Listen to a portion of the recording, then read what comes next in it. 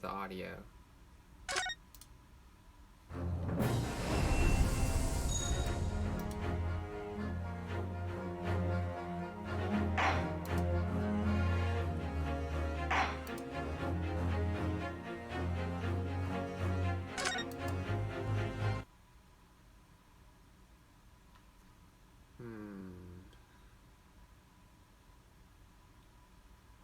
Any clicks?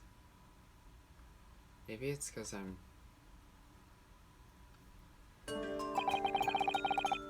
Alright. We're in discovery. We're looking at some evidence for the court.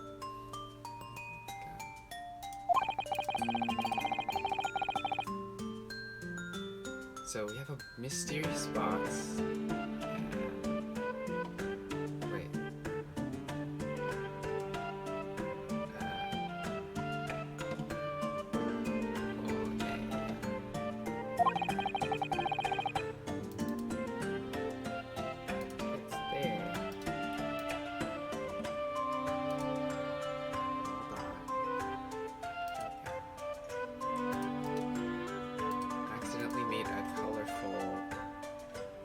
Black box on top of stuff.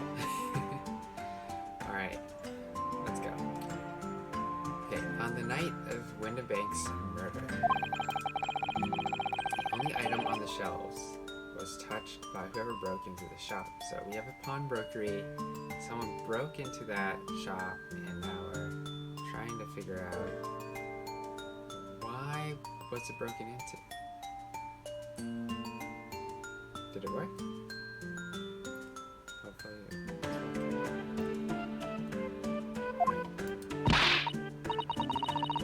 Quick, let's open it and see what's inside.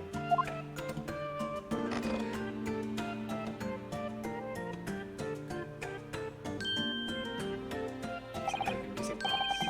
Good gracious. So ordinary box it seems.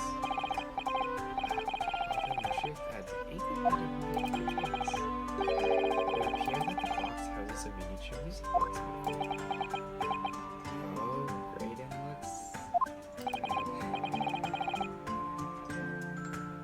To expect. I think it would be reasonable to assume that it's a device for the playback of this disc.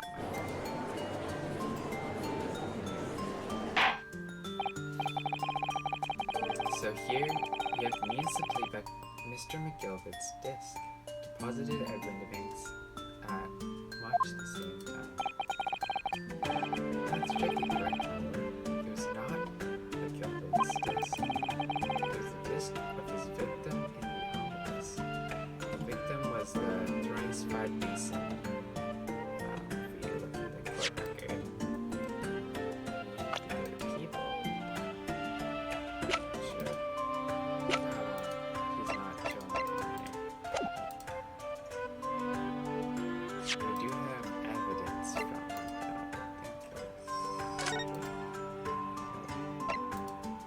this guy. Thrice-fired Mason. That's the guy. I just can't pick him as people inside the evidence. But why? For heaven's sake. Are we to understand that the brickmaker was trying to sell his music box disc to Mr. McGildet?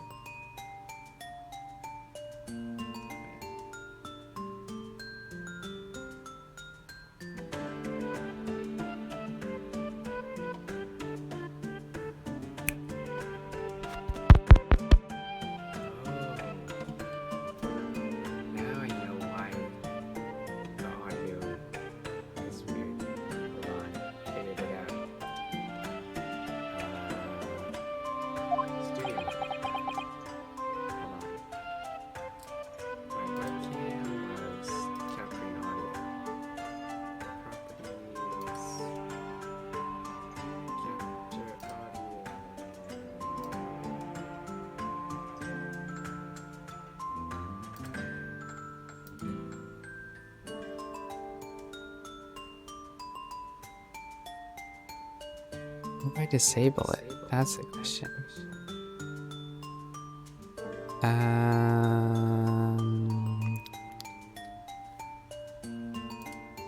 Another mystery.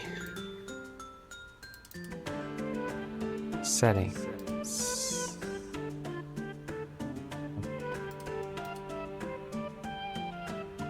Background, no.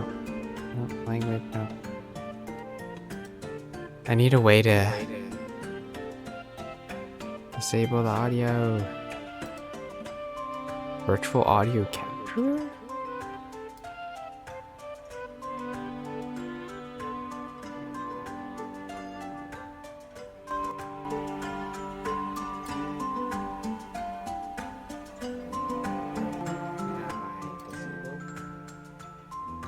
Check, check. No. I'm not sure why.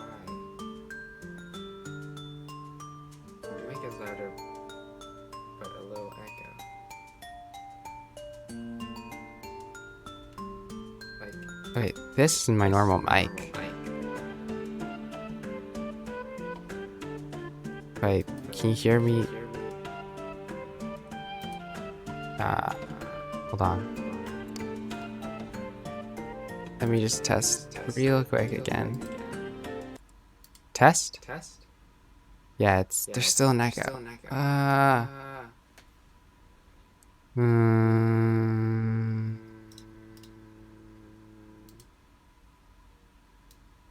Because this is coming from the phone.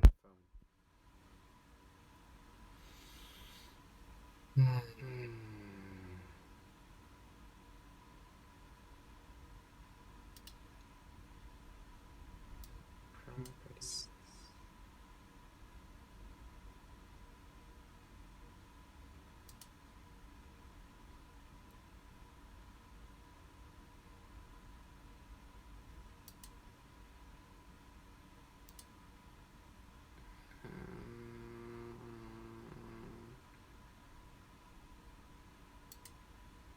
Test, Test.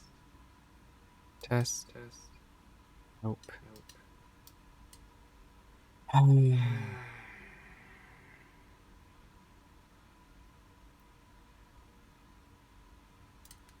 Yeah, the reason is the echo is coming from the camera microphone. Don't have to disable it. It's very interesting. Hold on.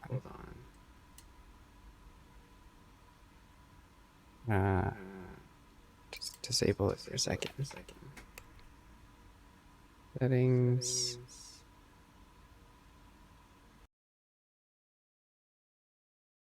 Come on. 1, 2, 3. Yeah.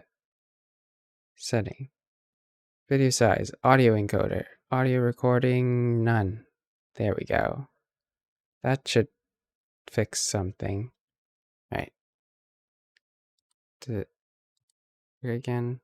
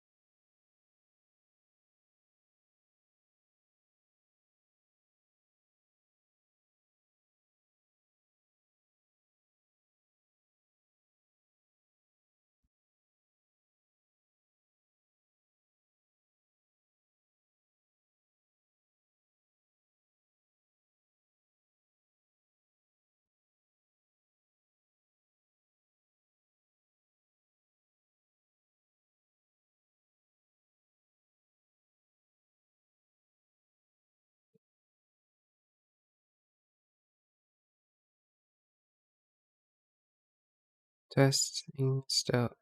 Yeah.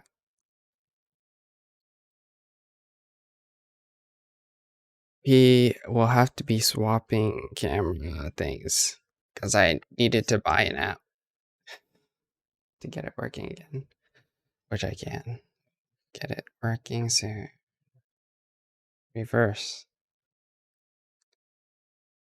Ugh. All right. Let's see. Wow. It's working. Okay. All right. We're back.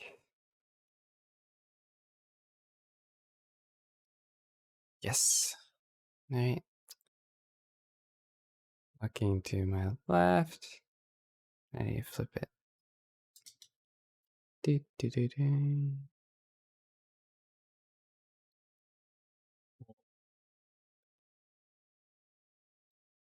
Uh, transform. Flip horizontally.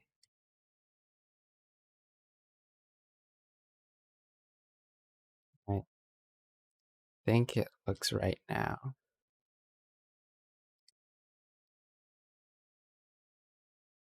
Yep. Looks right to me. All right. Let's continue. Oh, I muted the game. Hold on. Ah!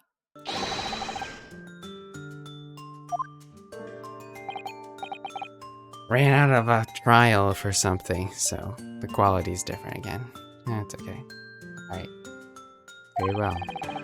Let the court now listen to this curious disc at last. Hold it! Hold it. Wait. My lord. Good grief. What is the meaning of this, Inspector? The music box and the disc are, they're unrelated to the case. Seems suspicious to me. No need to spoil the somber atmosphere in the courtroom with some little silly bit of music. Objection! This disc may very well be motivated, have motivated the culprit in this case to commit murder. Clearly, there's every chance that it's fundamentally important to understand what happened. The prosecution has no objection, but no, that piece of evidence is police property. Clearly, Scotland Yard has some vested interest here, but it's policy of this prosecutor to leave no avenues unexplored.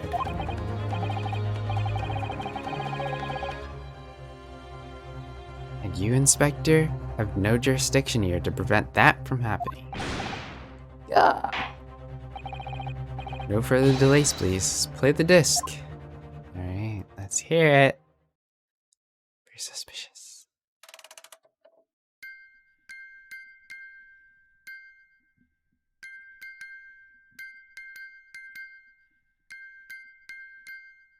Do you hear that?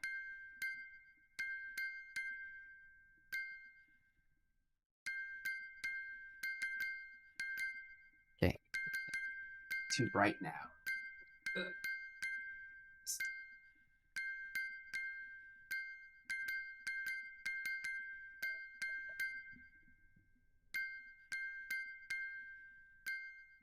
Sounds like a chord playing over and over again. Really weird. What on earth? That's certainly not what I would call music. No. The same note playing over again and again in a irregular sequence. Maybe like a Morse code? Oh, ha ha ha. Mr. Graydon? This really is priceless. He's gloating a lot. After all that, the music box is broken. Broken? Yeah, I doubt it. Well, obviously. In fact, I wouldn't be surprised. But the officer sent to fetch it didn't drop it on the way back to the courtroom. Well, with much regret, I feel the court must accept that this music box offers little in way of clues. I doubt it. Are you ready to move on, counsel? Come on. Alright, it does sound like it's completely broken, but is it? This music emanating from the music box possibly be a new clue? Oh, it could be a clue. You just gotta go for it. I believe that it would be relevant, my lord. My lord, but how can it be? It's an abomination, counsel. Mere noise. I fail to see how it can have any meaning whatsoever. That sounds strange, I agree. But there's one thing bothering me. While Graydon stands there charting victoriously, the inspector beside him has a rather telling expression on his face. It's as if Gregson recognizes the sound, as if he's familiar with it somehow. And that's making him appear extremely on edge. If that's the stance of the defense, my Nipponese friend, answer me this. Oh?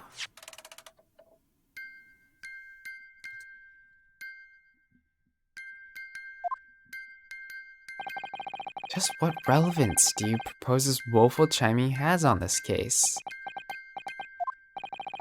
It's the defense's belief that the sound emanating from this music box is not supposed to be music.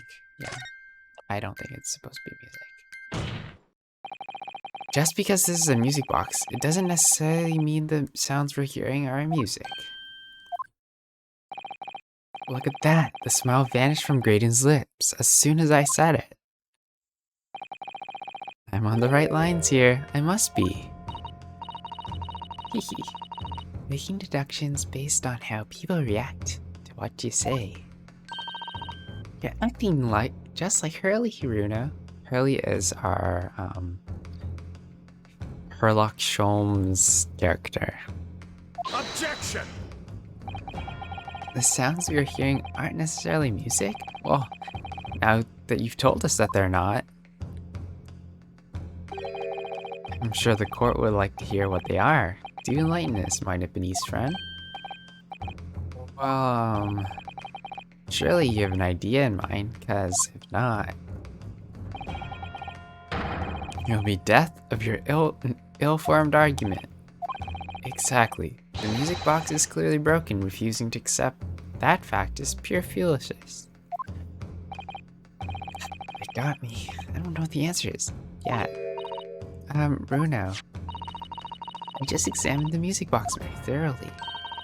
And I'm fairly certain that it's not broken at all. Really?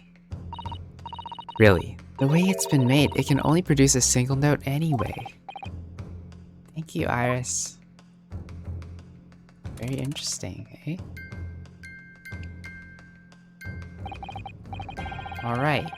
Well, if the music box isn't broken, it must mean that the sound it's producing has some significance that isn't musical.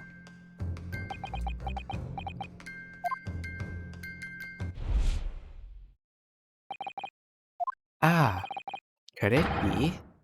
Is that what these sounds are? I think so. Something just struck me, Bruno. I feel like recently, in the past few hours even, I've heard another sound very much like the one this music box makes. I think it's Morse code, to be honest.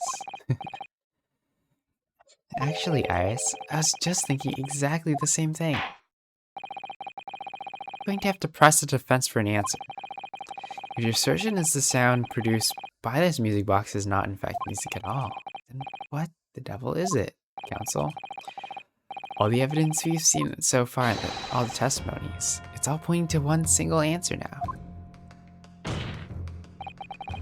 prosecution demands that my learned Nipponese friend presents proof now. Tangible proof of this latest wild speculation. Come on. Stop dragging it out. Let's answer it. This could be the best chance I got. And if I'm right, it's going to join all the dots together. The evidence that explains the nature of the sounds of this music box disc is...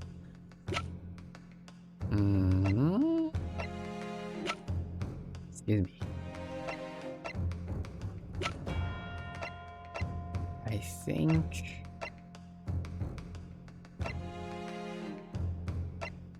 we're gonna... This thing?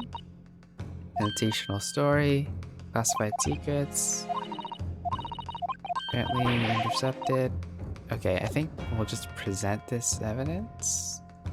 Take that! Today's paper, counsel. The headline is Pawnbroker Perishes in Pick Purse Plunder. Hardly supportive of your cause. No, my lord. I was hoping you look a little further down the page. Further down?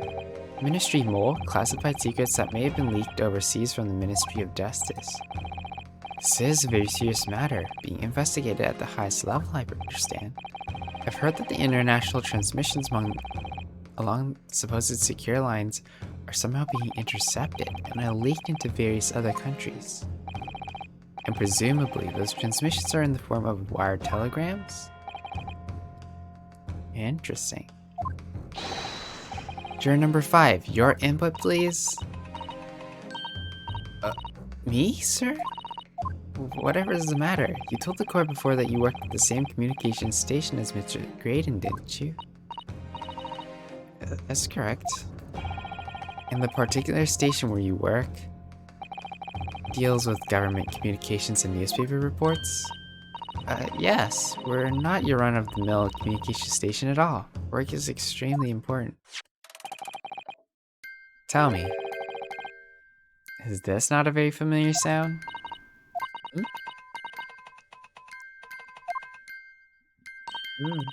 You don't mean to say, is it?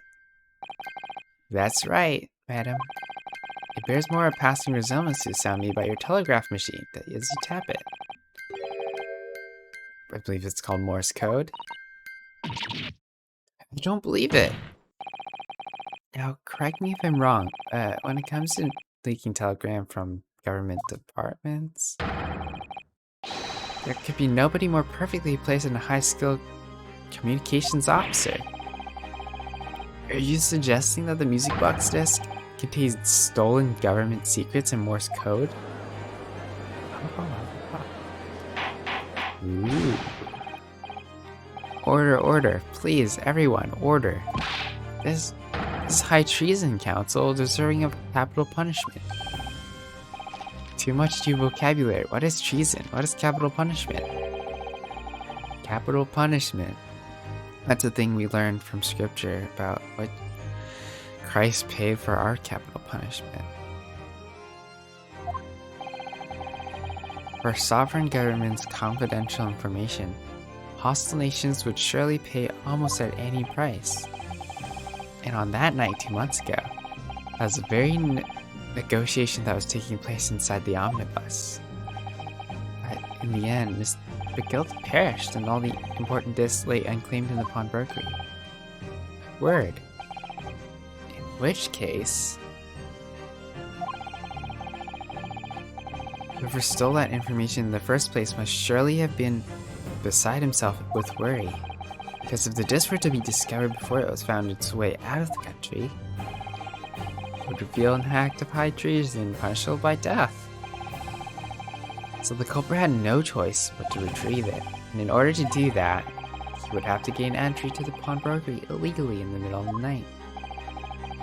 Because the article left behind by Mr. McGilvin would incriminate him too much if it got into the wrong hands. Isn't that right, Mr. Graydon?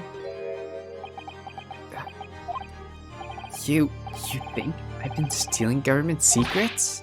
Preposterous, absolutely preposterous. So in response to the defense's accusation, you claim complete innocence, do you? Well, of course I do. I have to stand here in silence while that pretentious foreign lawyer has been prattling away. Objection! And then by all means, counter the charges, sir.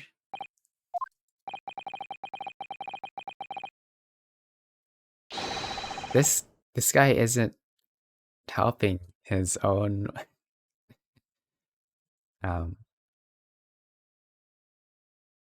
yeah, he's not helping his side anymore. So we're definitely into the twist in the story.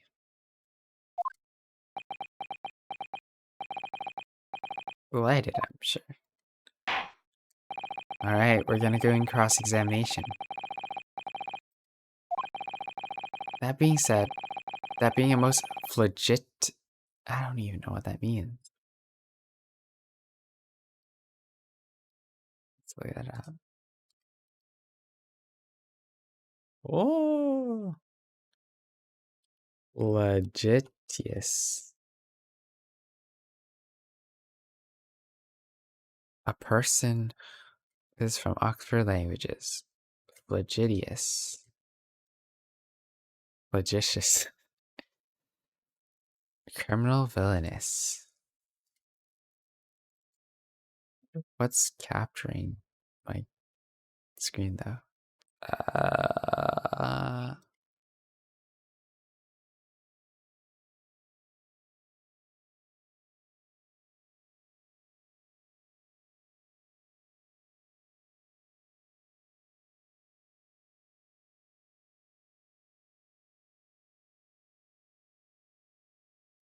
All right. Flagitious. But the heinous act of high treason is no less serious a crime. I urge you to bear that in mind as you testify, Mr. Graydon. It's serious stuff now. So then, let's proceed. You may... Oh, you gotta let us have a rabbit and pork here, Governor. We got things to say.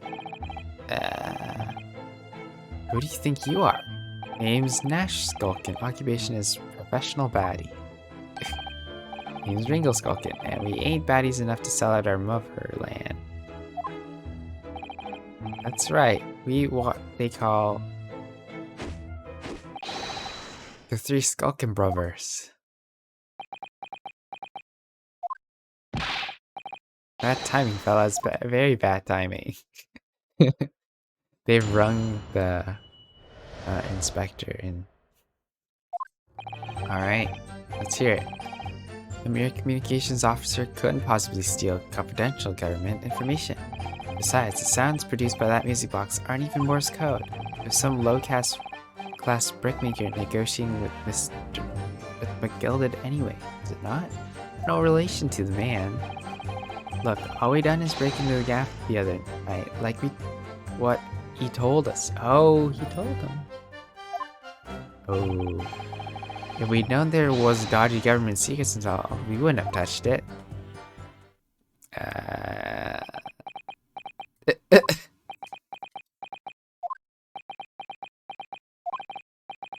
Mr. Skulkin? One Mr. will do, Governor. What's up? Do I take it that you now admit to the crime? That on the night in question you did indeed gain entry to the premises illegally? And moreover, you did it as a party of three in collaboration with Mr. Graydon here?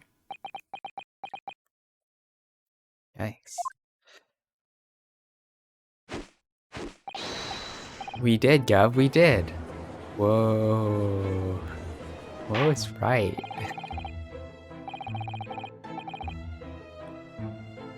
Hold on. My face is huge. I'm gonna make it smaller.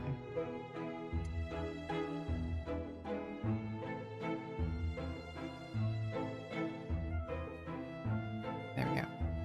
Quiet down, please. What say you to that, Mr. Graydon? I have no idea what these two ruffians are referring to. You little rotter. Getting us mixed up in this monkey business. You never said nothing about government secrets. It was supposed to be straight up job. What about the geezer whose shop it was, eh? Poor old bloke didn't have to die, did he? Nice to know your friends are. Whatever these men say, I deny the accusations. Indeed. Well, I certainly wasn't expecting this little music box to become so significant in the proceedings. However, as it has, I admit it into court record as evidence. I mean, can't we just get the Skulkins to expose everything? But let's hear why he thinks so. Why he thinks he couldn't make it. This newspaper headline is accurate. Government communications are being intercepted. How could I possibly know? What do you mean by that? Any important government communications are handled by high-level officers, by specialists. General members of the staff in the station where I work would never be trusted with sensitive information. Oh no, stop. Must say something, stop. Oh, sounds like our jury number 5, let me guess. Your regular communication station officers aren't as lowly as you're being led to believe. A team of us are responsible for setting up and testing the telegraphs used by the ministry. Mr. Graydon is the team leader. Oh, that's fascinating. Graydon is a highly skilled operator. Stop. Currently in the presence of idol. Stop. So you had access to the equipment used for these confidential communications, Mr. Graydon. What of it? The transmissions are always made behind closed doors, so they can't be heard. In any case, all the messages are sent and ciphered. Normal employees couldn't possibly understand them. Oh no, stop. But say something, stop. Mr. Graydon regularly attends meetings with Mystery technicians and Mystery communications team. He assists them in ensuring there are no errors in important international communications. He received the top prize of the cipher cracking convention 5 years ago. Years in a row now. Oh, quadruple exposed. Fascinating. She's dunking on her idol. Graydon is a highly skilled operator, currently in presence of idol. Stop. Well, your idol would appreciate it if you keep your mouth shut. Should I really pick her idols more carefully? I tell you, this lawyer's accusations are completely unfounded. Do we? Aren't even Morse code. Hold it! Well, you can just prove that with her, right? They're not? To anyone with a brain, that would be blatantly apparent on the listening to that music box for even a few seconds. Of course, of course. Surely it can't be that my learned friend is unfamiliar with Morse code. Well, it's true, there aren't any long sounds, so it's just all short beeps. You look genuinely shocked at my ignorance. I'd be more than happy to demonstrate the basics for you, sir. Nice, we get a Morse code lesson. Morse code is a continuous series of 2 distinct tones. Tones, you say? A short dot and a long dash. By combining those in different ways, you construct letters. I see. For example, this is A, and this is B. But when you listen to the sound produced by this music, you can only hear one tone, don't you? It sounds so similar. The rhythm of it is the same in everything. But there's no discernible meaning to this apparently random sequence of sounds. Unless you break each sound into like chunks. Maybe. Yeah. Oh! Ha ha ha ha. Graydon's weird. You shouldn't be so surprised. What did I tell you? That music box is nothing but a worthless piece of scrap. Perhaps you might consider studying the subject matter before casting aspersions in the future. Stop. Nothing to say, but stop. Oh, it's so frustrating, isn't it? Iris? I mean, if government secrets were somehow being leaked using the music box, so many other things would slide into place so nicely. Would there be something I still haven't considered? Would it be impossible to use this music box to somehow play back Morse code? Give it a try? There's still a very possibility that this music box was instrumental in the leaking of government secrets. Maybe.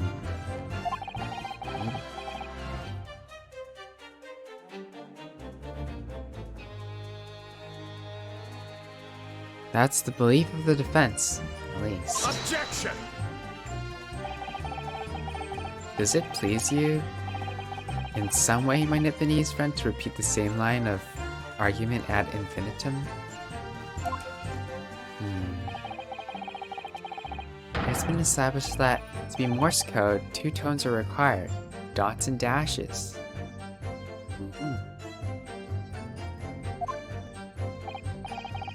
I'm well aware of that. Then, what? Maybe the inverse? You had better present your idea at once, counsel. How do you propose that this music box, which appears to produce only a single tone, could have been used to cipher secret messages into Morse code? Alright.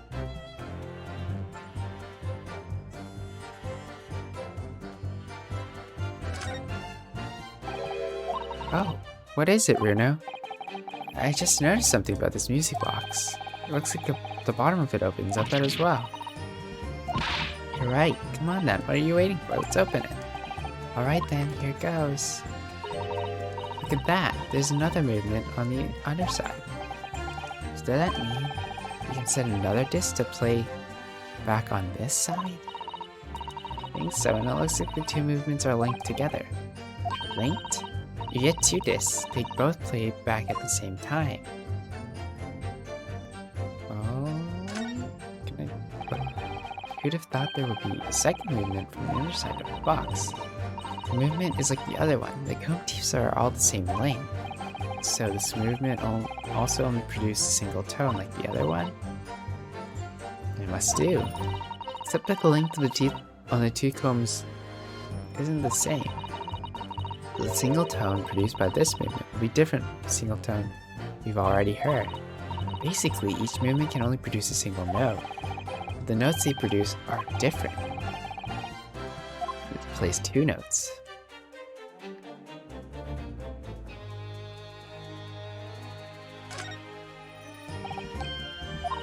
Okay, we did that. Well, I guess we just present that. Right? Got it! Hey gracious, what am I looking here? Another movement on the underside of the music box? What? It appears, my lord, that the two movements are linked together. In other words, you can put two discs in this music box, and the sounds of both will play back at the same time. Good heavens. As the court has heard, Morse code comprises of two tones, a short dot and a long dash.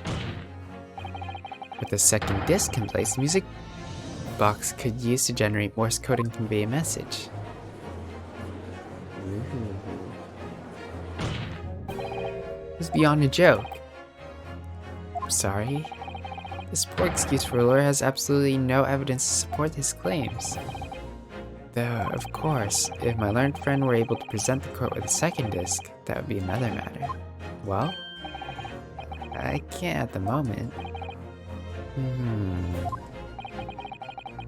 May I remind the court that, as the witness has pointed out, he was not the one in the omnibus with McGill did 2 months ago, striking a deal over the disc or discs. Indeed, that was Mr. Mason, the brickmaker. Exactly, I had nothing whatsoever to do with it. Though it has hold, I must admit, that argument presented by the defense has much promise. I believe the cross-examination should continue. The link between Graydon and the victim of the omnibus case must be somewhere. I haven't found it yet. Oh dear, it looks like you need to give your argument more strength, Bruno. You'll reiterate your testimony if you please, Mr. Grayson. If I must, though, I'll maintain exactly what I did at the start of this point in this cross-examination.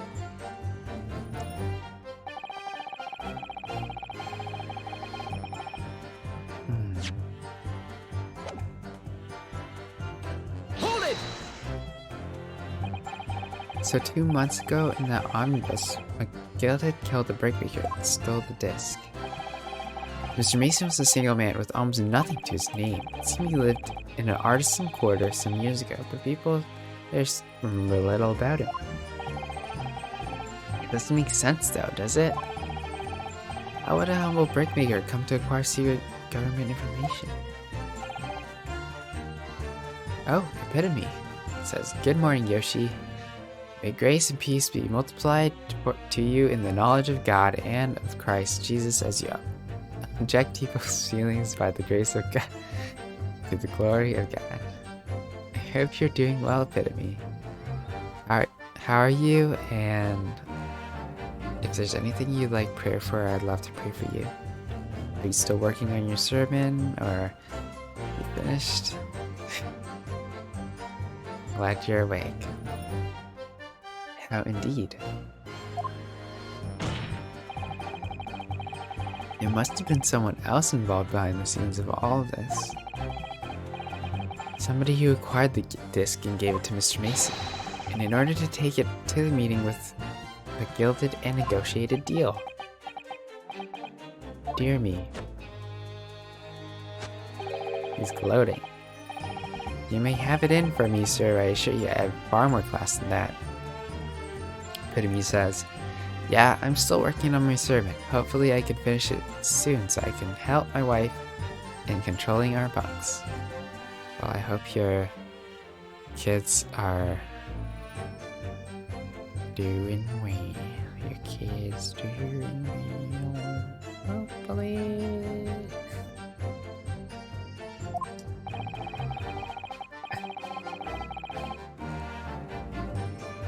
Alright, let's pray for that real quick. Turn off the music for a sec. Dear Heavenly Father, thank you for this day. Thanks for bringing Epitome together to us. And God, he's going to work on his sermon a bit and then hopefully help his wife in taking care of kids or whoever these punks are. So, God, I pray that he finishes it quick, that he has a good lunch and has a good breakfast, and that he's able to help serve his family wisely and Christ glorifying. Ask this all in Jesus' name. Amen. Alright, let's turn on the music again. Amen, it is. If only I could find some evidence to link the two of them together.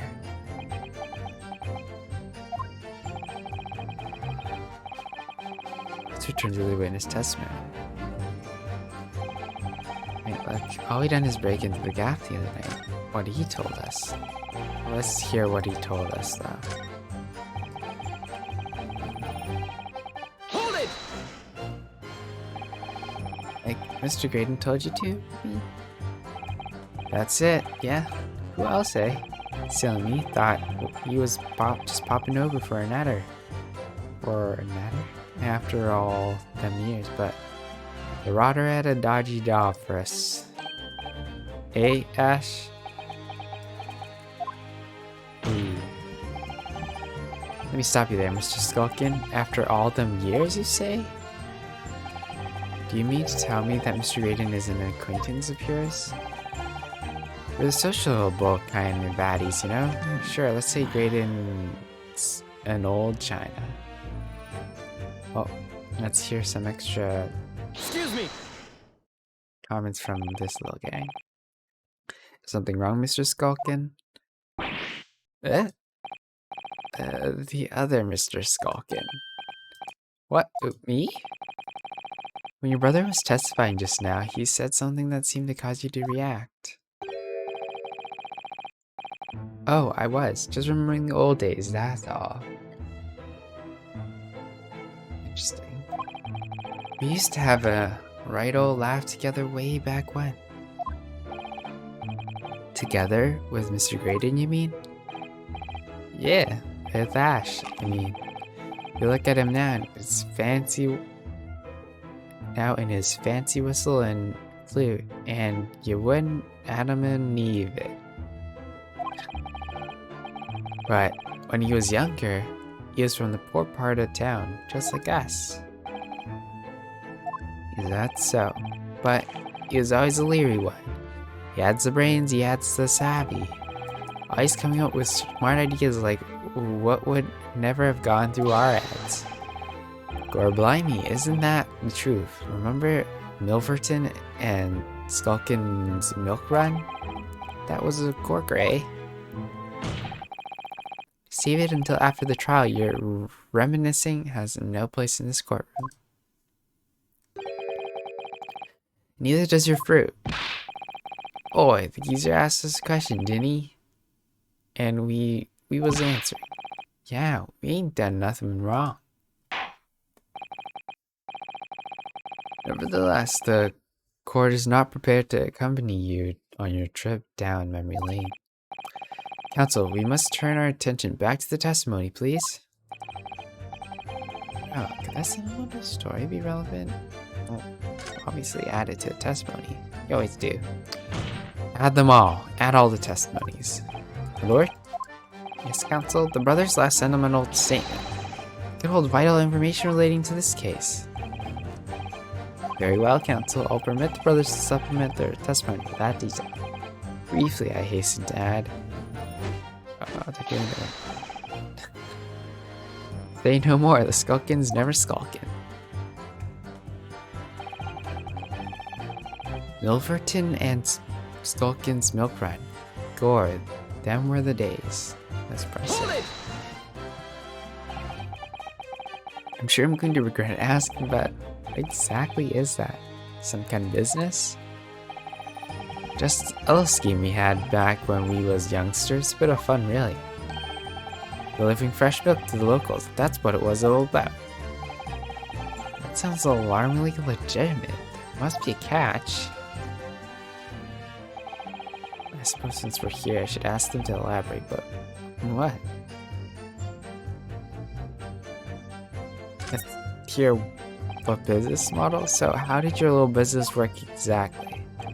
Well, every morning down our way, the milkman would come with his cart to deliver milk. See, if you stuck your empties out your front door, you'd leave them full again, right? So we swooped in on the action, got people to sign up with us. Promised to deliver milk for half the price. Well, the other geezer's doing it. People couldn't wait to sign on the dotted line. We were raking it in, we were. So, did you live on a dairy farm or something? Gordon Bennett, are you off your rocker? We had nothing. We were too poor to have a farm. Right. Now, what we had going was simple once you had the idea. We just switch them over, you see? Customers empties with the full ones from anyone who wasn't on our books. I don't know, right? So they went to the people who paid the other people, the milkman, and just gave it to the non-milk. It was just an harmless bit of fun, that's all. Milking the general public in such fashion is most certainly not harmless as you put it. Well, it was him who came up with the idea. Ash is the evil genius. You mean Mr. Graydon? Oh, exposed. Yeah, Ash saw his head in a book when he was growing up. Said he was gonna get himself an education and get out of that slum he lived in. Gore, we ragged him about that, didn't we? We told him he was soft in the head to even think it. But look at him now. He's only gone and become a blinking communication officer, ain't he? Communications officer, Mr. Skulkin. Chalmers and Wilson's? No, Iris, don't even think about it. All of a sudden, we seem to be up our necks in a serious matter of national security, although all this talk about interception of secret government messages is still just conjecture at this stage. It would explain a number of things, though, wouldn't it? The negotiation Ginny overheard on the omnibus 2 months ago and the break-in at Windibanks?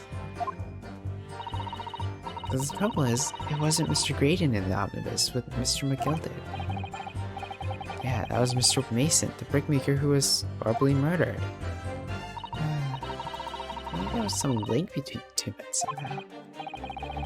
But Mr. Graydon's testimony seems to be watertight as ever. What if the key to us making headway in the cross-examination here is to be those two brothers? Yeah, I think so.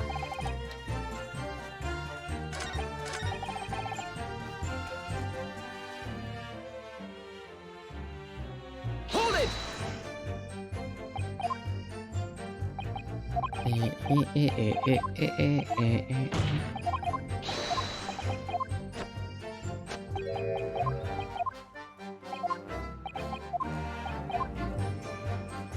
go to the next part. Hold it! Press this.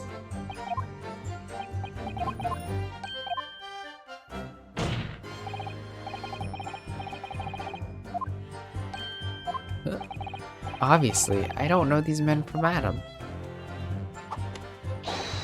Now, for the last time, stop trying to implicate me with your sordid thievery.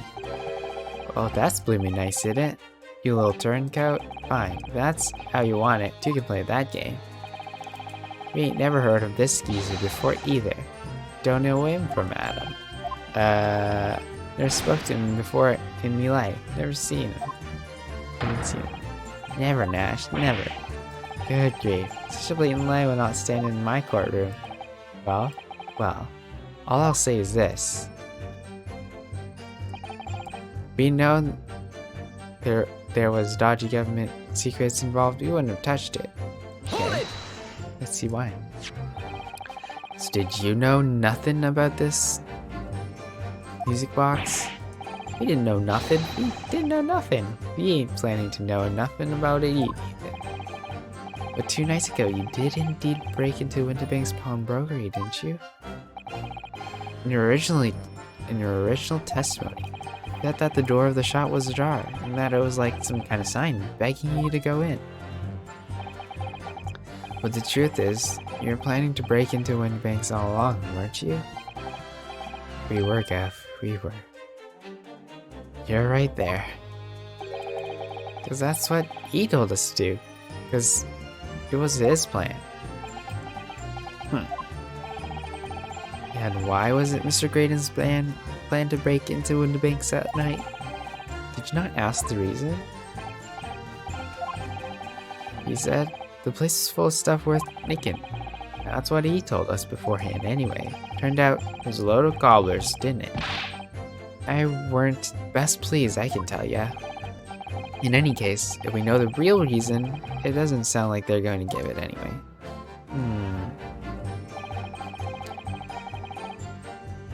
Okay.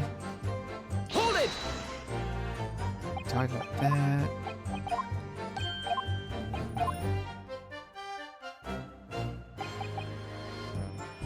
Business name. So this business was just a bit of fun, you say, and it was just yourselves and Mr. Graydon involved? Yeah, that's it. Milverton and Skulkin's Milk Run, was it? Yeah, that's it. And where did the Milverton part come from? Oh right, I thought a clever clogs like you have worked that one out. That is... Enough of this. How much longer are we expected to listen to this dribble? I don't... Objection, yeah? Let me guess, you don't accept anything these 2 witnesses are saying? Tell me, why is it that it was only at the mention of the name Milverton you decided to interject? Because it weren't the happiest of homes that one came from. Yeah, this old man was struggling for money so much, his wife walked out on him. She took the name Graydon then, see? But Ash will always be Milverton to us. Milverton. That used to be your surname, did it? Of course not. This is a bunkum. I've been a Graydon since I was born. Do you really think you can rely on the testimony of these 2 thieves, huh? You're a communications officer attached to the civil service. As such, your personal details will have been thoroughly checked at the time of your appointment. It would be a very simple matter indeed to subpoena those records, Mr. Graydon. Well, it would appear that Mr. Skulkin's testimony has been reliable for once. You're born Ashley Milverton, then. Is that correct? Very well. Yes. So Ashley Graydon was once Ashley Milverton. That information could change things. It could turn out to be extremely important. Ashley Graydon's personal profile has been updated in the court record. Ooh. All of a sudden, we might be up. Do we even recognize the name, though? Okay.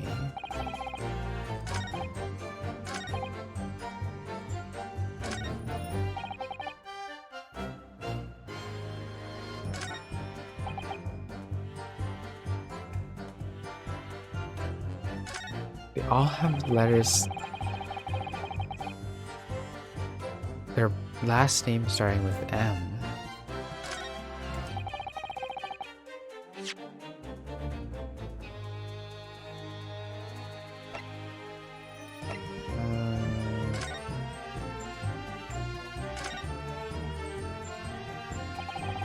Small box.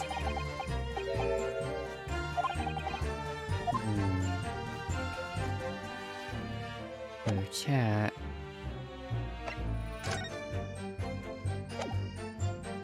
Vanilla straw, blood samples, Ashley Graydon.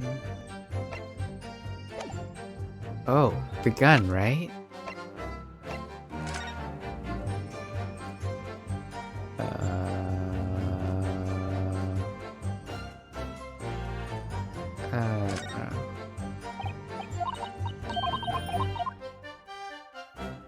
I mean, there's no secrets anywhere.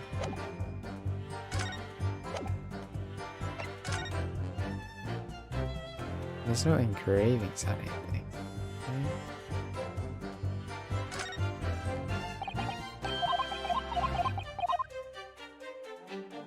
Yeah, there's no... okay, let's see. Photograph.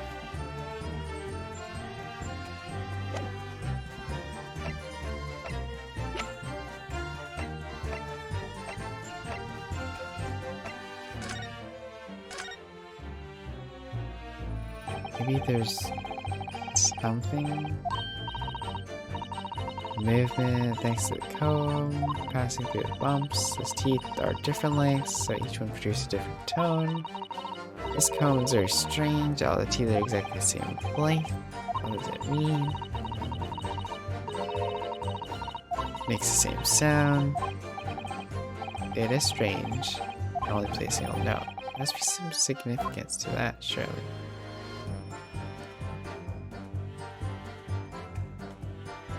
Can we open that? Come on. Clickety clackety. Who would have thought there would be a second movement on the other side of the box? Yes, yes, yes, yes, yes. Got that the length of the teeth are different. Yeah. Alrighty.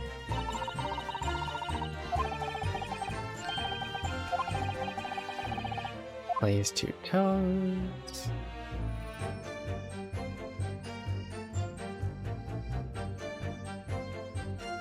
Yeah.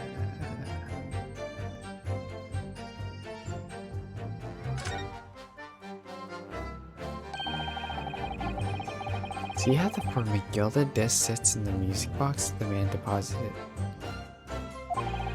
It can't be more perfect fit. There's no question that the disc was designed to be played in the music box, yet despite that, the sound produces aren't musical. This doesn't make any sense. I wonder if perhaps there's more to this music box than meets the eye. Maybe we haven't discovered all the secrets yet.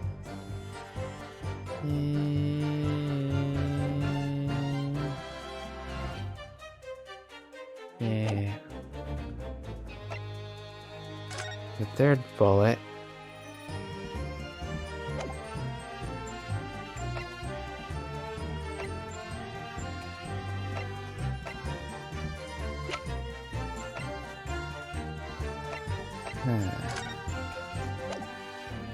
Shot from the back.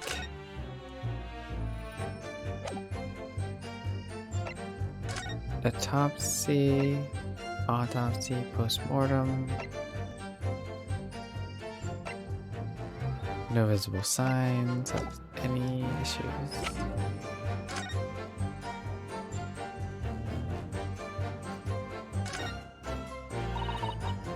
Sensational story.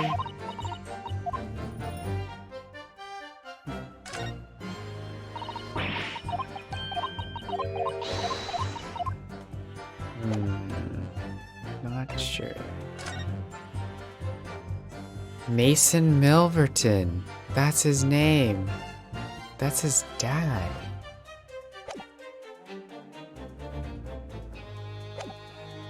Ooh, we found it.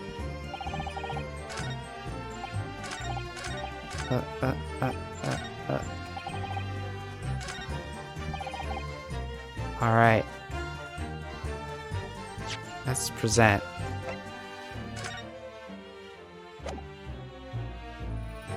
Objection! Oh, sorry. That was the wrong one. We had to...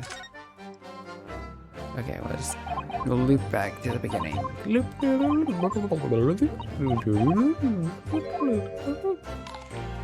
Okay.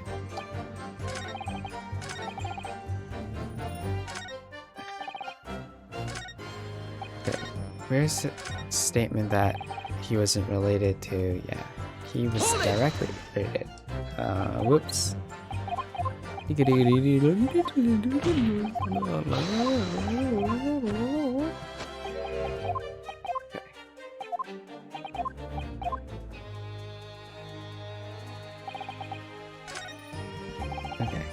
we have to present that thing now.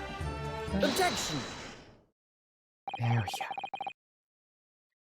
So, Mr. Ashley Milverton, tell me, why did you try to hide your former name from the court? Because I haven't gone by that name for years. It means nothing to me. No, I don't think that's the real explanation at all. The truth is, you had a reason to hide that name. Ooh.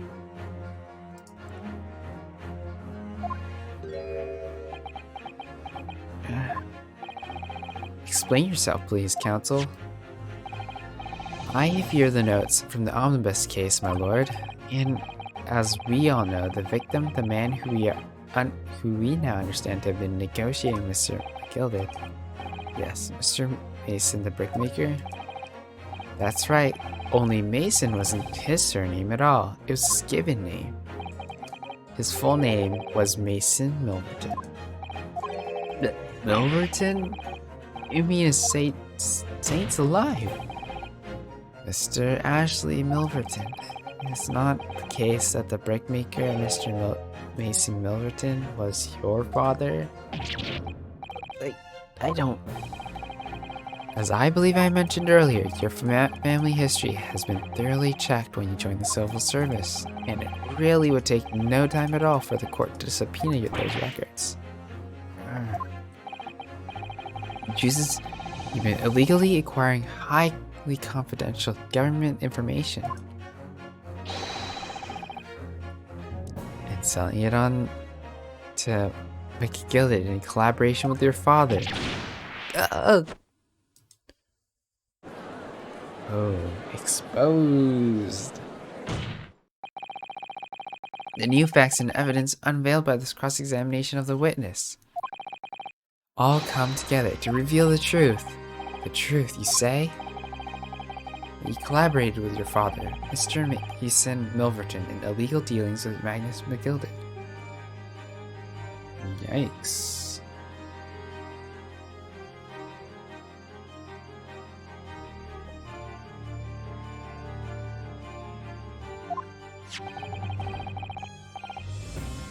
By dint of this music box, you mean, counsel?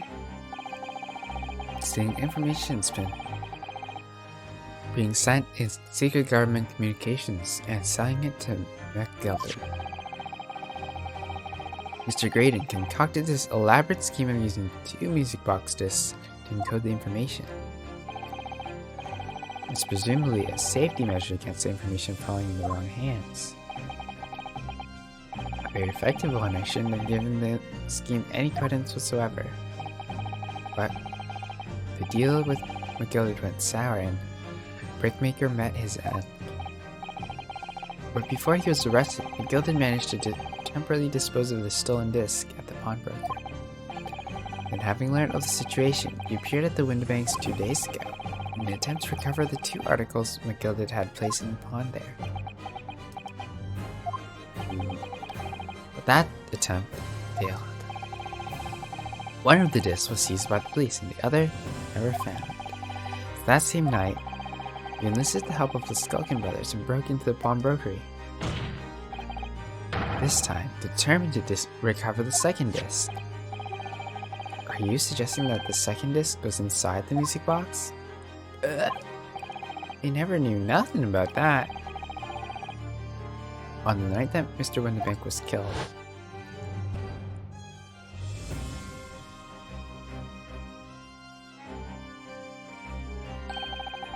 the intruder of the pawnbrokery touched one item, and one item alone, the music box.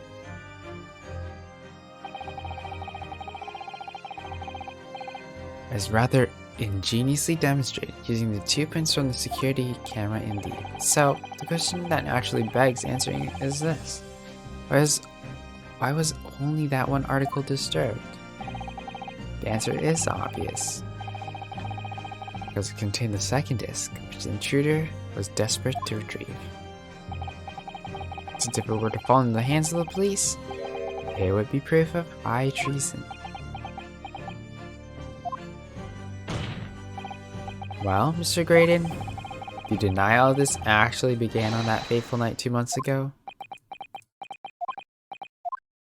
I refuse to accept any of this nonsense.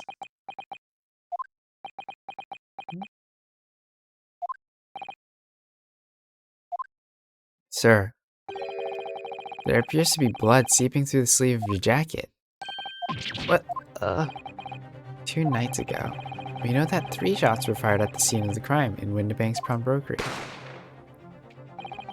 One took the life of the pawnbroker himself. One struck the pouch around Mr. Sholm's waist. And the final bullet struck the calendar on the wall of the shop, having first pierced the arm of one of the intruders. Mr. Graydon, that wound of your arm you seem to be trying to hide, it's the bullet wound, isn't it? He's gotcha, you know, me old China.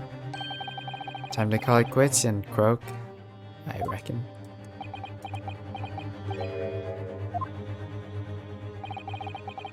Don't acknowledge my presence there under any circumstances whatsoever. Those were my terms, remember? And I paid you handsomely to comply. Clearly I was a fool to think I could trust some common backslum thieves. You're admitting it? Fine, I admit it. I was there in Windibanks that night. I paid this pair 10 guineas to accompany. And as you notice, I sustained an injury in the course of my adventures. So, is this game over now? But that's all. Admit to nothing more. Stealing government secrets? Negotiating with Mr. McGilded? As God is my witness, I'm sure I recall nothing of the sort. It's not going down without a fight, not until I can show hard evidence, I suppose.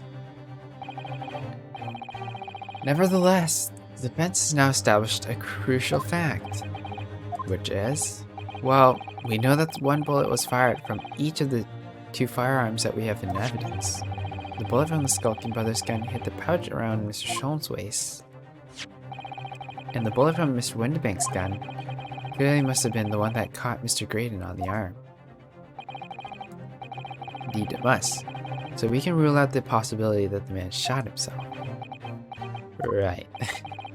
That leads us to only one conclusion. Mr. Windibank was shot by a 3rd gun, which can only have been fired by the 3rd intruder.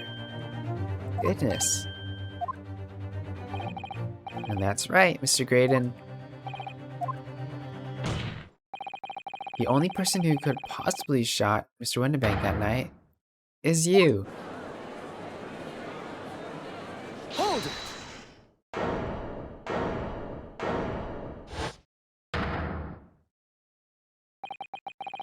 Haha.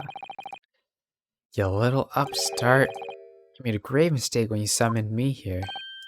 What? What's that supposed to mean?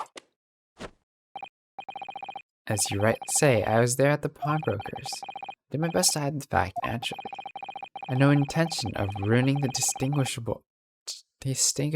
career I built for myself at the communication station. But did the thought never cross your mind? Did you ever consider the possibility? What do you mean? What thought? What possibility? The possibility that if I was there at the scene, that I may have witnessed the crucial moment? You see, this makes me a key witness in this case, and my hands firmly around the neck of your client.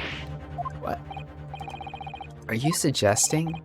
I saw it all. I saw the very moment the pickpocket girl pointed the gun at the poor defenseless pawnbroker and shot him. What?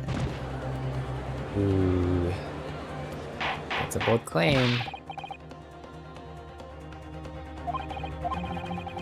It would seem that we're finally entering the last act of this theatrical trial. Mr. Graydon. Yes.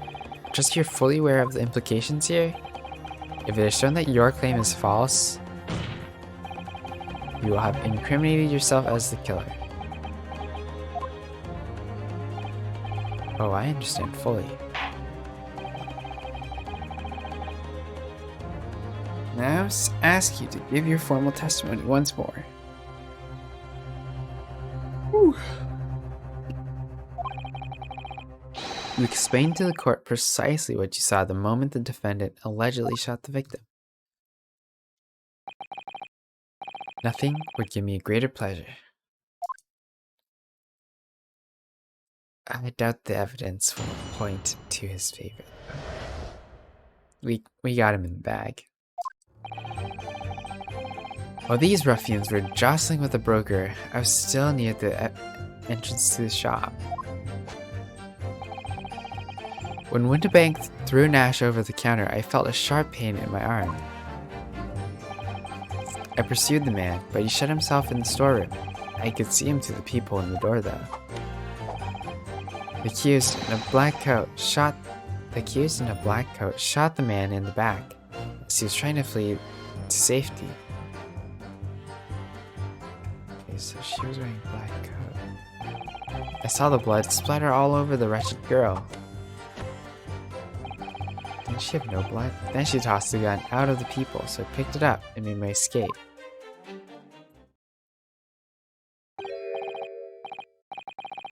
Wait, she threw the what? Okay, hold on. She tossed the gun out of the peephole, but she was holding it.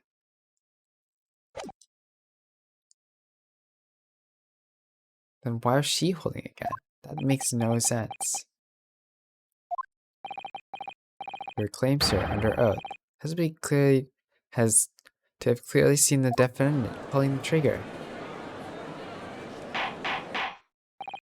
I don't think so. It wasn't my intention to testify in this way, but neither is it my intention to be found guilty of a murder I didn't commit. See, my hand has been forced. I tell you the truth now, it's an act of self-preservation. The truth, until now the prosecution was completely unaware of these details. Sorry about that. Having shot me in the arm, the pawnbroker was then shot in the back. Having shot me in the arm, the pawnbroker was then shot in the back by the accused.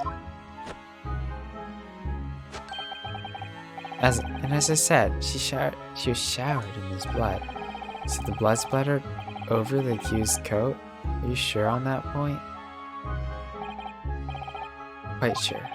All over the black overcoat that pickpocket girl was wearing at the time. Really?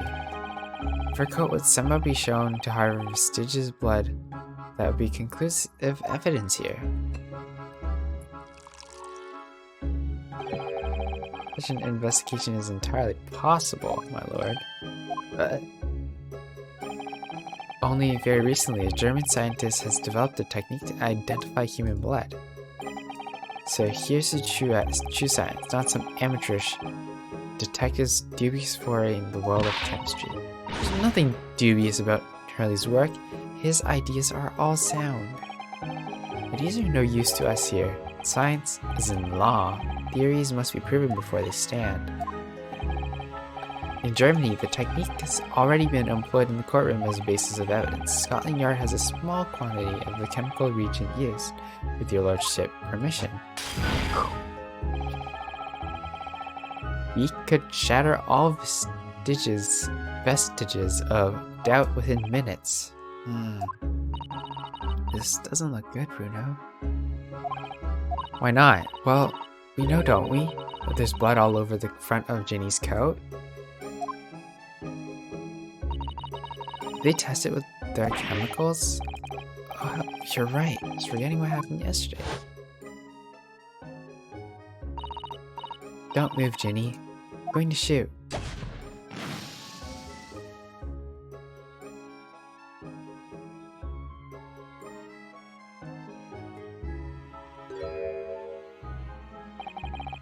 That's not Mr. Windibank's blood. That stain is from 2 months ago.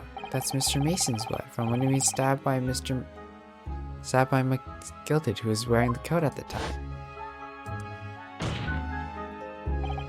My lord, the defense objects to the test proposed by the prosecution. Overruled. Oh no. Lord Van Sykes, make it so at once. With pleasure, my lord. And while we await the results, the defense may proceed with the cross-examination. So I guess we're pressed for time. Do you know what be? Counsel. Yes, my lord? Your cross-examination. Of course, my lord. This cross-examination doesn't go well. If I don't manage to uncover some decisive evidence or a real compelling clue now, very bad feeling about the outcome of this trial.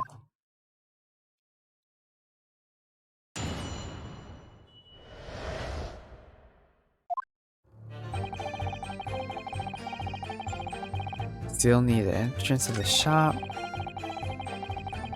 Windibank threw Nash over the counter. I felt sharp pain. I pursued the man, but he shut himself in the store. I could see him through the peephole. The accused in the black coat shot the man.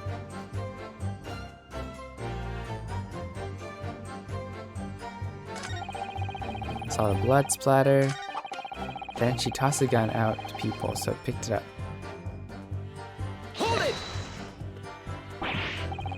Did I hear you correctly? She threw the gun out of the room? That's right. After the broker fell to the floor, she started walking over. Over where exactly? In the direction of the storeroom door where I was watching.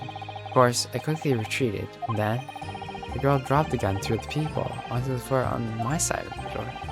But why on earth would she do such a thing? I can't tell you. Perhaps she was hoping to distance herself from a murder weapon? Without thinking, I went up and picked it up. I suppose I was worried about just leaving it there, in case any more tragedies took place. So it was you, in fact, who took the third gun from the scene of the crime? It was yours truly.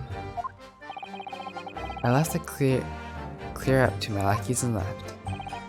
Clear up? We made a bit of a mess around the counter, so Mr. Whistle and Flute here told us to tidy up. I think keys are blooming nuns sometimes. Well, I was paying you enough.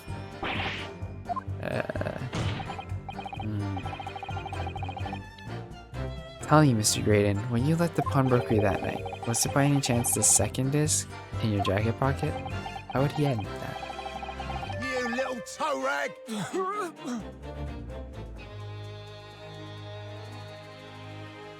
Excuse me! Gentlemen?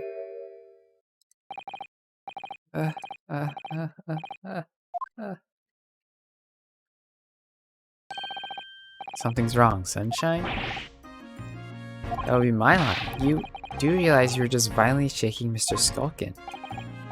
Blimey, this D's a bit of a hooligan, ain't he? What's going on just now? You saw him. He grabbed me, Whistle. Why the blazes, he said. Did you mention the third gun when we got you down the station? And why didn't you? because we didn't know nothing about it or that flaming people in the door. Sorry about that. I can be prone to losing my rag sometimes. Not hurt, are you? There, blimey. See the way he's looking at me? I'm telling ya, this D gives me the willies. How strange. Inspector doesn't normally get quite as worked up that he would normally grab someone. No, that wasn't Grexy at all. He normally is all sweetness and light. No matter what I say to him. Yeah, well, I think he might be a special case, Iris. Well, anyway, that was definitely out of character. What's your feeling, Bruno? As much as I hate it, I don't see any obvious holes in his testimony at the moment. We have to find a way to break this man. Quickly, too, because once they discover the blood on the overcoat Gina's wearing. It's a bit strange that he's so sure about himself, seeing the blood spatter over Ginny's coat. It doesn't strike me as the sort of thing you'd claim if you hadn't genuinely seen it happen. You know that Gina didn't shoot Mr. Windibank, so what's going on? All I know is it's so unfair. Why should some German scientist's test be acceptable as evidence when mine and Hurley's wasn't? Detectives can use tubes too. Never mind that. I have to find a really striking inconsistency in his testimony somewhere. I'll have to find it before the prosecution discovers the blood stain on Gina's coat. That's right.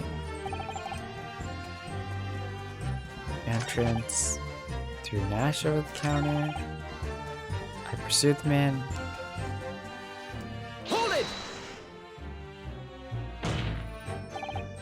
You mean you chased after him? I don't recall the reason why, but I ran after him to the back of the shop. What about those people in the door you mentioned? Well, unsurprisingly, the storeroom's door is a solid job made out of stout wood. But there's a small opening in it, about head's height, that lets you see what's in there on the outside. Actually, I should know that, shouldn't I? I looked through it myself that night.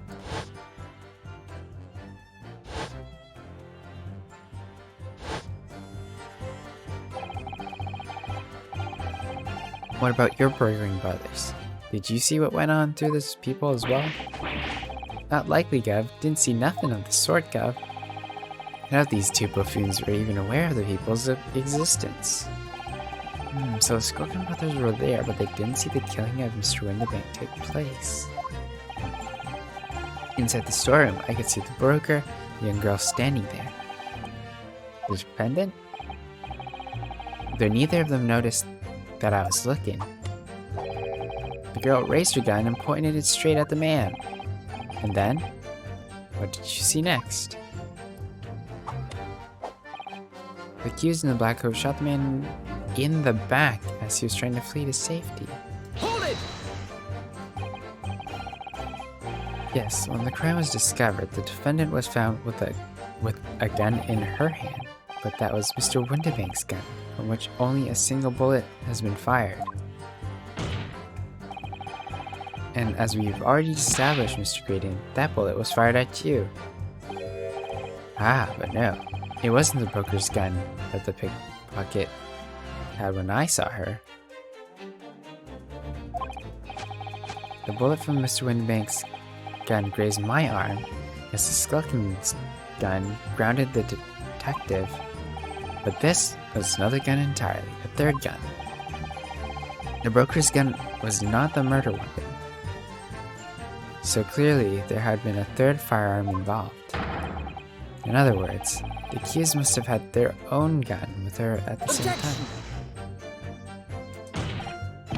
But no other gun was found at the scene. Calm yourself, counsel. Sorry? You must consider the events in order. At first I saw the broker and the girl glaring at each other. Then all of a sudden, the broker turned to run. And it was at that moment that the little gutter rat shot him in the back. Chilling image, I must say.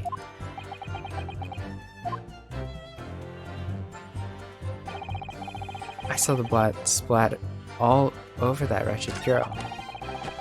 Then she tossed the gun out of the people, so I picked it up and made my escape.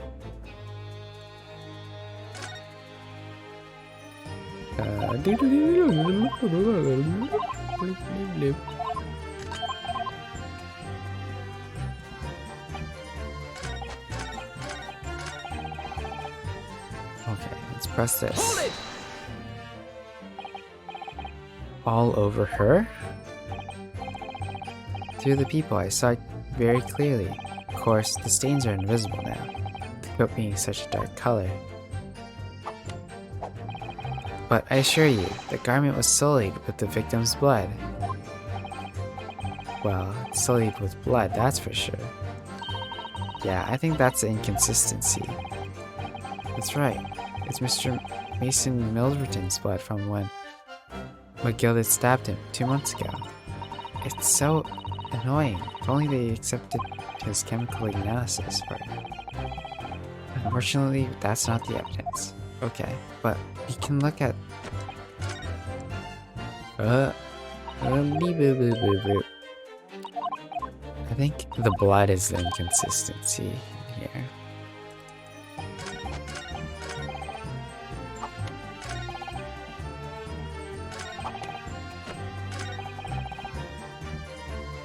I'm gonna present, because we have evidence of his death.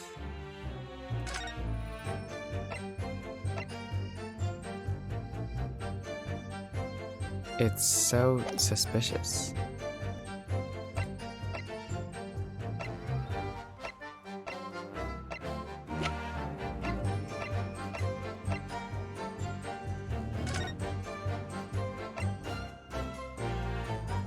Enter the body from the back from a gently rising diagonal trajectory.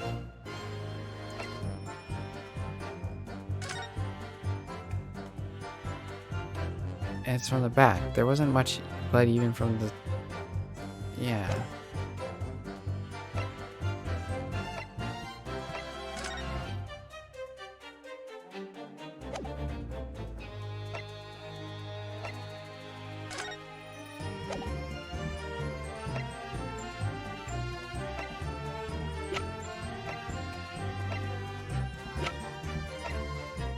This...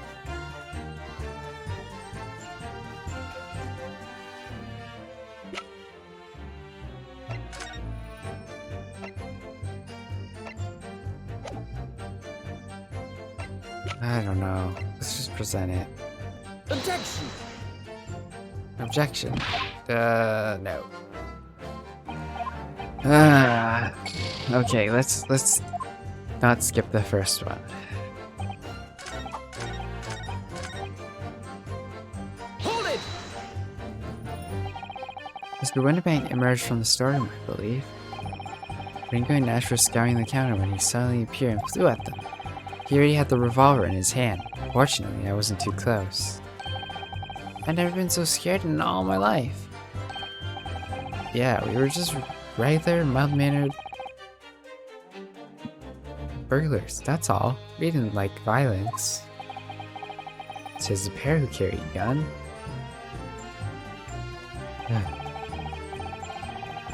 What do you mean when you say you're near the entrance of the shop? I was in the doorway, running my eyes over the shelves of forfeited items. Thank you for the music box, of course. The broker went for Nash in the first place. Then Ringo joined in, making it 2 against 1, so I assumed they could handle the situation. But I was wrong. I was trying to help me bruv, but the old geezer chucked me over the blooming counter. So I pulled me gun on the old fella, and that soon made him a scarper. Are you setting upon the poor defenseless pawnbroker together? Shame on you. Sorry, Gov. Okay.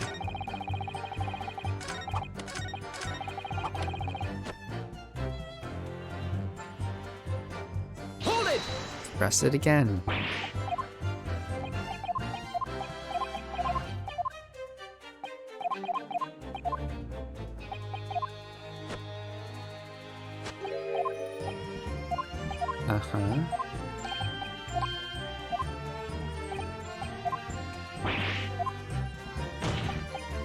Tell me, dude. Uh-huh.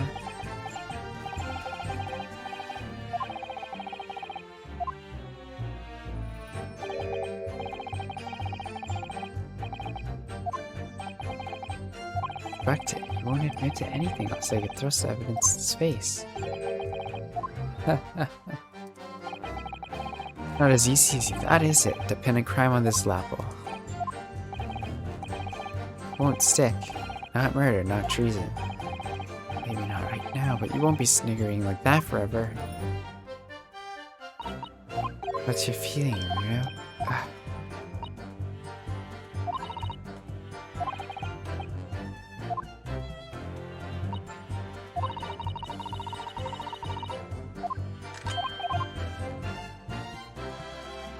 Let's look at the history.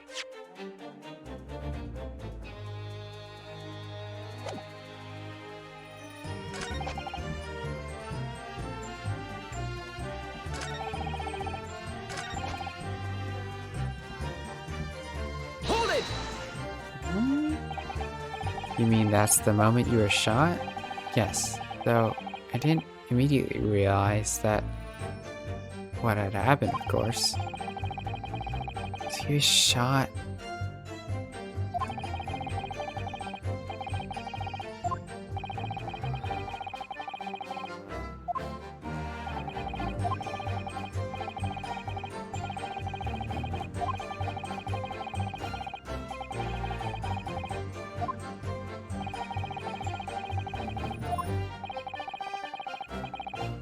But did Mr. Windibank intend to shoot you, do you think?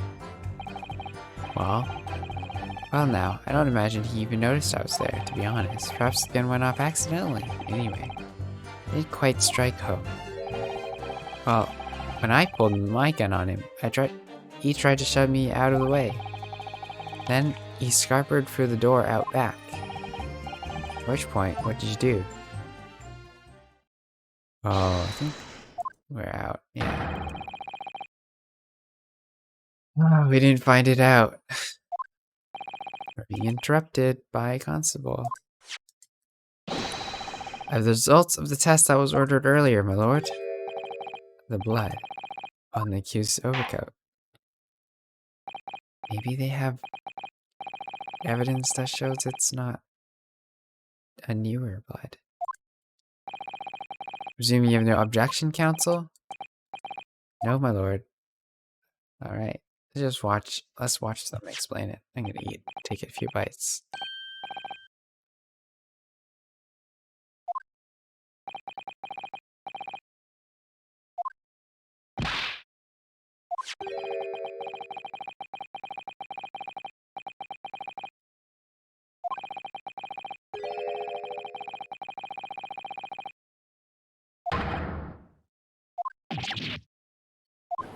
Nice.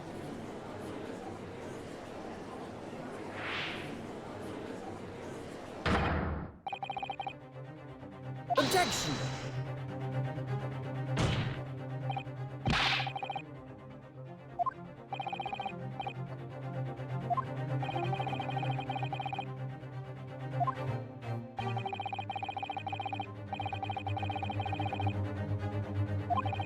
It's true. Objection!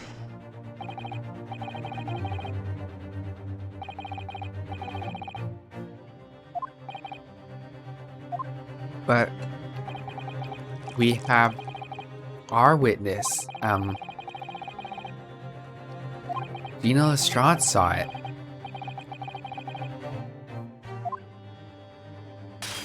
Oh no, but then she has to say that she lied.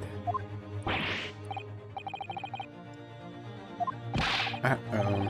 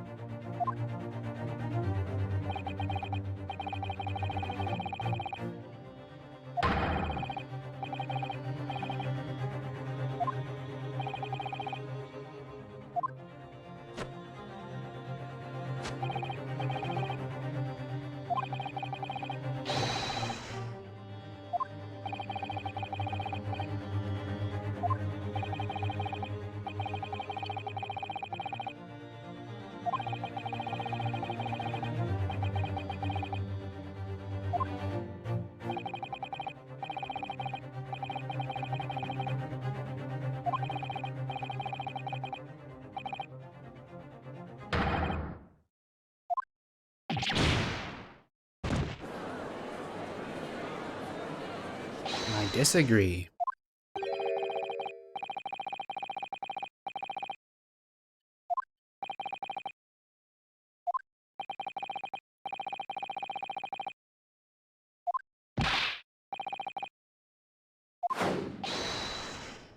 Guilty. Guilty. Guilty. Guilty. Guilty. Guilty.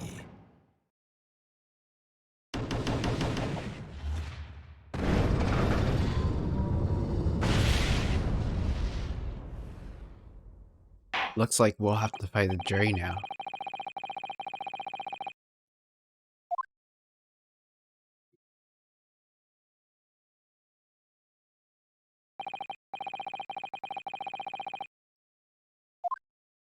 We found blood on the jacket, but is it old blood or new blood? That is the question.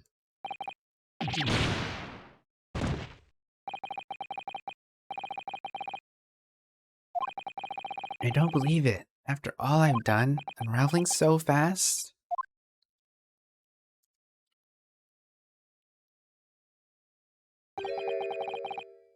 How very distressing. To be held in such low esteem.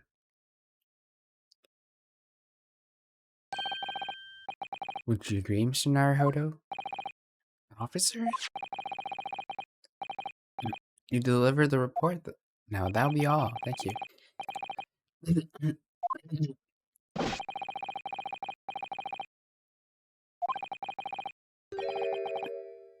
Human mind discovers scientific truth. What? I know that voice. Am I going mad? Ah! Obviously.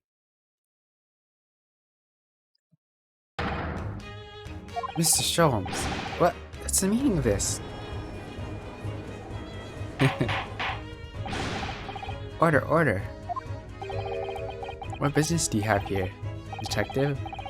As I heard, you were recuperating in the hospital. Well, I would be, and not set upon an errand. What errand? Curly, it's really you. You're awake at last. Yes, good day, Iris. I appear to be rather late to rise. My apologies. Now, my lord, you will humor me? In what manner, sir? I have something of great importance I wish to give to the young lord over there. I need no more than 5 minutes. Would you be so kind as to spare us the time? What say you to this, Lord Van Sykes? This trial has taken many hours of the course of time, having spent so long already. Exactly, having spent so long, we don't want to waste more precious time. As I was saying, having spent so long already, it would be churlish to deny the defense in mere 5 minutes. Very well, counsel. You have 5 minutes. My dear fellow, I apologize for the tardy arrival. Mr. Sholmes, are you alright now? Alright? I am all wrong. Sorry? We just managed to summon the strength to stand, man. I asked the judge for 5 minutes. But I fear even that may be proved too much for me. Pray forgive I shall pass out. Let's make this discussion as short as possible. Hurley, this place is full of idiots. Some of us can't even see your wonderful chemical blood analysis. Wow, that concoction of mine is really just a bit of sport to assist me in investigations. I never took the trouble to refine it for appraisal by the scientific community and oversight on my part. Wait, modesty? Surely not. But enough of that. I'm here to give you this, my dear fellow. What's that? Lavender furoshiki wrapping. Leaving present for Miss Susato. Miss Susato? Oh, if possible, matters were to be settled without me giving you this. Those were her instructions. She asked me to do her this favor. I don't understand. You'll understand soon enough. Miss Susato foresaw today's event, I believe. She knew that the culprit would attempt to escape justice by means of both devious and underhand. And that you, Mr. Naruhodo, fighting fairly as you are, won't do, would find yourself in considerable peril. At the very moment crisis, you were to be given this. Those were the Dear lady's instructions. A leaving presents from Susato-san? Whatever could it be? Oh, it's the cat-anizer. That's the machine I made.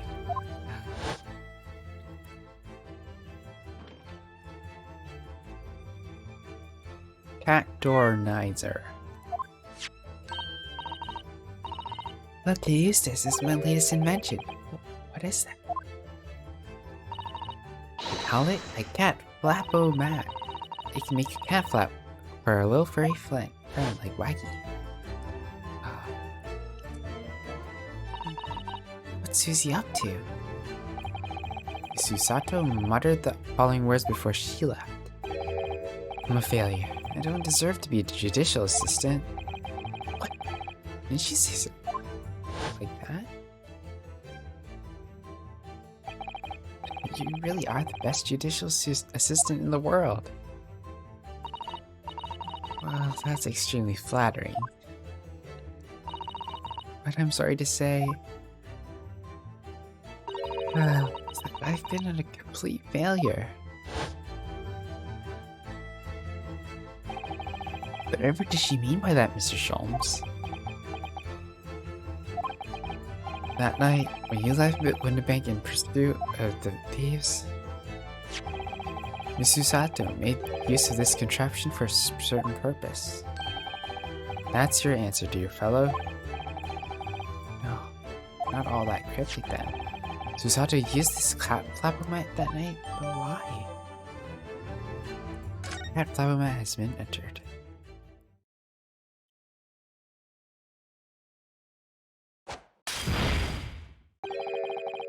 "5 minutes. It's over.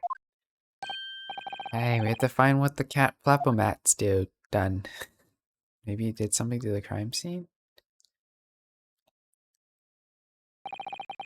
I'm grateful to you to afford us that brief recess, Mr. Reaper. I need no thanks, Detective. After all, the die is cast."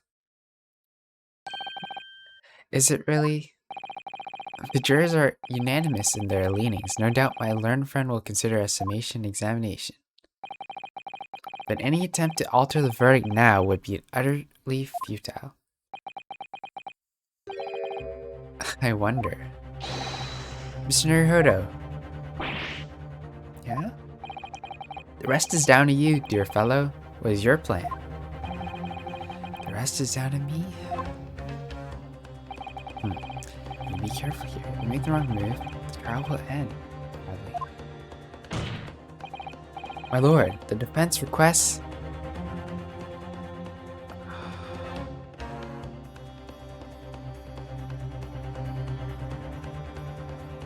Okay, let's look at the evidence first.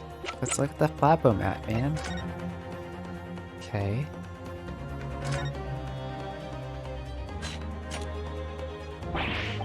Ew, those vicious teeth look like they could rip almost anything. They're good, aren't they? They're made of special alloy developed for this job. The cutter rotates 10 times per second so it can... What are the two parts at the top are? Those are for attaching hinges to the section of the door that gets cut out. Right, of course. Nothing can match this machine for power. You make mincemeat of even the toughest stores. It sounds so charming and friendly when you say what it's for, but it feels like the reality of Cat Flap-o-mat is it's a grim weapon for a door. That guy is so adorable, there's nothing I would even do for him. Okay.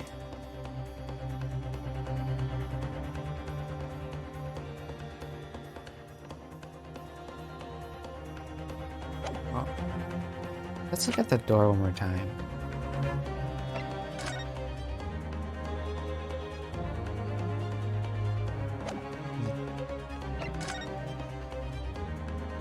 That's new.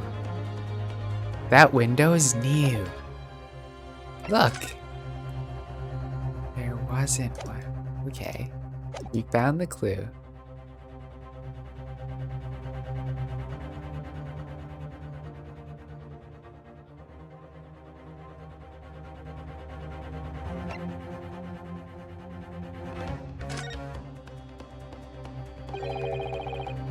Further cross-examination.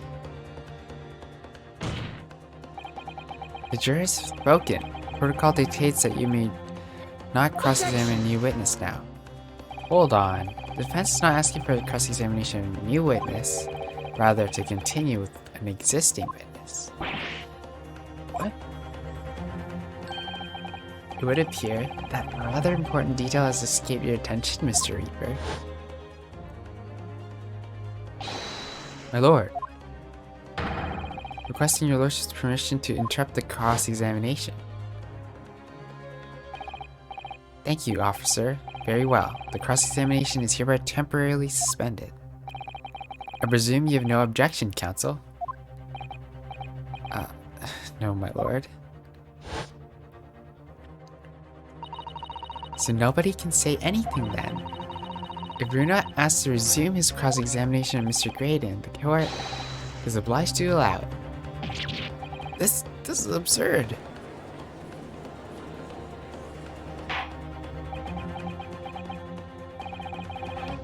I would remind those present at this is my courtroom. I concur that the defense is entirely within its rights to request. However, I will not admit any unremitting protraction. Therefore, I've decided not to afford the defense one final opportunity in concluding the... What? Counsel, you must choose one statement from the witness testimony, but one piece of evidence to present in support of your argument against it. Single chance. Present the evidence. Following that, the situation remains unchanged. I shall remove the injunction. Is that clear, counsels? I will not press the witness any further. My lord? Yes, my lord. A single statement and a single piece of evidence? Most generous. Oh, well then, Mr. Naruto, it's high time I fell in a dead faint. I leave this in your capable hands.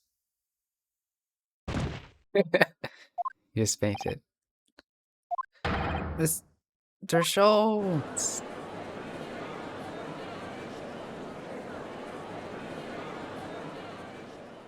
I stand so insouciantly before the court in a state of panic, while either the man has extraordinary strength of mind or an extraordinary lack of feeling. I imagine he's feeling a little now. Very little now. The detective is soundly sleeping. Strike a man when he's down, why don't you? Well, counsel, are you fully prepared? I think so. Yes. One statement, one piece of evidence.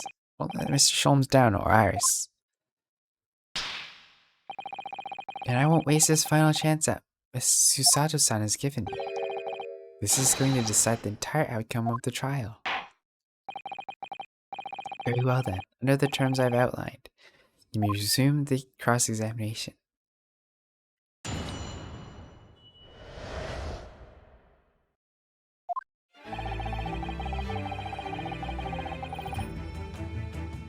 Alright.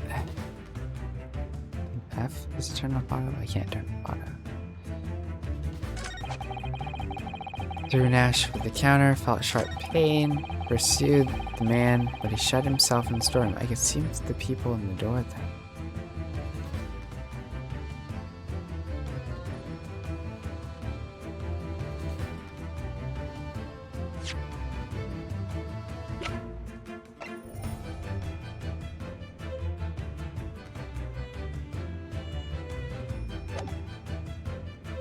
Did I press it? Hold it! Mr. Graydon, I take issue with your... No, my learned friend. I take issue with you. Oops. His lordship made it very clear that the defense is permitted to present only a single piece of evidence. Okay, let's make some contradicting. Yeah. Okay. Just desserts, counsel. Just dessert. Okay, fine. We'll present that evidence. Oh ho ho. See that mischief in your face, Bruno. Well, he threw those just desserts in my face twice. Alright, I can only present a single evidence. Let's do it.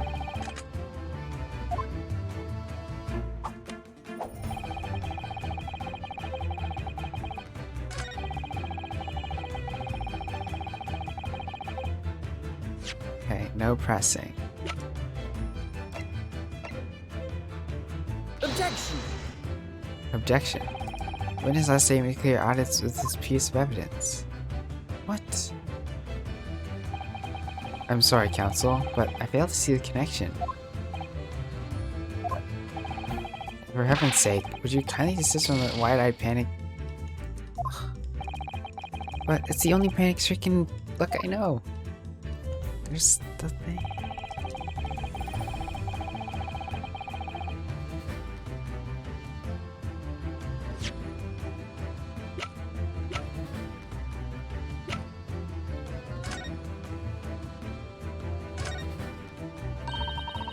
You have to pop 2 prints here to start with, you see?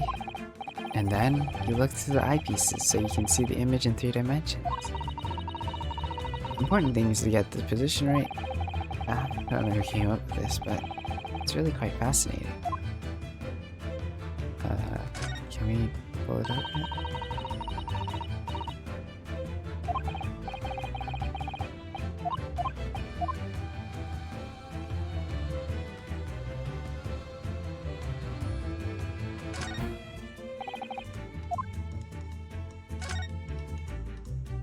Lickety black.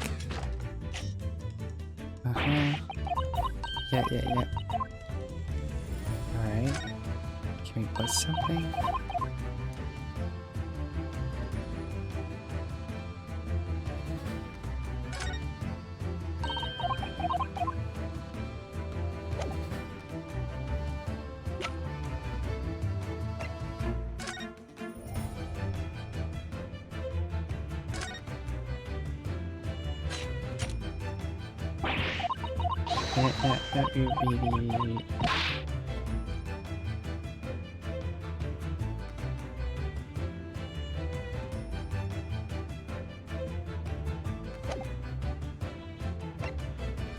I don't know what the right one is.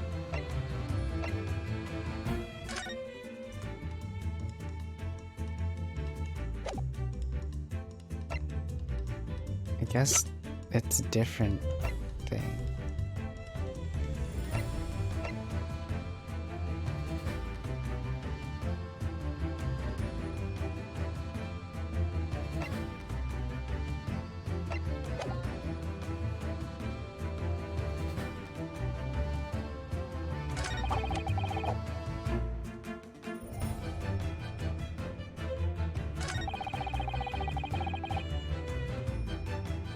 He saw the blood.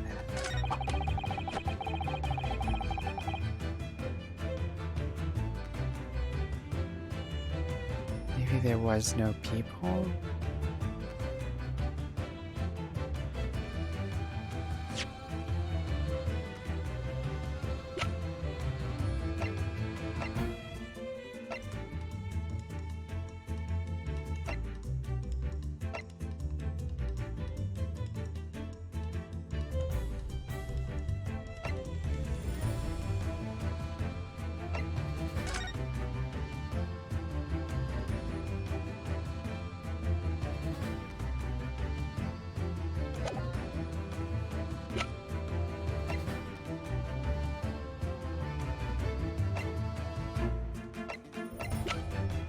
I got nothing.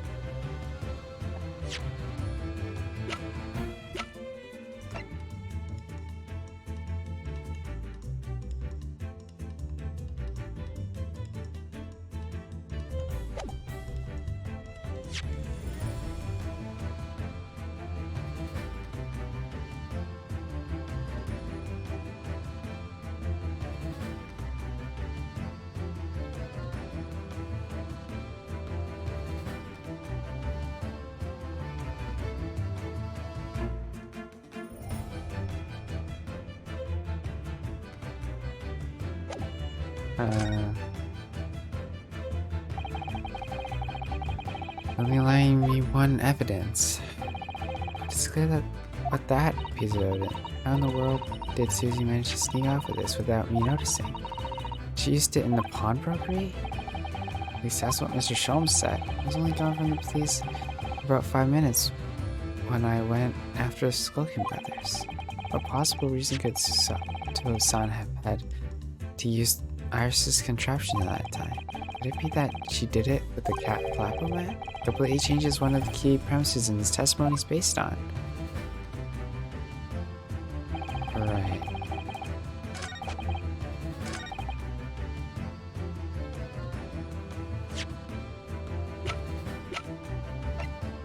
Objection! What on earth is that eccentric contraption, Counsel? Oh, it's my cat Flapomat, my lord. It makes way for cats to get in and out of a room. It can cut through any door you can think of, and make a little door in the middle of it. That's right, my lord. It's a device for creating so-called cat flaps.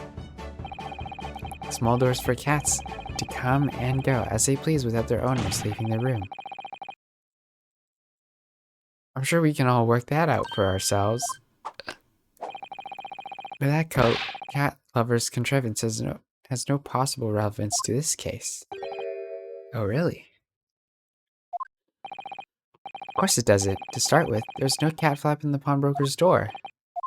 Not being a keeper of cats myself, I'm afraid to fail to see what this has to do with the matter at hand.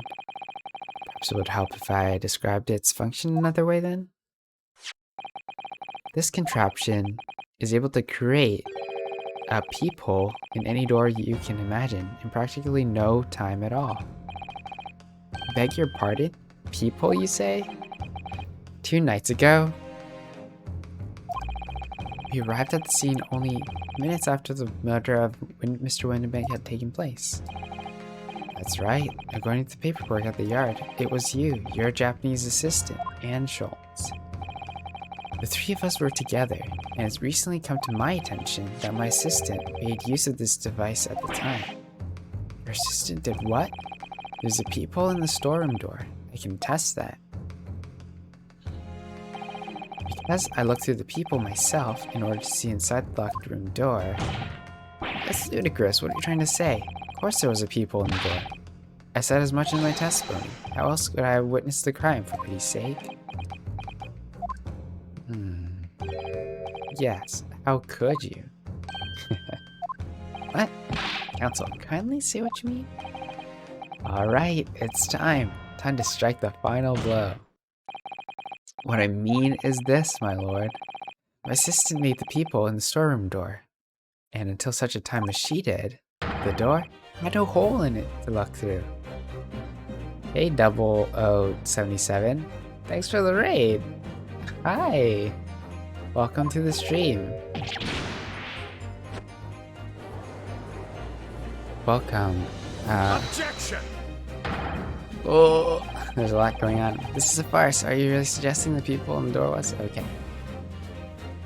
So, what brings you here to this stream? Welcome to my stream. I'm Yoshi, or you can call me Andrew. Right now we've been playing the Great Ace Attorney Chronicles. Oh, sweet. Currently on case 9 out of 10. So I don't know, this might be the ending, so if you don't want it spoiled, then yeah. Well, I thank you for joining my stream.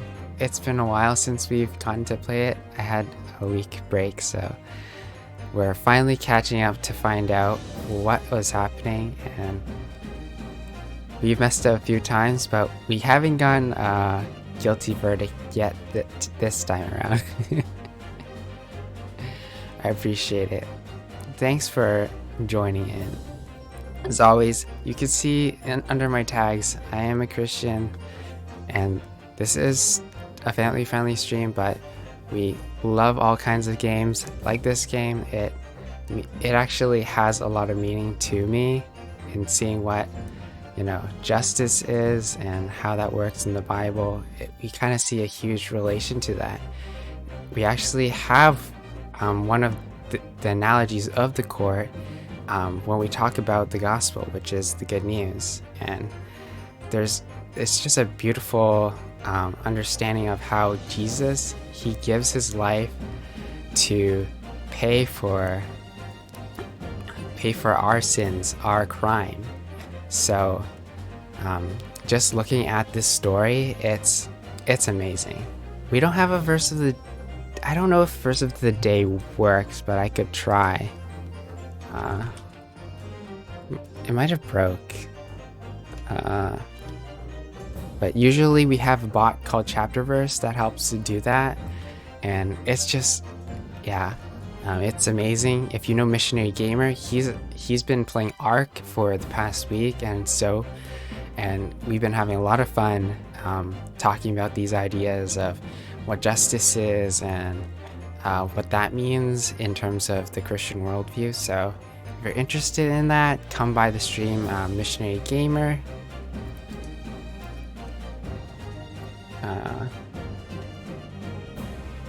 Oh, that's the wrong. Shout out Missionary Gamer. But yeah, I've been having a lot of fun with them. So go check him out as well.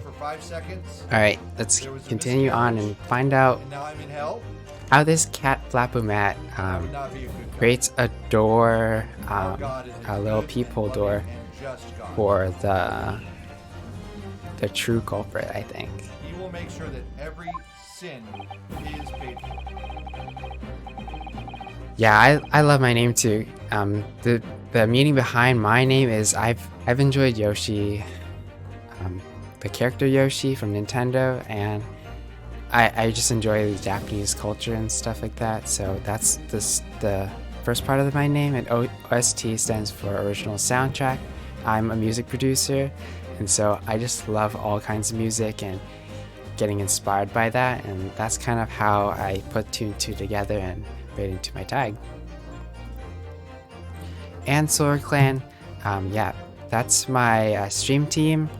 It's headed by DJ Para and Blitzslayer, who's Kason, and we work together to create a family-friendly stream that focus on being able to talk about Christian worldviews and stuff.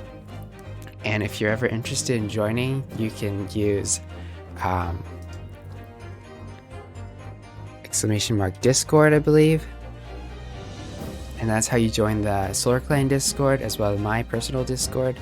And I'm also a moderator on the God Mode Activated Discord. We're going through some huge changes there, so we'd love to have you join those. In order to join my Discord server, there is a vetting process that I just have to allow you in, so you'll have to wait until I get to that, but feel free to join them. I think they're really great communities to hang around and talk about games like Nintendo, like the new Nintendo Direct, talk about God, talk about Christianity, talk about different things happening in our lives, and also praying for each other, because I believe that's a big part about the Christian life, is to lift up our issues and struggles to God, because God listens to us and hears us and gives us the right response and right alignment to follow his will and trust in him and to do the right things. And that's the beauty of the Christian walk, is to trust in what Jesus has done. Then, since he paid his life on the cross for us, we have a right relationship with him when we trust in him, and we can have a relationship with God that changes our whole outlook on life. And that's the amazing power of the gospel, I think. Sorry, that keeps triggering because I say a magic phrase and it pops up. 0077 says, when I streamed this earlier today, it was like 50-50 just chatting and gaming. Looks like you're having this too. Yeah, I really love this game. I've enjoyed the Phoenix Wright trilogy. I played through all of that. on the 3DS, and so that's a great intro into how to get into all the lore involved, and hearing Ryunosuke and Naruhodo is like kind of like a great family tree of all the lawyers that you play through, and I just love of that. It just makes me geek out. But I really appreciate you jumping in. Anywho, introductions. Captain Kirk says, I'm Captain Kirk. I play Super Mario, Doom, Mortal Kombat, favorite gaming Triforce. Though I do delve into Fallout, Wolfenstein, Duke Nukem 3D, Tekken, Need for Speed. That sounds like a lot of fun. I've not been able to play as many 2D fighting games as much. I've played a little bit of Street Fighter, but yeah, I haven't played those types of games as much. I used to play a 3D fighting game called Get Amp 2, but then it died. It was kind of poorly managed, but yeah, I love those games. Super Mario, we played that a bit before. That's great. Doom, I actually have we have actually quite a few friends who play that on Twitch. We have Pastor Dustin who plays that. My friend the Lava Burner plays that as well, and a few other people. They just enjoy Doom because it's like it's kind of like a play on the idea of like killing demons as a Christian kind of thing. It's like kind of falls into that. And yeah, Fallout. I don't think I've seen too many people play Fallout. Wolfenstein, it's kind of like, and Duke Nukem as well, is very similar to Doom. So we have a few people who played that as well. And I personally actually have never played those 3 games, but I enjoy watching them and like just hanging around and seeing how people play. So I appreciate you 0077 for the lurk. And dude, cooking stream, that's pretty cool. I definitely want to check out your stream a bit and see how that goes. If you know what time you are doing tomorrow's cooking stream and it's not said on whatever your stream is, then maybe you can let me know what time I should look out for it. But I appreciate the lurk. Alrighty. Let's find out finally what this cat Flapomat is doing. Your assistant tampered with the crime scene whilst being fully aware of the gravity of her actions? That's the most serious act of vandalism. That's true. We're profoundly apologizing, my lord. It was in a few minutes I left the scene in order to pursue the Skulkin brothers and alert the police. Nevertheless, in light of this new information, it becomes apparent that Mr. Graydon's testimony is riddled with holes. Literally. Let's play on word. Explain yourself, counsel. Well, the majority of Mr. Graydon's testimony appears to incriminate the defendant based on what he witnessed through the people in the storeroom door. That filthy girl shooting that man in the back. However, if at the time of the incident, that people didn't even exist yet, there's no possible way that you could have seen what you came to see. In short, your entire testimony is a pack of lies.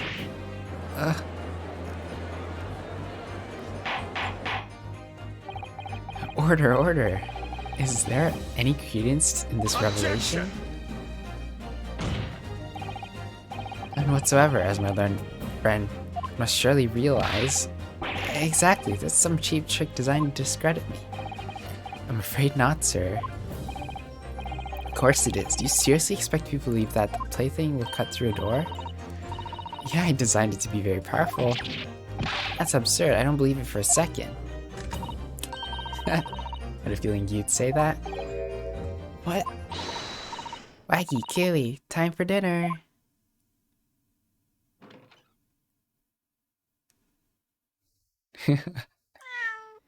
Aw, we got a cat in the courtroom. Well, Young lady, this is Old Bailey. Why doesn't make cat flaps in the old panel of the Old Bailey? Is it done yet? Don't worry. This doesn't mean the people in the storm at Windibanks was made by your machine. There's no way you can prove that it was. Oh, but it's easy. What? The cat flaps my cat flap-o-matic crates are all a fixed size, and the dimensions of the people at Windibanks are exact match.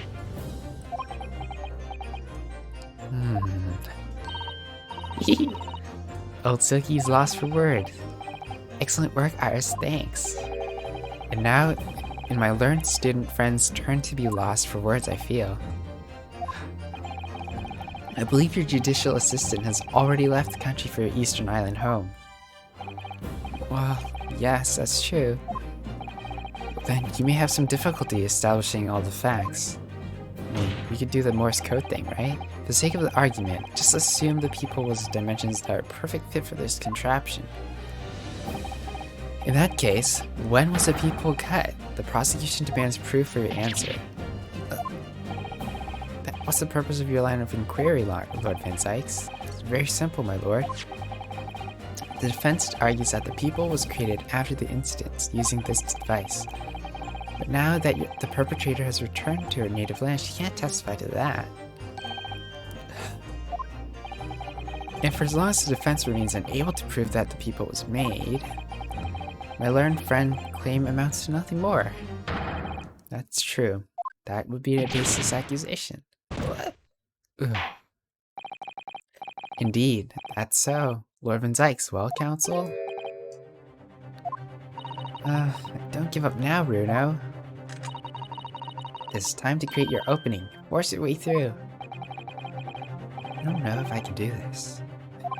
For one thing, Susato-san's the greatest judicial assistant in the world. Very well. The counsel for the defense will present evidence to support the claim made. Proof that the people in the door of Windibank's storeroom was created after the event and not before. Well...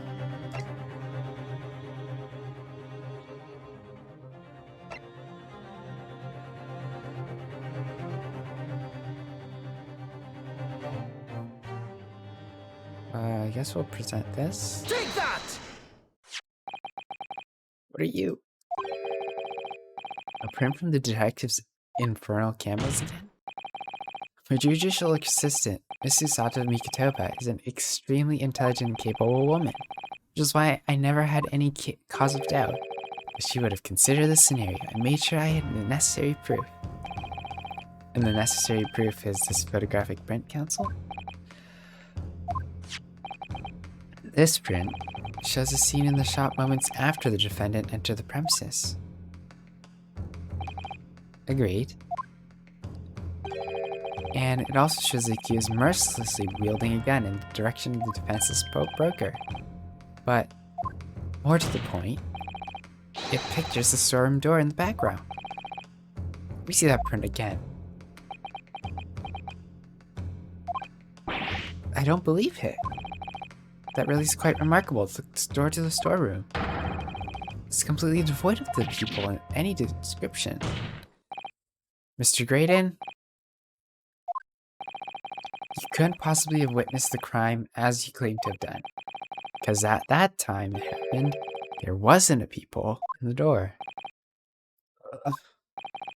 In other words, your testimony is a catalog of lies.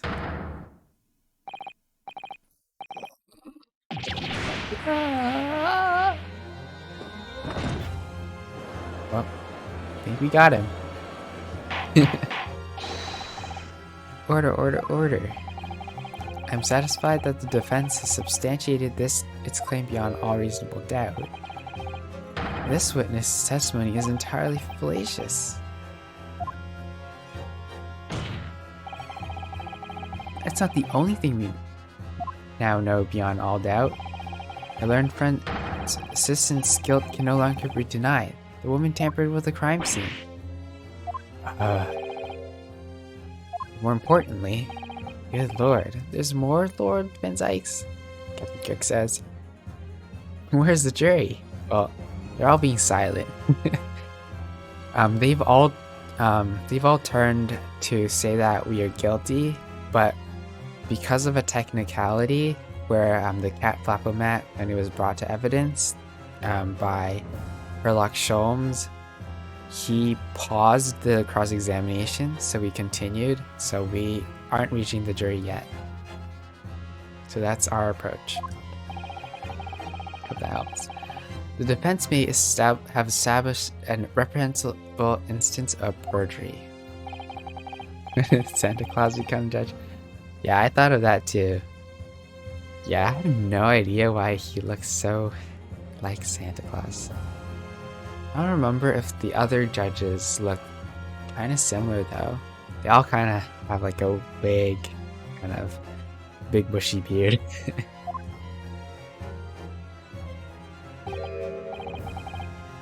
Yeah, that's right. What? I was there at the scene. It's true. And he's gonna blame it on her. I shot in the arm. That's true. That's all. Yes, in fact, if you look at the circumstances, I'm the victim here. Please, no. You don't believe this. They're right. As it stands now, I don't have any definitive proof that he's the culprit. Still, he can't worm his way out of it now. Yes. You know what they say. There's no point locking the cat's door after the cat is bolted. Isn't that right, Rita? As Hurley always says, one lie begets another. So I guess there's a new contradiction. Let's see.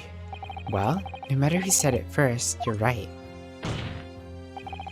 Mr. Graydon, not only did you give false testimony to the court, but the lies you told make no sense. Make no sense? What do you mean by such a remark? What you said in your testimony reveals that you know something you shouldn't have known. In other words, there's a fundamental inconsistency in your statements. What? Objection! This is provocative talk, counsel. Won't you enlighten the court? Explain this alleged inconsistency. Iris was right. One lie begets another. The inconsistency revealed by the lies in the witnesses' statements. They show that Mr. Graydon had knowledge of something he shouldn't have known anything about. Bloodstains on the coat.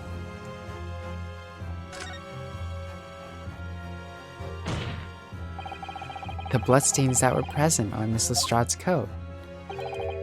That's right, the victim's blood splattered all over her when she shot him. How could you possibly have known that? Obviously, because I saw her do it through the people in the... The point is not that you lied in your testimony, Mr. Graydon. It's the nature of lie you concocted that is so revealing. You're not making any sense. Let me ask you a question.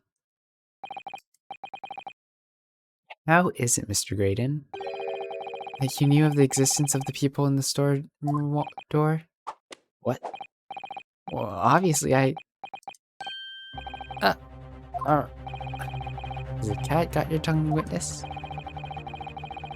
The people in the door was made after the incident occurred, and once I returned to the shop having failed to catch 2 burglars. Scotland Yard's investigators arrived immediately. Since that time, the police have been at Windibank constantly carrying out their investigation. Isn't that right, Inspector Gregson? Well, yes, of course. The place is chock full of pawn articles, and my lads have to thoroughly examine them all.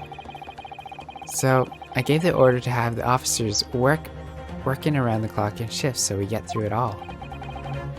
And consequently, there's no way that you, Mr. Graydon, could have gained access to the shop. Therefore, you should have known nothing about the people in the storeroom door. So the fact that its existence forms the basis of your testimony is completely inexplicable. Hey, Sean, the Gamer 12. Yeah, I realized that, because I tried doing what did I do? I shared the gospel, and then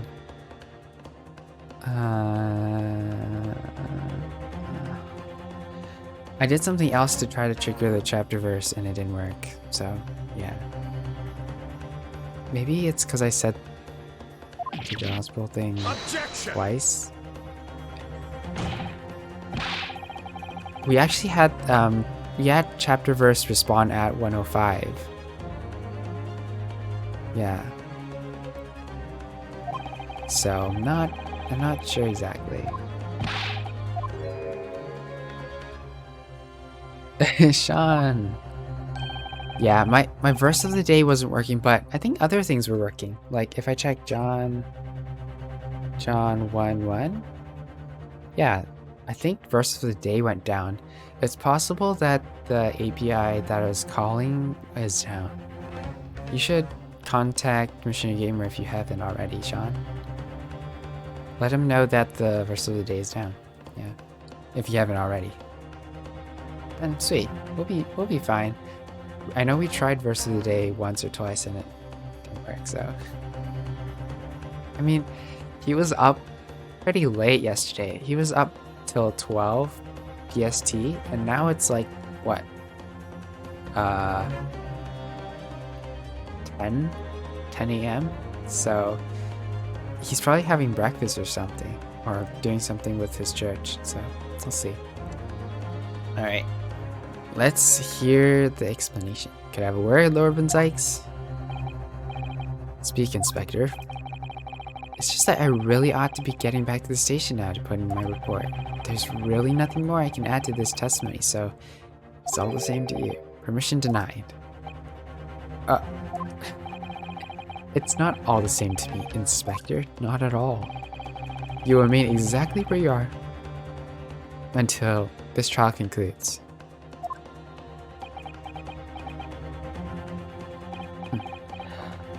Of course, sir. Mr. Graydon.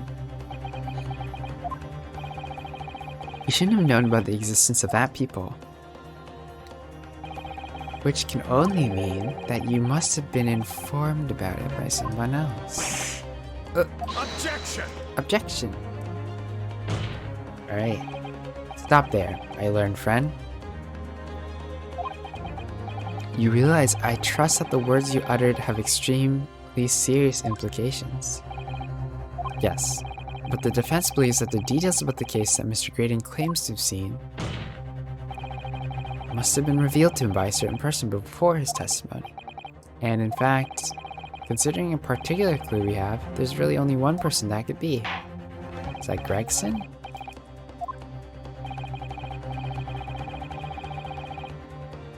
I think it was... I mean, it could be Von Zykes, or it could be Gregson. I don't remember. Yes, I might get a guilty verdict.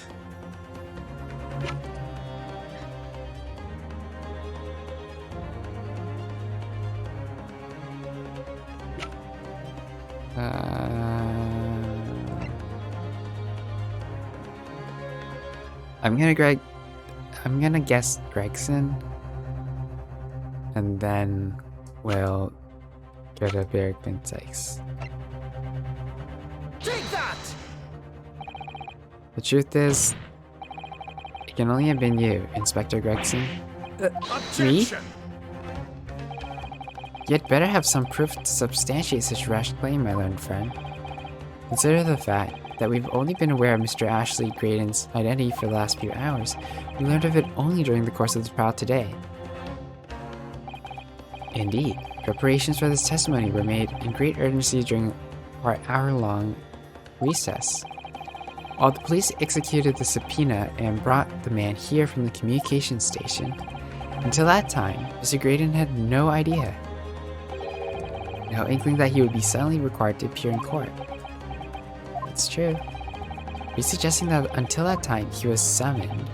Yes, my lord. Until then, it's reasonable to assume he knew nothing about the people.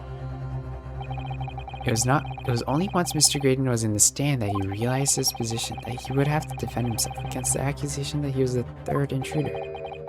Suggesting to the court that it was while this trial was in progress he received the information. Did he commit perjury in order to save his skin? Exactly. The only person with knowledge of the investigation that he had any contact with is you, Inspector Gregson. This bloomin' outrage. Why would I be giving away details to our investigation to this fella, eh? Well, he did do like a weird chatting interaction before. So, I don't know. I summoned to his lordship's chamber during the recess in any case. Have you forgotten that? Quite true. I had a number of questions regarding the events that transpired at the pawnbrokery. Which means the first time that we laid eyes on one another was after proceedings resumed following the recess. Since then, they've been in full view in the stand, where such illicit discussions couldn't have possibly occurred. Actually, I just remembered something, Bruno. What is it, Iris? There was one time before, wasn't there? I think it was when Ginny was testifying. Oh yes, now you mention it. The bailiff was dispatched to retrieve Miss McGilved's music box from the crime scene. That's it. It's during that testimony. I remember finding it at a strange time. Strange at the time. Mr. Graydon and the inspector seemed to be having some kind of secret discussion.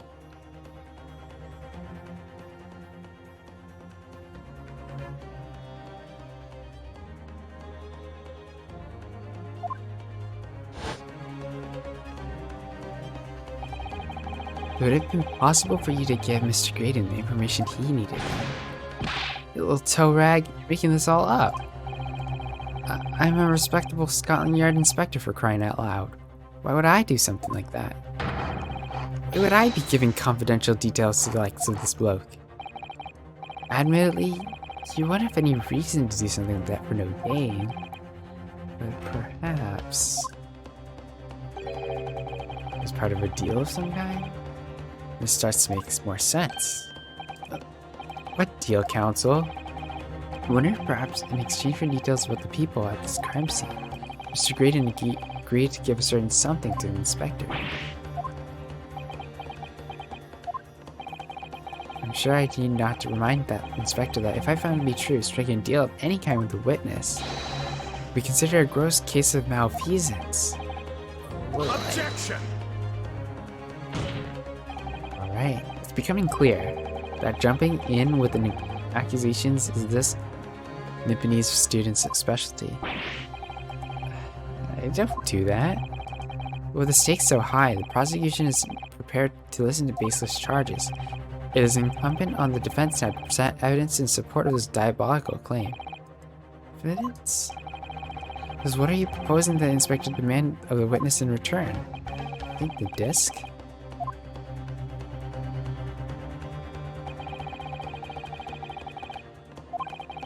Now logically, there's only one thing he could have asked for. It must be it. Bruno, do you think it could be? Yeah, it's the missing link that would join all the dots together in this puzzle. I must press you for an answer now, counsel. What evidence explains the nature of the alleged deal?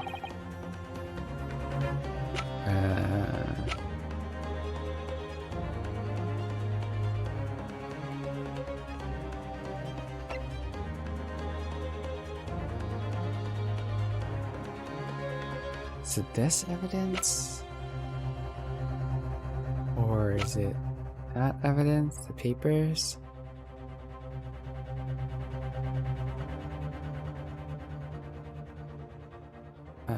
Maybe I could present this? I might get guilty. I don't know. Take that! This, my lord, this shows exactly the deal.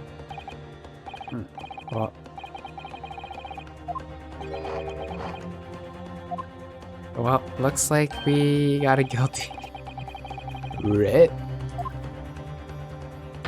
Alright, we're gonna have to come back to that.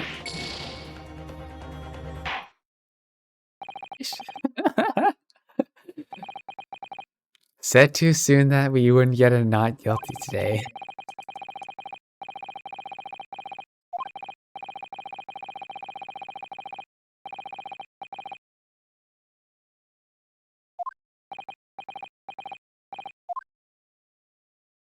Ah, come on. Guilty. Guilty. Guilty. Guilty. How dare you, jurors? Guilty. You know that guy's super sus. It doesn't make sense to make me guilty. Ah. Yeah. Okay, I guess we'll recover all our hit points.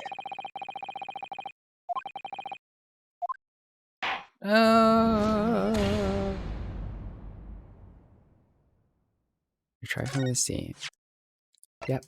I don't know how far back.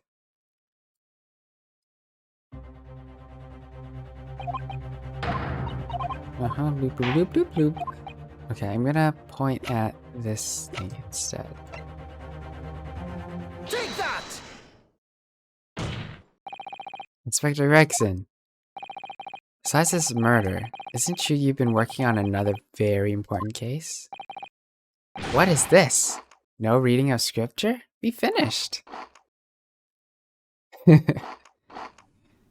Doing well. I didn't sleep as well.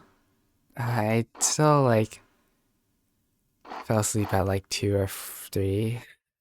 But yeah, we're playing some Great Ace Attorney Chronicles, finding out who the murderer is, and trying to absolve the innocence of our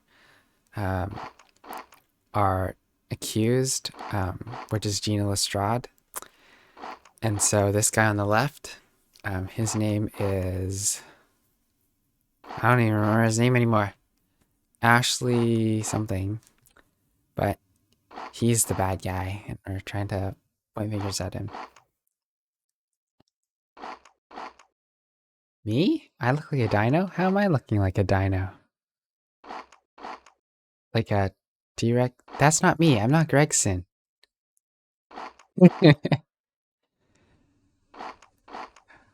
By the way, I actually have an arc scene now. Check it out. Hold on. Let me go in studio mode and make sure that arc has a... Okay, check it out. When I swap over.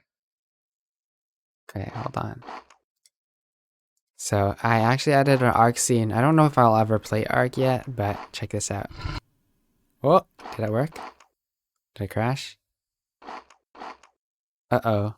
Did it fail? Hold on. Let's try it again. Going to the Great Ace Attorney Chronicles. Yeah, I've been playing arc. Uh-oh. I think we crashed. Okay. So we have that, and then we have the arc one. Maybe it won't crash this time. Ta-da! It's... Am I back?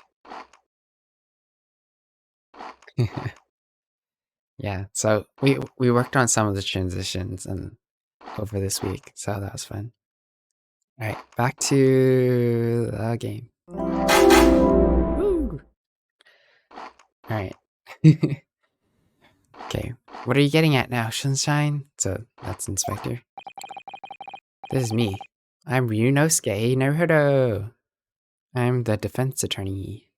Is it possible that this other top secret case is what we alerted in this newspaper article here? The classified secrets being leaked overseas from the Ministry of Justice. How the bleeding Nora could you... Ambassador says, going to lurk for a bit. Okay, sure. Have fun at some reading. Okay. We discovered during the course of this trial the music deposited at Windibanks by Magnus McGilded. Oh, Ambassador. A special music box designed to play 2 discs at once. It seemed very likely now that the encoded on the pair of discs that were in McGilded's possession are the leaked classified secrets. So, I put it to you, Inspector, that in order to recover the second of the discs containing those secrets, you covertly made a deal with Mr. Graydon in which you exchanged the discs for the details of the case. You little... Ah! Order. On the day of the incident, when we met you at at Windbanks, you said this. I would really love some potato chips right now. I'll be taking whatever it is Mr. McGill did down to the yard. Thank you very much. Let's hand it over. No, don't give it to him. It's mine. That is mine. I'm sorry, miss, but anything belonging to McGilded has to be taken in as evidence now. Scotland Yard already knew at the time, isn't that right? That Magnus McGilded was involved in stealing of government secrets. My orders were recover the medium used to convey the secrets leaked from the ministry, and do it on the QT. Strictly hush-hush. Do it on the... I don't know what that means. And that explains why, when I presented this disc as the evidence to the court, you objected so heavily, I presume? Because you knew that it contained highly confidential information. I mean, not likely, I wasn't sure of myself. I realized there was a possibility, that's all. Inspector, surely you're not saying that in order to acquire the second of these music box discs, you didn't indeed reveal confidential details of the crime scene to the witness? To aid and abet this man in giving a false testimony? There's no other way that Mr. Graydon could have known the existence of this people. It's the only explanation. A deal was struck between these two men. No, yeah. We caught them too red-handed. Objection! If, and I stress if, this sobering assertion turns out to be founded in truth, it would mean that the second disc is, as we speak, here in this very courtroom. Wait, what? In this courtroom? How could you possibly make a claim like that? Because Inspector Gregson is Scotland Yard detective. What? What's that supposed to mean, eh? As a seasoned policeman, the inspector will have approached this alleged deal with caution. Certainly, he wouldn't have accepted a gentleman's agreement in this matter. No, he would have insisted on having the article agreed in the palm of his hand. Good gracious, then, you mean to say Inspector Gregson already has this item? He has a second disc already in his person? Oh. Defense demands that the inspector search at once. Definitely. They could only have struck a deal with each other when Ginny was testifying before. Grexy hasn't moved from the witness stand since. My lord, please, order an examination of his personal effects immediately. Oh no, we crashed again. What is going on? Sorry. We have weird crashes. Well, Inspector? Exposed.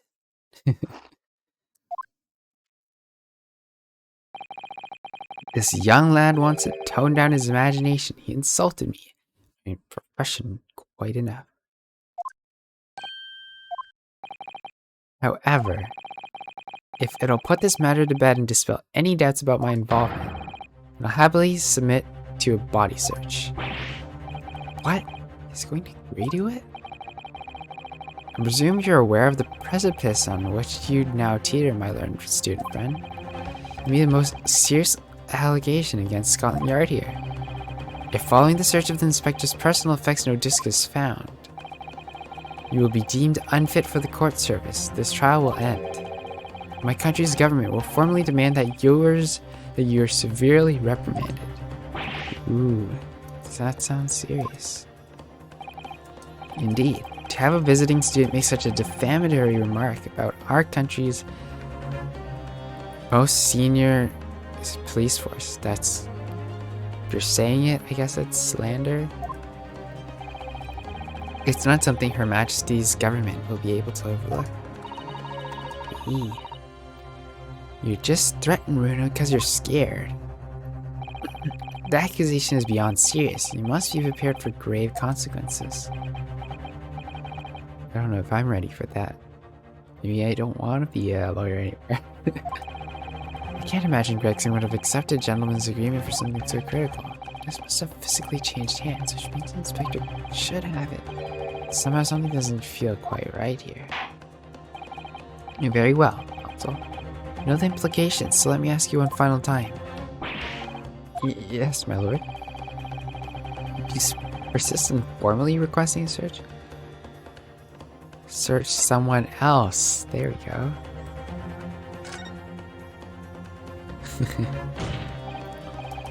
The defense formally demands a search be conducted. Well, don't say you weren't warned. But your typical Nipponese stubbornness was all in you in hot water this time. Perhaps the lesson will do you some good. Wait, what? I thought I was searching someone else. Nothing to hide? Well, very well then. Bailiff, conduct a search of Inspector's personal effects, please. Nope. The defense demands a search, but not of Inspector Gregson. What? Now, what's all this? I'm the one you're accusing, aren't I? I thought you wanted to search me. Nope. No, Inspector, not you. Somebody else. What's the meaning of this, eh? Lost it at last, have you, sunshine? The court shouldn't have put up with this nonsense. You're being completely irrational. Who should I search? Quiet, all of you. Is that Iris? Runa's doing what you all told him to do, having the courage of his convictions. So you should respect that and listen to what he has to say in good faith. Because that's the British way. I don't know. Well said, young lady. Indeed, this court is in awe of this defense counsel's conviction and eagerly awaits his next words. What? Don't be hasty, my lord. I'm mistaken about the things I've seen in court today. I'm really sure that I know who has that disc at this moment. The only person it can be. Whom do you request a search now?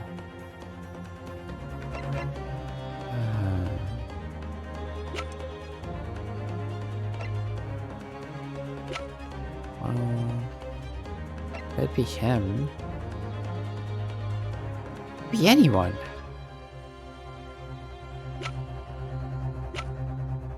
Could be this guy. Be with Gina Lestrade. Well, there's two answers here, so I doubt it. Van Zykes wasn't near them after, so I'd say either Strongheart or Graydon. Maybe I'll just go with them. Take that! Mr. Ashley Graydon, my lord. The defense demands he be searched at once. Very well. I presume you will not protest, Mr. Graydon? Oh, I guess wrong. Au contraire. Did I mess up? And so a brief body search was carried out by the court bailiff. A few short minutes later, it was revealed that Mr. Graydon had nothing unusual in his person at all.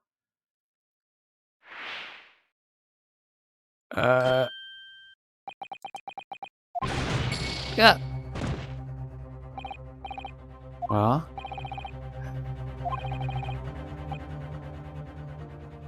Can this be? Okay, let's look at the history.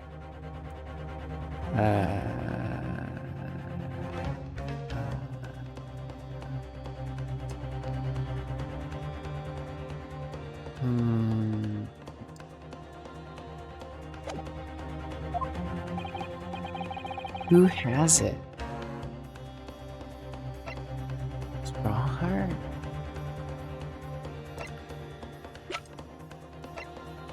Skulkin?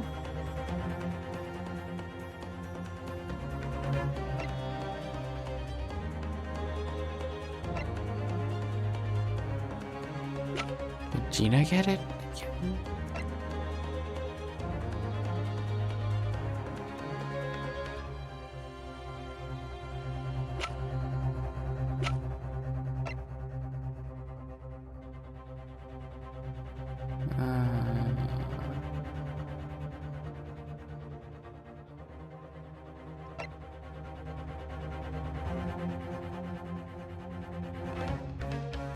Take that! My lord, defense demands this person. Objection!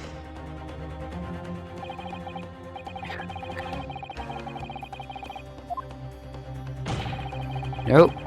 I think we're gonna get another guilty verdict.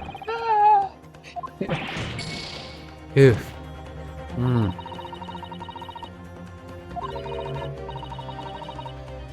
Where could he have hidden it? The trouble is, he's been in the witness stand the entire time. I feel fear of everyone. Not an easy situation to be hiding anything.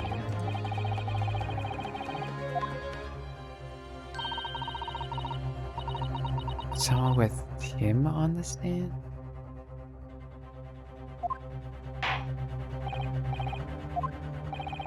Okay, we've been given a hint. Someone with a pocket.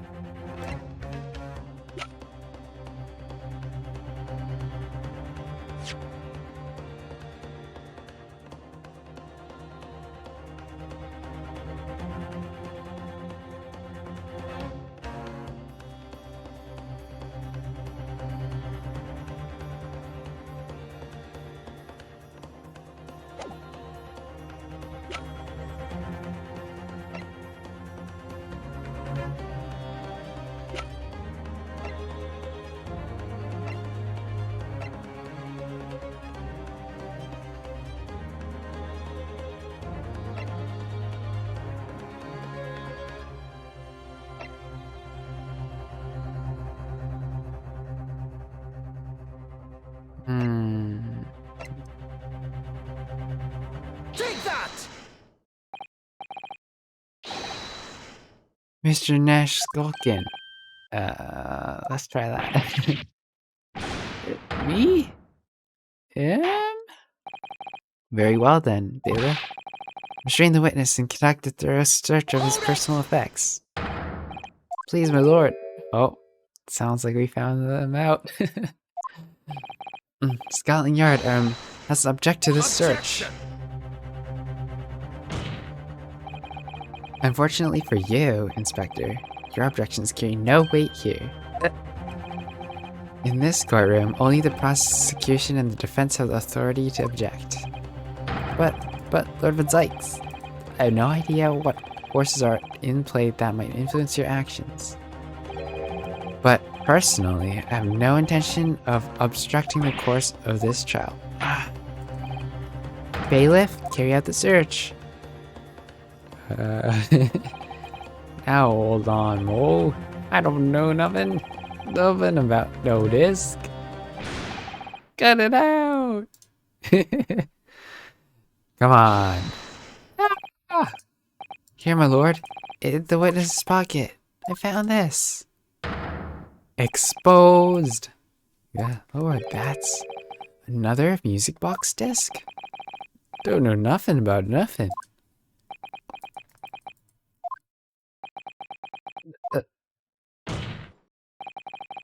That's the second music box disc left by the Magnus McGilvray. Is it not, Inspector Gregson?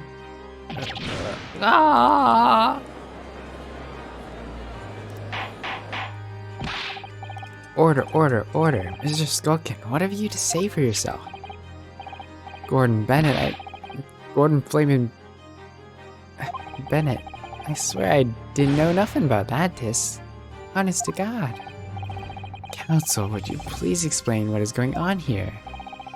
The alleged deal that was struck between this witness and this detective, no? Without question, my lord. Then, for pity's sake, why on earth was this man in possession of that disc the inspector traded for information? Inspector Gregson is a shrewd, calculating man who rarely loses his composure, but at one particular point in the trial he exhibited some unusual behavior for a moment. I don't recall what unusual behavior. Wasn't he strangling the dude? It was, yes, during my cross-examination of Mr. Graydon.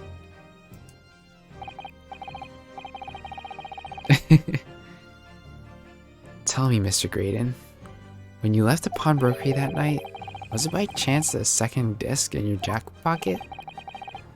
Admit to nothing of the sort. While Mr. Graydon answered my questions, the inspector appeared to grab Nash Skulkin by his coat and was shaking him violently. Yeah, he did and all. I thought his noggin was gonna fall clean off, I did. I was wishing I'd been born as me brother, I was. And what exactly happened to make that detective attack you like that? I ain't got a clue. He suddenly turned and grabbed me, whistled like and started shaking me. Why the blazes did you mention the third gun when...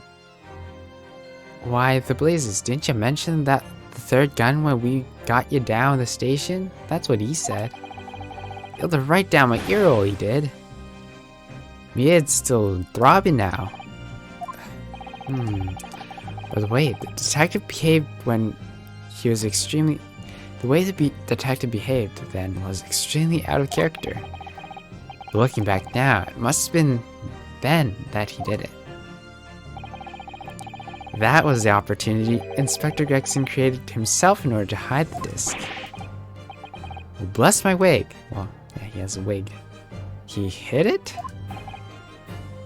You. But I'm afraid I failed to comprehend the motive here. Dearborn says, I think Yoshi's soft-spoken dialogue is cozy. Yeah, people say my voice is mostly calming. When I did a lot of the voice acting in the beginning, and man, my throat, it was painful. The detective had acquired the disc he was after. Why on earth would he then proceed to hide it in another man's pocket? This is court of law. He could have submitted the item as evidence. It would appear, my lord, that the inspector was not at liberty to do that. Why ever not? As the man himself revealed earlier, his current assignment has some special conditions.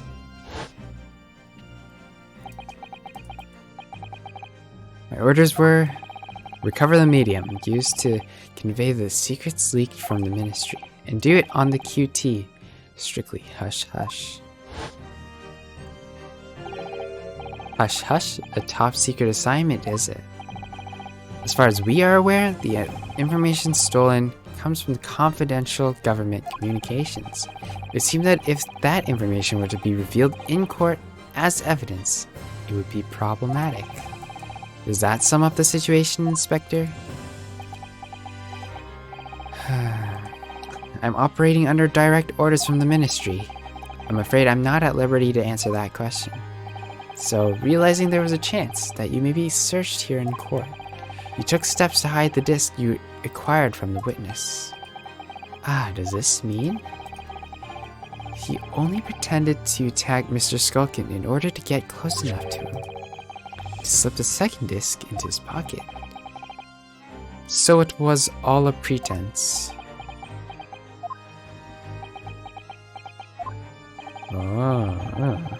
Well now, Inspector Gregson, and you, Mr. Graydon? Are you prepared to admit to the accusation made against you of this alleged deal?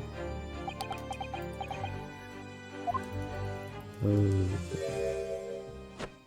think he's given up lying, right? Admit to it? Yours truly, please. He's sly. Mr. Graydon, clearly our Eastern visitor has an uncommonly active imagination. However, there's no proof that I passed that disc to the inspector. Objection! But then, how do you explain the reason why you knew about the people? I under no obligation to explain. What? Yes, I lied in my testimony. That I admit, so sentence me accordingly. So he wants to get a lying in court thing, perjury. But he doesn't want the worst punishment, which would be capital punishment. That is all I admit.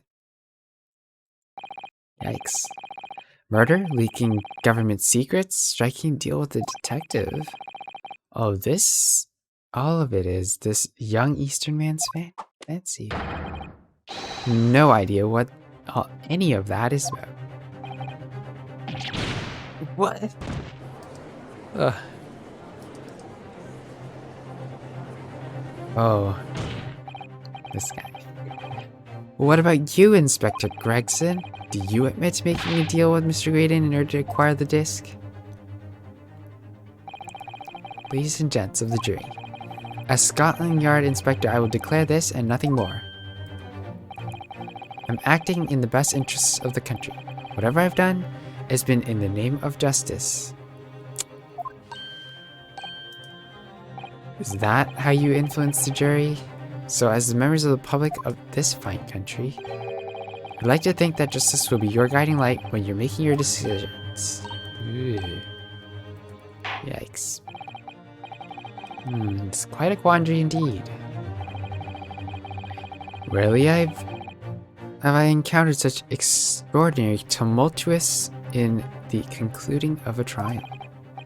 Nevertheless, in the absence of any further evidence to be presented, I believe it is time that we put the matter of the jury their final leanings. Well, now as a fellow servant of the Queen and country, I must say I sympathize with the old inspector.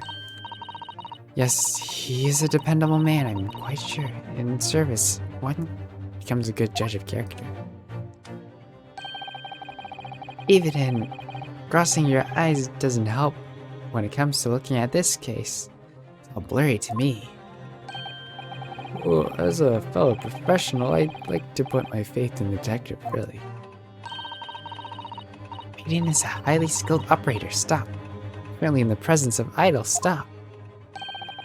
Detective was very much trust in eyes. More than this, I cannot say. I don't believe it. These 6 jurors they're going to believe Gregson. If they declare the decision now, is Jenny gonna be found guilty? If I don't manage to produce some definitive evidence right now, then I'm gonna lose. Either some proof that Graydon killed Mr. Windibank or stole those government secrets, or some evidence to force Gregson into admitting that he struck a deal with the witness. That's a mystery. Well then, counsel, I think it's time to impose on the jurors to declare their final decisions, no? That is, unless you have some compelling evidence you have thus far not presented to the court. I'll let the judge call on the jurors to announce their pleadings. Gina will be found guilty. I wonder if we're allowed cross-examination summation, though. So there's no choice then, Runo. You have to throw out some more evidence. This is it now. It all comes down to this. Who do I present evidence against? Well, let's look at the court record. What evidence do we have?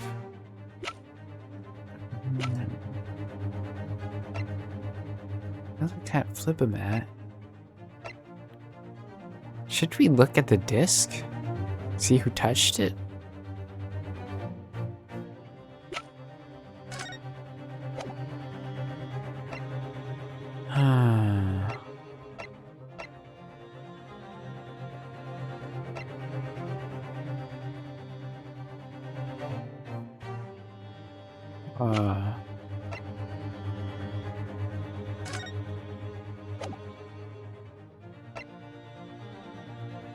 He shot.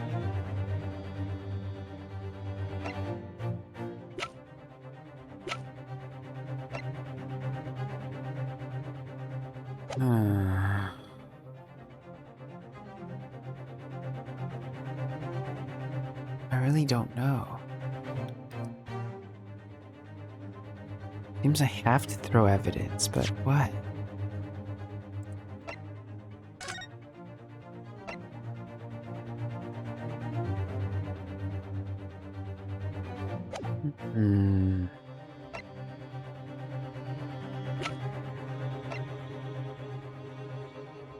Single bullet.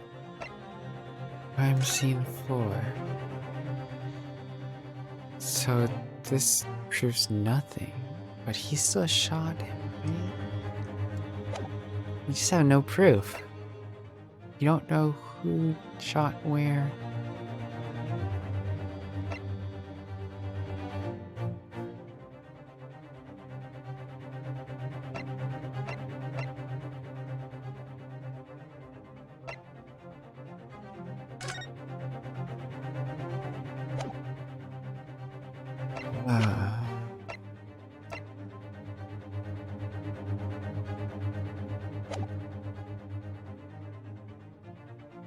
I don't know, guys. What do you think? Inspector Gregson?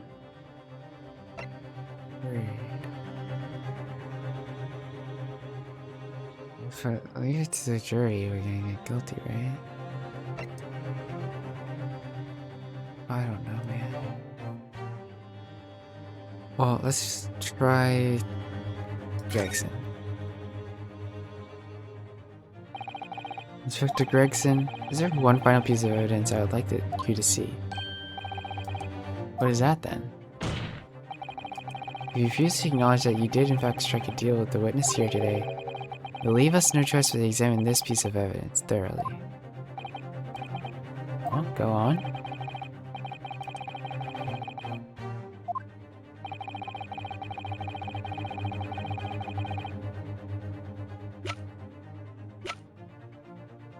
Yeah, well, I guess we'll just play it, right? This one? Take that! Is that Mr. McGilda's music box disc, Council? Yes, the first disc of two. It's already been placed in Mr. McGilda's special music box ready to play. I think perhaps now would be a good time to listen to the sound produced by the music box again. Only this time with a second disc. Right? Goodness, is this Council? Oh wait, I can't let you do that. Why not? Because because it's got nothing to do with this case. That's why. Objection. Not true, Inspector. The defense has already proposed that the sounds heard by the court earlier from this music box were part of a Morse code message. We know that Morse code comprises of two distinct tones. The defense believes that the second disc contains the second tone needed to complete the message, and now we have a chance to confirm that theory. Crying out loud, Sunshine, we're talking about state secrets here. You know, letting the whole courtroom hear confidential information like that, it's treason. Then, do you admit to the charge? In order to protect those state secrets, you engage in unlawful dealings with the witness? You're mad. If you let that secret information out in the public domain, you'll be an enemy of the entire British government, you idiot. Objection. Let's not forget, Inspector, that you, a Scotland Yard officer, leaked confidential case details to a witness. That you continue to lie to court, and all because, by fair means or foul, you determined to do your duty. Well, by fair means or foul, I prepare to do mine. Don't you dare! I will stop at nothing to protect my client. I don't care who I make an enemy of. That's a little rash. Lord, if you please. The court must hear the sounds made by that music box. Come on, Von Zykes, for Pete's sake, stop him. Objection. Yeah, I think Lord Von Zykes always allows the evidence to speak for itself. That's a good thing. You should know my methods now, Inspector. I'm a prosecutor, not a Scotland Yard puppet. In this courtroom, my duty is to the law. So let me propose a toast to uncovering the truth, by fair means or foul. No! Very well. The defense stands here that the prosecution has been made very clear, I feel. Therefore, in accordance with the defense's request, the court will now listen to this music box. The court will now listen as this music box is set in operation once more. This time, The second disc can place and both discs playing simultaneously. Boop boop boop boop. Dee boop dee boop dee boop.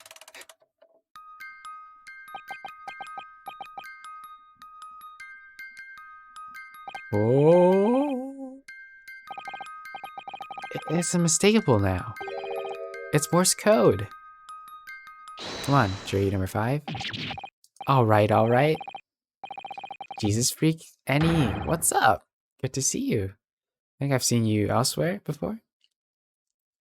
Appreciate you joining in. Today we're playing some the Great Ace Attorney Chronicles. It's a rated T game, but it's about our trying to defend a witness. Not defend a witness. Defend an accused of wrongdoing and try to get them a not guilty verdict and object to some lies.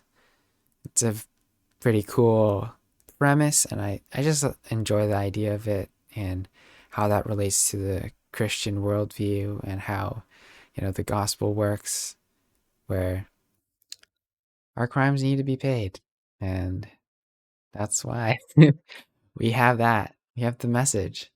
It talks about how Christ came to willingly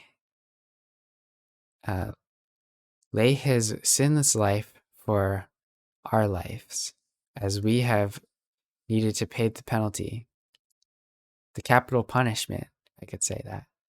And Jesus says, I'm the way, the truth, and the life, and no one comes to the Father except through me. And we have to trust that he has died and raised on the third day, that what he has done on the cross absolves us and puts us in a right relationship with him if we repent and trust in what he has done. Yeah, that's the gospel. I hope you're doing well, Jesus Freak Annie. How have you been doing? And if you have any prayer requests, let me know. I'd always love to pray for anyone in chat, and we'll definitely try to pray for everyone in chat before the stream ends. But we're trying to maybe beat this chapter. We'll see. Wait. I am playing as Ryunosuke Naruhodo. Did you, or did you not, strike a deal with the witness next to you in the stand, Mr. Ashley Graydon? Specifically, did you furnish the witness with confidential case details in exchange for the music box disc? Did you reveal the existence of the people in the pawnbroker storeroom door, Inspector? And the pawnbroker storeroom door is where the Mr. Windbank got murdered, and we're trying to find out who did it. And these discs reveal some state secrets, and we're trying to force their hand to get them to admit that they were doing some suspicious dealings. Wait, Gregson? I did. Stop, what are you doing, man? Oh, he admitted it. It's all exactly like the young Eastern lawyer said. When the trial resumed after recess, we were stood here in the stand together. That's when he approached me with the deal. Hush, you imbecile.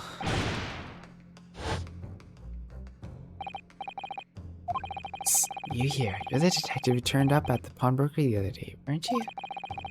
I may have something you're looking for, Inspector, with me at this very moment. I want to trade.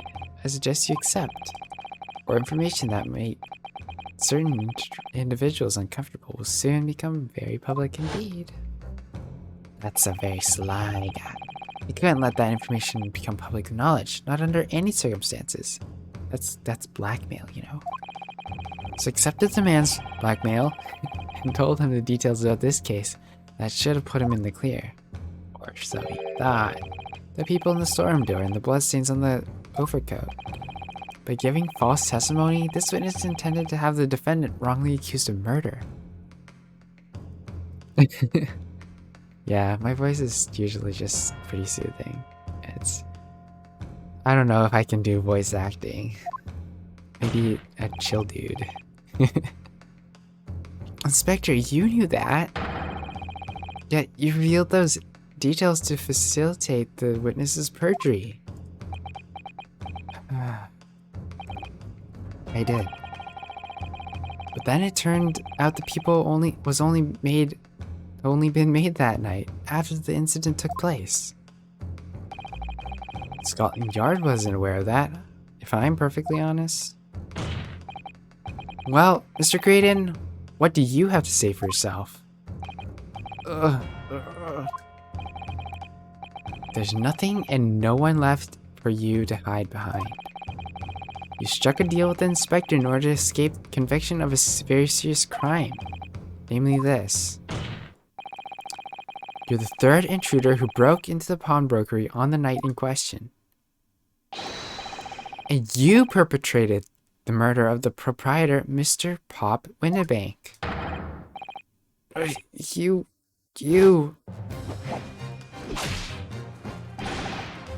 Raider! Oh. Dude, he's a murderer! Stop him! Stop him!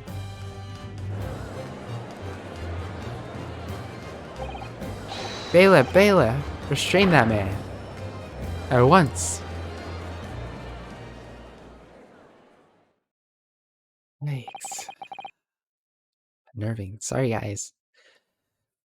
But that was 13 plus. That's it then. It's all over.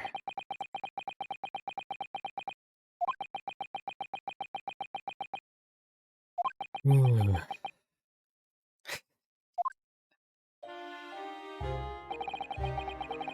I despised my life growing up. Those slums are vile places. I was cursed from birth, born into poverty, the son of a penniless artisan. My parents did nothing but quarrel all day long. What little money they had was never spent on me.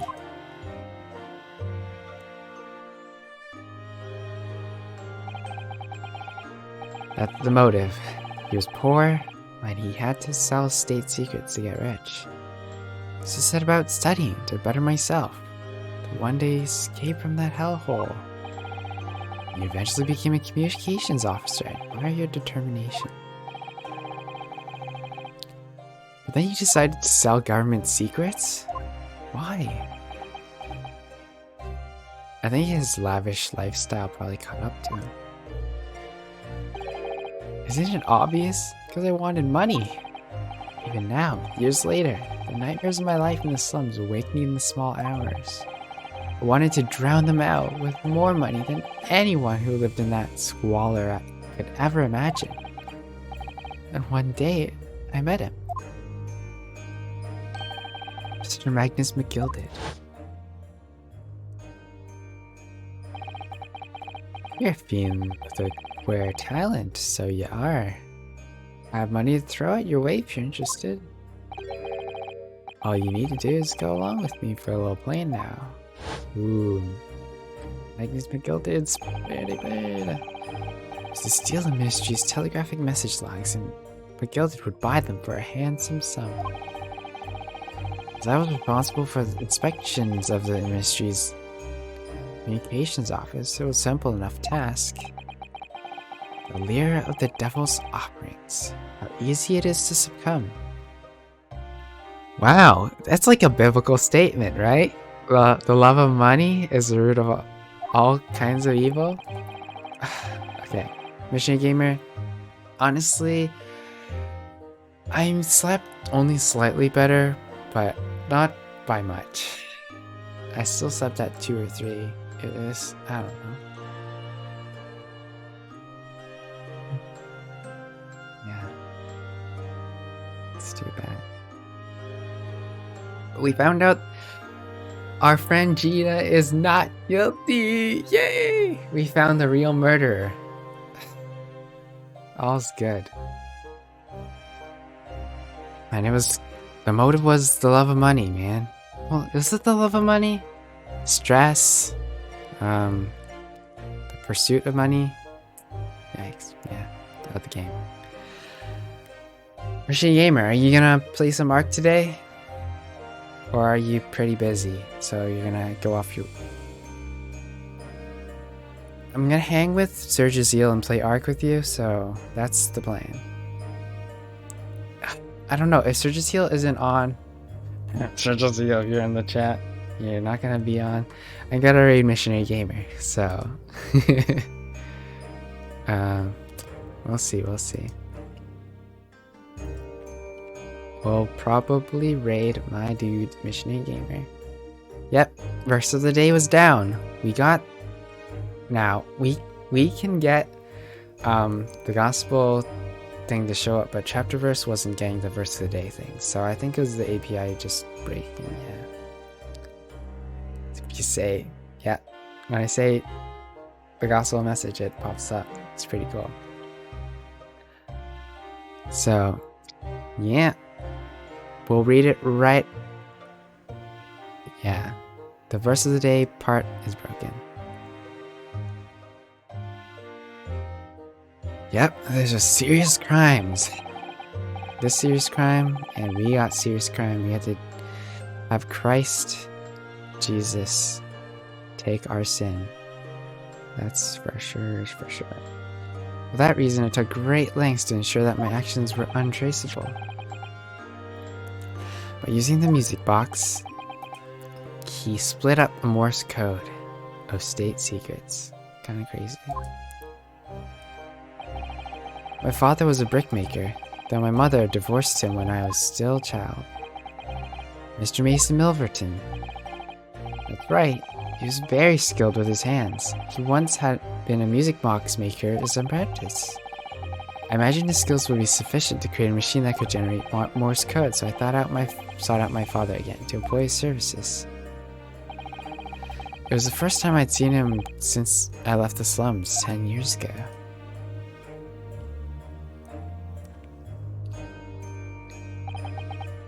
Dad. The dad's like, "Look at you, Ashley. What a fine gent you'd become, eh?" He was a different man to the one in my memory. A thin, frail old man. But poverty never broken him, never corrupted him like it had me. I was sure that he wouldn't help me if I told him the real reason, so I made up a story. I got some work for you, Dad. I need some music box discs made. Music box disc, eh? A musician friend of mine has written some music he wants to sell to the public. I brought the score with me, there too actually. I'd be delighted, son. It's been 20 years since I did any work like this, though. Fetch my tools, would you? They're in the loft. That's how I had him make 2 discs. Missionary Gamer says, stage right drop in Revelation 22:11, which says, "The grace of the Lord Jesus be with us all, amen." That's the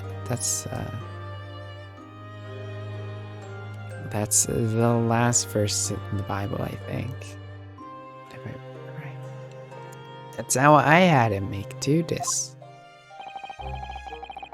Thereby splitting the information in 2, you're making considerable precautions indeed. It was to protect myself as much as anything. It meant that I could deal with McGilded in 2 separate transactions. The first involved the first of the 2 discs in the music box for playing them. Exchanged them with McGilded for 10 guineas. Then on the receipt of the second disc, you paid 1,000 guineas. So what happened on the omnibus 2 months ago? Was the second part of the deal in exchange for the second disc?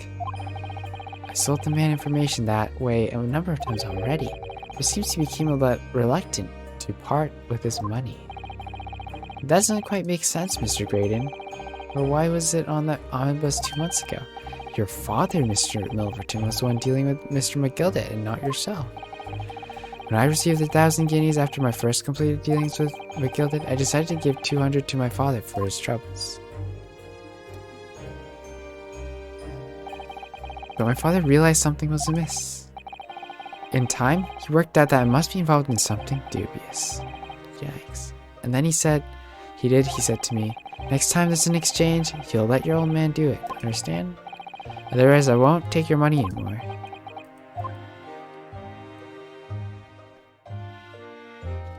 I tried to do the right thing. To stop Mr. McGilded from trying to take advantage of his son. That's a really loving thing to do. That was my father's way of dealing with it, I suppose.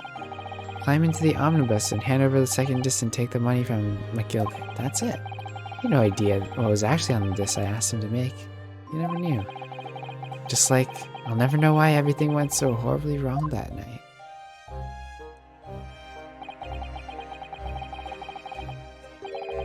All I know is that the disc was taken from him and he never returned home.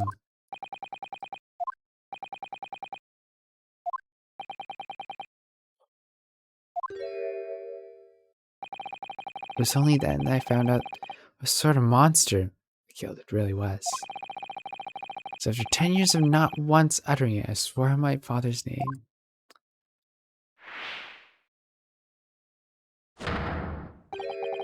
To exact revenge. Vengeance. So he burned that omnibus, as anyone with even the remotest knowledge of the man no doubt be able to imagine. McGilded brought all of his wealth and influence to bear in the most despicable of ways. He crushed any semblance of justice in this trial. The crime scene was tampered with, evidence was fixed, the witness was bribed. This trial 2 months ago was a farce from the start to finish. He had barely touched British soil back then. He walked into that hornet's nest completely unaware of the sinister background to it all. I made plenty of money out of my dealings with McGilded by then, so I spared nothing in my arrangement 2 months ago. I knew exactly who to hire. And you were willing to pay the price. If you're willing to pay the price, there are people in the city willing to do anything you ask. McGilded himself has shown me that. You saying that? I think you have the picture now. I already twisted everything to his favor in his courtroom to ensure that he walked free. I took matters into my own hands and delivered that justice that monster deserved. That tragic accident following that trial 2 months ago was planned and executed by yours truly. This is spoilers, guys, so close your eyes or ears if you don't. Yeah. McGilded's death that day was caused by this man? Everything is ready, sir. Would you like to follow me into the courtroom? Listen. What's this, officer? It's sooner than I was led to believe. Hope it's not inconvenient, sir. There's some changes to the schedule. Well, I must be making tracks now. It's time for the inspection. They're going to examine the omnibus again, so I'm told. I asked if I could present for it myself. But that policeman who came to tell McGilded he could examine the omnibus again. That's right, an imposter hired by me. McGilded used his wealth to manipulate the trial. He paid people to adulterate the omnibus with all manner of false evidence. Threatened the witnesses to lie in their testimony.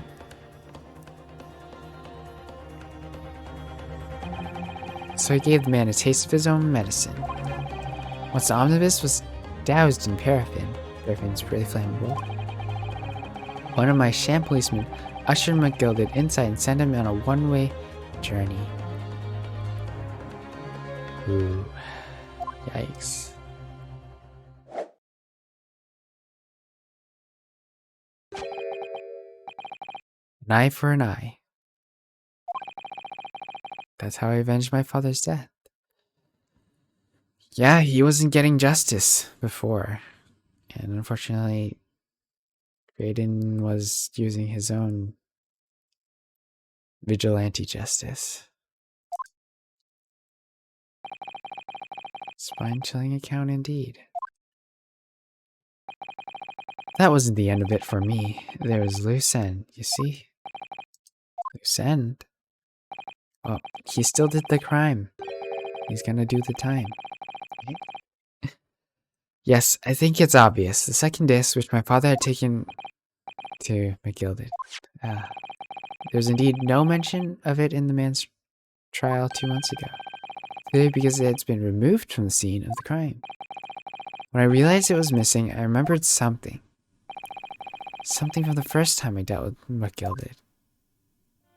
He kept stuff in the windbank thing. This is the first of the 2 discs, the music box you need to play them. Well, look at that now. That's an ingenious little invention. So then, as promised, 10 guineas for you, young man. And he used that card. Winterbank's Pawnbrokery. Hey, this is Tom Pawnbroker's ticket, so it is. You can use it to redeem an article I deposited there for thee. There's no need to give a name. Just hand over the ticket and tell the fiend the watchword. Put a jewel in pawn for ye. I fetched good 10 guineas to sell it. So it will. Never heard of a pawnbrokery being used quite that way before. Have you not, Mr. Graydon? London's pawnbrokeries are very useful places, you know. Each one is an extremely secure vault. Yep.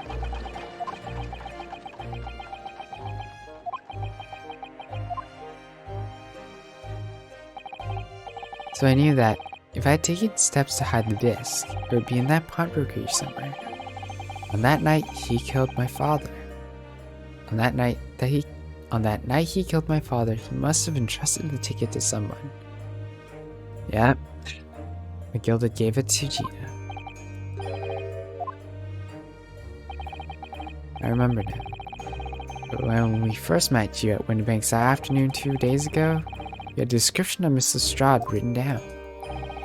How did you know who you were looking for? From the trial, the pickpocket's testimony was clearly peculiar. Anyone could see that. I realized immediately she was another of McGilded's pawns, that he must have threatened her somehow. I was fairly convinced that it would be her who had the ticket, so I started to make some inquiries.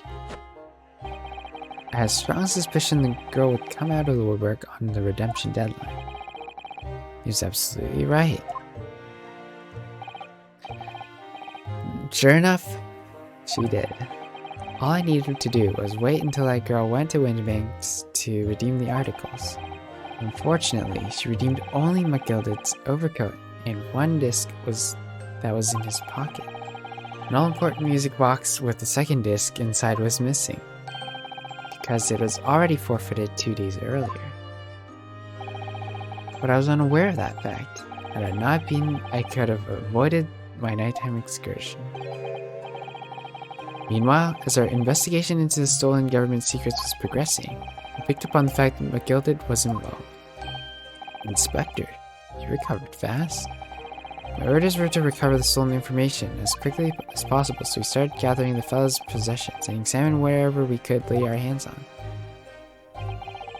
We had a full-scale investigation going on in the yard, but we had to keep it as quiet as we could. Then, when the inspector here took the disc from me in pawnbrokery that day, I had become nervous. I was sure the music box and the 2nd disc were still in the shop somewhere. So he knew there was a race against time. I had to find those articles before the police did. So that's what prompted you to break into the place in the same night. With the help of your old friends, the Skulkin brothers.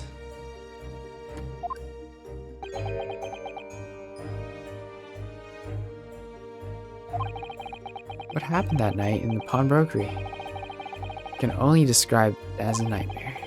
While Nash and Ringo were searching the counter, I located the music box I sold to McGilded on the shelves of the forfeited articles. And the 2nd disc was inside?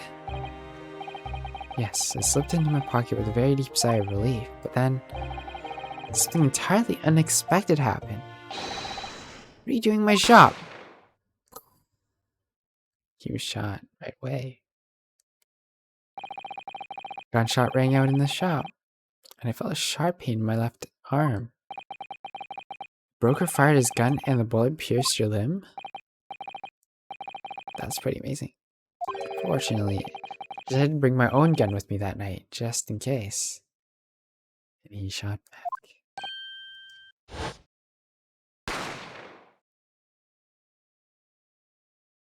Oh, we're dropped frames. Drop. Welcome back. And yeah, he shot back. Before I knew what happened, I fired back. The man already returned to flee, and I hadn't intended to fire in his direction, much less kill him. But unfortunately for both of us, the bullet hit home. It struck him in the middle of his back as he fled through the storeroom door for refuge. Sorry tale. It all took place in the blink of an eye.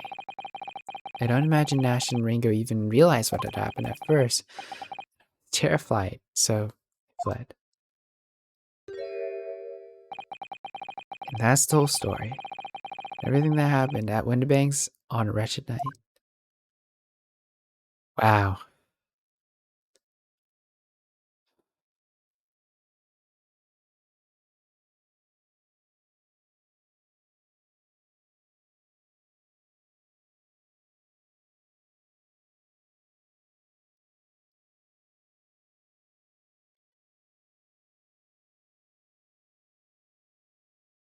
Weight is lifted, man. The weight is lifted. Earlier, you called McGilda a monster. A man who used his wealth and influence to distort the facts and escape justice for the crime of murder. Now he's become the McGilda. What tragic irony. What you have done is exactly the same.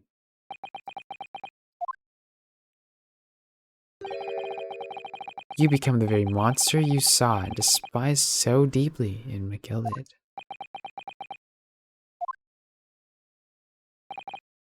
Yes, I think I have.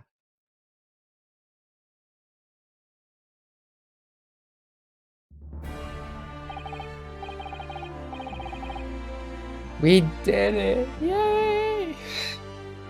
This long, exhausting trial is finally over. However, it seemed that at last we've arrived at the truth.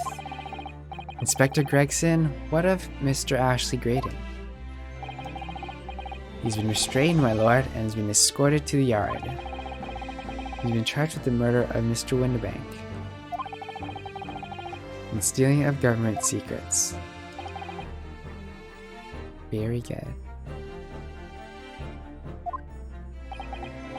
And you, Inspector? Regrettably, you will have to face charges yourself.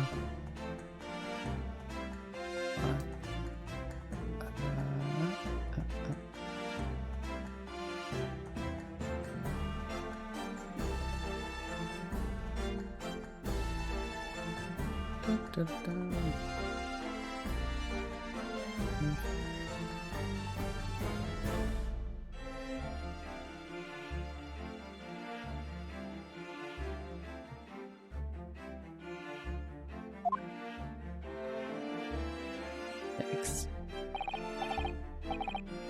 Of course. It transpires that you were complicit in helping a criminal escape justice. That fact remains, whether or not you were doing the line of duty. The crime is a serious one, Inspector, and inexcusable. Now, to the defendant, Miss Gina Lestrade. Yeah?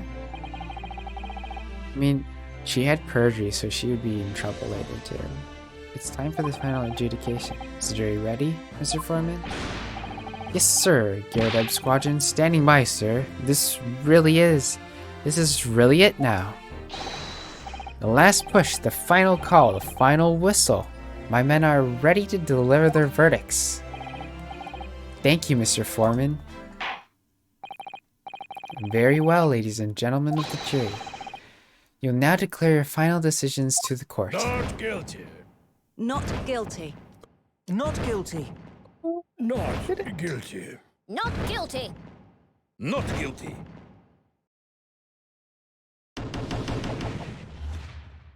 Not guilty.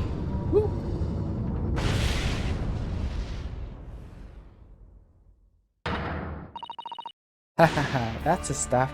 I'm up the hook.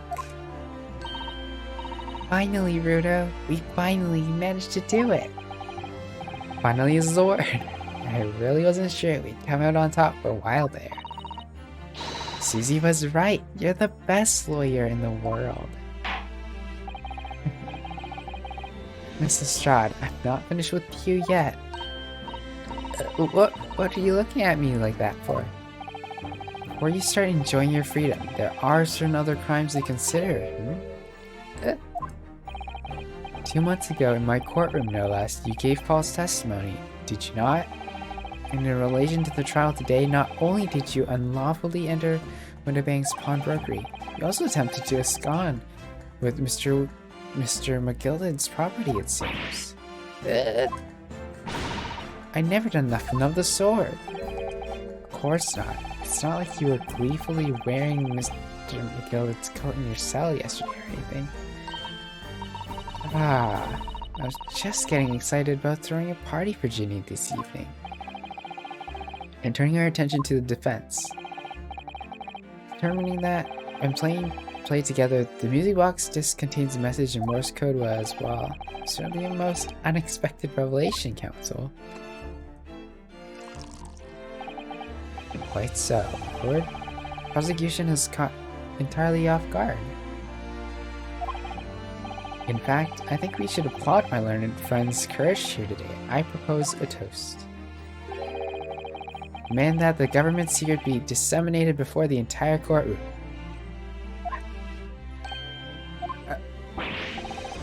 Very sorry about that. That was the only way that I could get Inspector Gregson to admit what he's done, so... Let me say something on that point. It's about the sounds produced by the music box before. I do wonder if that was really Morse code at all. What? What are you saying, madam? Well, it's just that I'm rather fanatical when it comes to Morse code, you see. So much so that the whole world seems to be covered in dots and dashes to me, in fact. Goodness, madam. An unhealthy level of obsession one feels. I must say that, in my opinion, the sounds produced by those discs. Nothing more than that. A meaningless series of two different tones. What? Can it really be? Was it Morse code after all?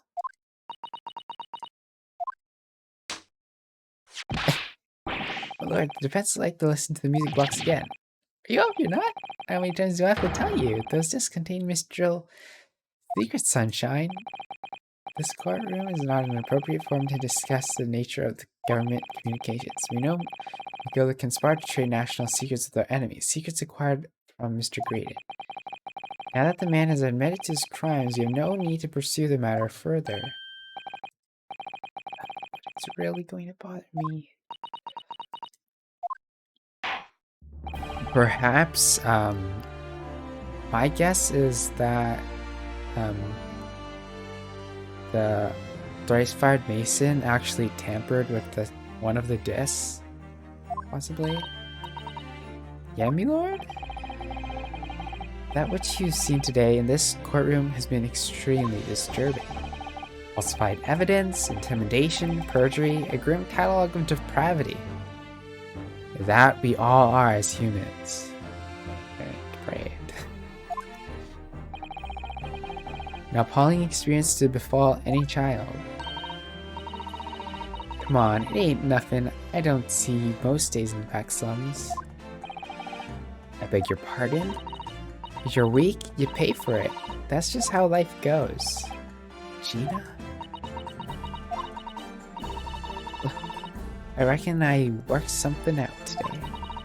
The world ain't fair, but if you want it to change, you gotta start at something. Start at home. You gotta change how you are yourself. It's kind of funny because Graydon did do that at first, and then he messed up. Right? He wanted money, he wanted to get out of there, and he did. But then he turned to using money, and money corrupted him. Sometimes money corrupts, sometimes it does. Well, it's a very laudable lesson, I would say. I eagerly look forward to the born-again Miss Lestrade never gracing my courtroom with her presence again. Now, with regard to the murder of Mr. Pop Windibank, proprietor of the pawnbrokery business. Say that 5 times fast. Mr. Pop Windibank, proprietor of the pawnbrokery business on Baker Street. I hereby declare the defendant, Miss Gina Lestrade, not guilty. Hooray! We did it. What? Lol. Fireworks gun. That is all. Court is adjourned.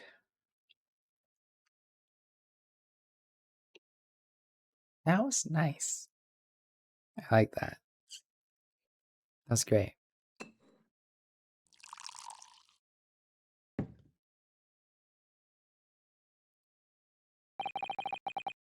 On a personal note, I must say you surprised me, my Far Eastern friend. Well, I hope we're your friend. Despite being a Nipponese, you saw through the pretense to the malice that festered within that Englishman. At the same time, saw through the grime to the surprising heart of your English client. You have a curious talent for judging character, especially considering our very different cultures. I don't know. We were just taught to believe in our client. Oh, believe in God more. I don't think there's anything curious about it. Whether we're from the Empire of Great Britain or the Empire of Japan, we're all human beings, not so very different on the inside. You know, I took this case for one very simple reason. Lock swords with you once again here in the courtroom. You did? When I encountered you for the first time 2 months ago, it reminded me of testing friendship and trusting with another Nipponese, only to find my trust betrayed. Through you, I hope to look into the eyes of the man I once knew, try to understand. Who? Oh, the mystery continues. Another Nipponese friend that left? You mentioned something similar earlier today. A total betrayal in the hands of the Japanese. What happened exactly? That's for another time. Well, you may ask. One day, the time comes, you will learn the answer, whether you like it or not. Perhaps it's Susie's dad? Alright then, I'll wait for that day if I must.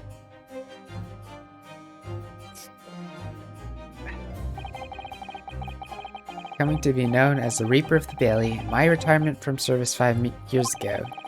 It gives me cause to wonder if our meeting has some deeper purpose.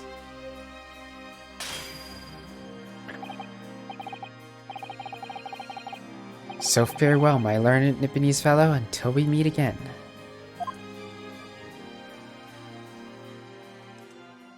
Peace. Okay, who's playing the hunter right now? What's going on? What? Alright. The Old Bailey's Defendant's Antechamber on the 17th April, 5:24 p.m. It's done. It's over at last. But where's Iris appeared to? Ah. Oh, that's me. Ah. Congratulations, Gia. I knew it all along. I knew that you were innocent. Well, you did what you said, Mr. Naruodo. You believed in me right up to the end. Zod is your name. What's odd about it? I told you. I had faith in you, didn't I? No one ever has before, see? Kept the promise, I mean, properly. That's awful. I figured out something today. All me life, grown up in the slums, I never trusted no one. That's just so I've been scared of being stabbed in the back. I mean, the more you trust someone, the more it hurts when they let you down. Yes, I think I can understand that. Well, I had a taste of it in this trial 2 months ago when you lied to the court. I chose to trust someone and paid for it. Betrayal left a big scar. Yeah, I trusted her, trusted McGilded. You know, Gina, I worked something out. I worked something out quite recently too. Trusting in someone else is really an exercise in learning to trust yourself. When your gut tells you it's the right thing to do, your trust is rewarded, and there's no better feeling in the world. I think I have you to thank for reminding me of that valuable lesson. Well, if you say so. Don't make it that a lot of sense to me, though. I'm trying to say that putting my faith in you, Gina, has been a real pleasure. Crying out loud, pack it in.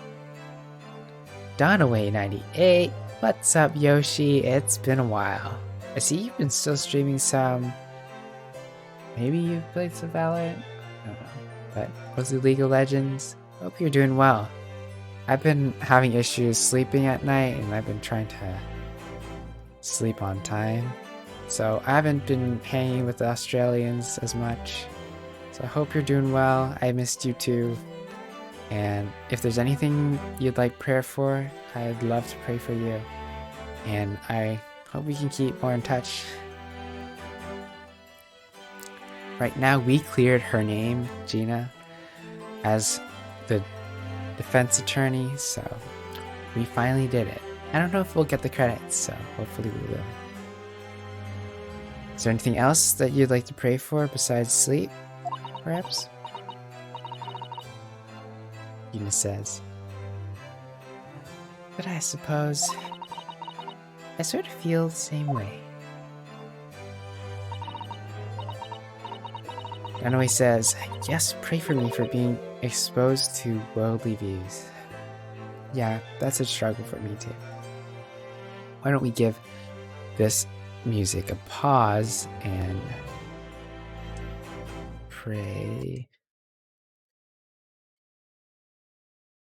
Dear Heavenly Father, thank you so much for this amazing day, beautiful sun for me, and we love you and appreciate you for all you've done for us. And Donaway right now, one thing that he's been struggling with was how to deal with worldly views. And God, that's a struggle for a lot of us.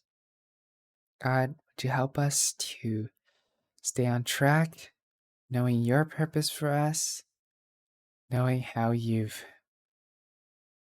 kept the truth preserved for us and guided us all this way. God, I also pray for our sleep. God, would you help us to work on that with you, to trust in your rest, and to love like you love others, and be a light and hold on to the truth that you've given us. God, I ask that we continue to honor you in all that we do. This is in Jesus' name. Amen. Alrighty. Let's turn on that music back. Whoa, Kennethan. No, Donaway just came along to give us a prayer request. The game is not necessarily over. There still might be a chapter left. Or so. Or a few more, I don't know. Whoa, it's Josh. Welcome. Welcome to the stream. My internet. Oh no. Yep, I started at 10, I think. But I mean, what can you do? Kennethan, you're busy in the morning, you have Bible reading, you have all kinds of stuff that you like to do, so no worries. No worries at all. And you're in the Pacific. You're the Pacific Standard Time, so no worries. Josh, is there anything you like prayer for? I'd love to pray for you. You too, Kennethan. Right now we're playing the Great Ace Attorney Chronicles. We've just defended the case against Gina being the murderer. The one who was doing the crime of murdering Mr. Pop Windabank. And we found out that it was actually Ashley Milvester or something.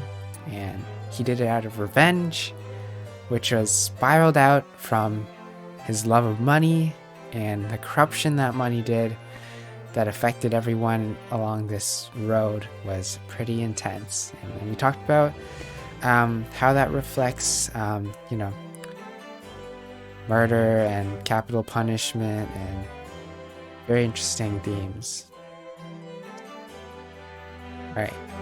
Kenton says, lol, yeah, I'm able to study and Zoom call with family. Doing some videos now. Oh, okay. Donway says, today is Sunday here and I have 30 minutes to prepare. I've recently been playing Lost Ark. Cool. Did you know you can actually play Lost Ark with Missionary Gamer? If you check it out. He's been playing Lost Ark a lot. I was in the womb for 5 seconds. And I've been playing a bit of that, so. And now I'm in hell? Oh, sorry, not Lost Ark. Ark Survival. I haven't even started Lost Ark. I haven't even made my character, so don't take my name. I wanted to play it, but I've only downloaded it, so yeah, unfortunate. But if you want, you can play Ark Survival with Mission Gamer.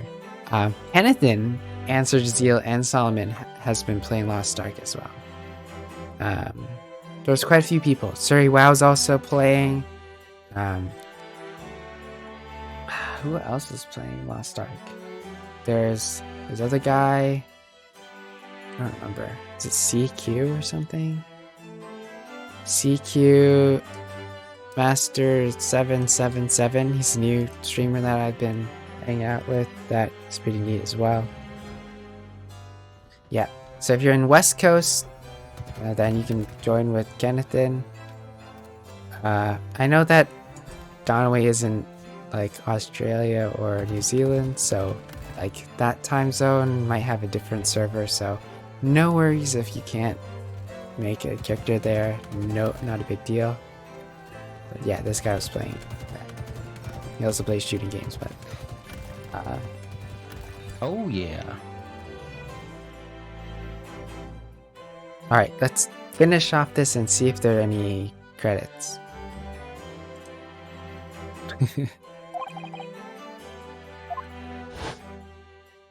I'm gonna play on the West Coast just cause, man, my crew, my friends, Kennethan, I love those guys. Kennethan, Sergio, and Solomon. I play with them more than the people that are in East Coast, so I'll just probably get to play on that server. And our friend Kazuma, we lost him. He got murdered on a ship on accident, and it was really sad. Our best friend. And that comes down to how much faith he has in himself. Yeah, I'm not gonna put that much faith in myself. After this experience, I'm starting to feel like I understand what you mean. Kazuma, am I living up to your expectations? Am I turning out to be the lawyer you believed I could be? The only one I'm putting most faith in is Jesus. That's my plan. Pardon the interruption, but I know that guy. I know that guy. Suspicious guy. Herlock Sholmes in there. That voice. Is it too late for that voice now, Mr. Naruhodo? It's too late for that. I've been standing here patiently in the corner of the room for all eternity. It was me all along. Theo. No. I would have said that when you finally noticed me. But you people with your incessant babbling. You just ignored him. Yes, it was me all along, you see. That's our Herlock Sholmes. I had assumed you'd been taken back to the hospital, to be honest. Indeed I was. I managed to escape again. Oh. I happened to be aware of one or two foibles of the doctor who was tending to me. I merely made my knowledge of them known to the man, and he happily issued me with a leave of absence. How very above board. Did he leave some, like, tools of the surgery in his body? Enough of my adventures. That was a fine victory, Mr. Nerdherdo. Your tireless efforts justly rewarded, I feel. Congratulations are in order. Thank you. Some great detective you are. Have I irked you in some way, Miss Lestrade? While you've been having a snooze in your nice soft bed, some of us have been fighting for our lives. Well, that bullet did cause me to lose a substantial amount of blood, it's true. So, indeed been feeling somewhat cold.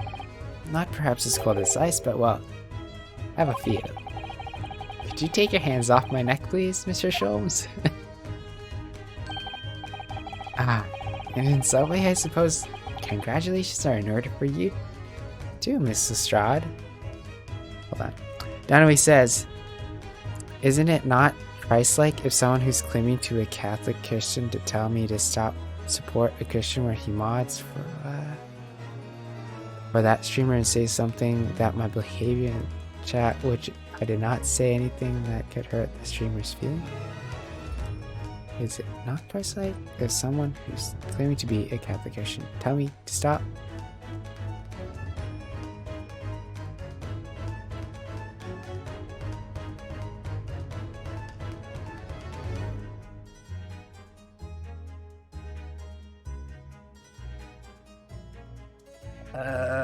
It's hard to unravel what you just said, so do you mind restating it?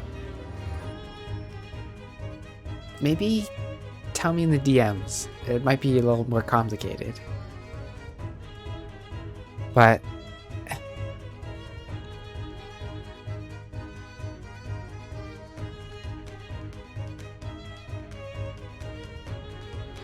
yeah, I think that if you're honoring God with your speech, you can honor God anywhere. It's not that it's a hard question. It's just the way it's phrased. I'm not quite exactly sure what the actual situation is.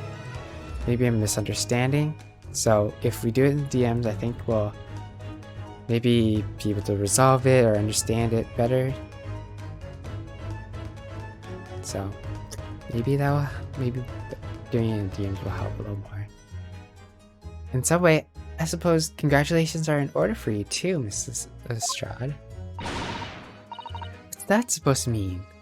It's so half-hearted. Well, naturally, it isn't my intention to alarm you, but an acquittal in a trial with that particular prosecutor is perhaps a little precarious. It's because the Reaper of the Bailey, he thinks that if you get a not guilty verdict, you might still pass away, so we'll see. Well done, Mr. Sholmes. Not alarming in the slightest. Reaper, you mean? Is anyone who's found not guilty in the trial, he was working with winds up dead anyway, is that it?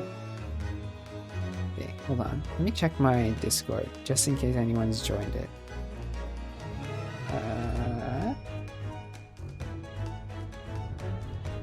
Looks like probably not. Alright, fine.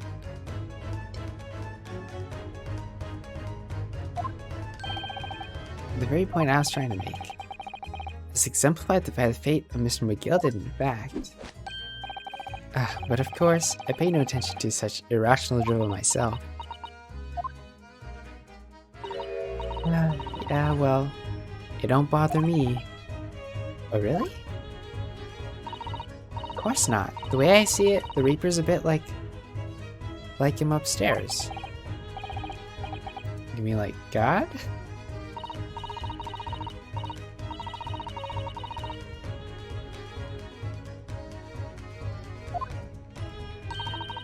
Okay, Kenley, feel free to figure it out.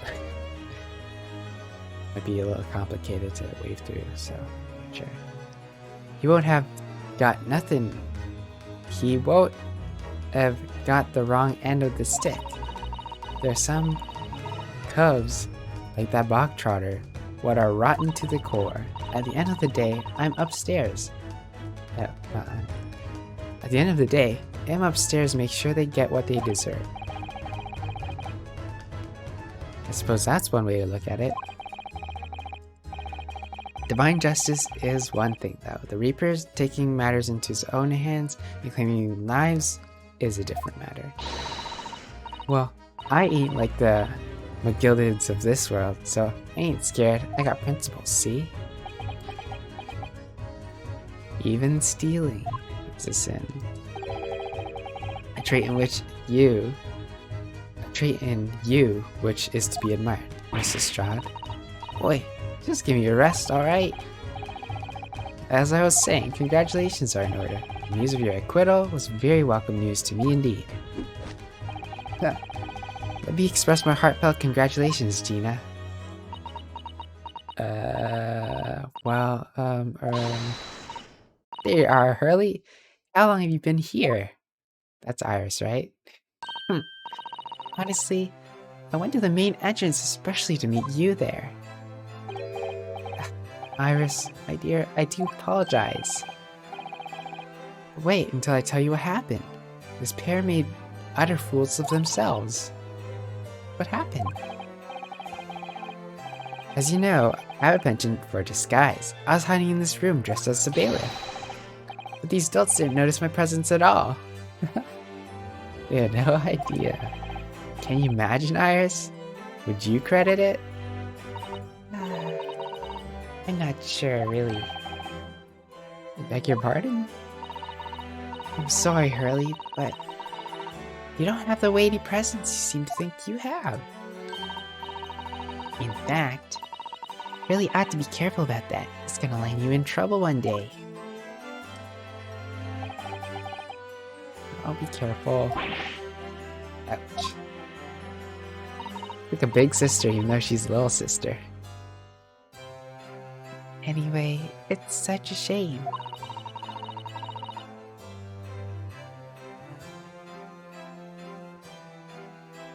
I was hoping to throw a party for Ginny tonight, but won't be able to come, will you?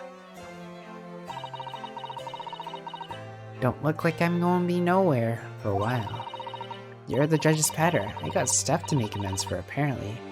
All of them offenses.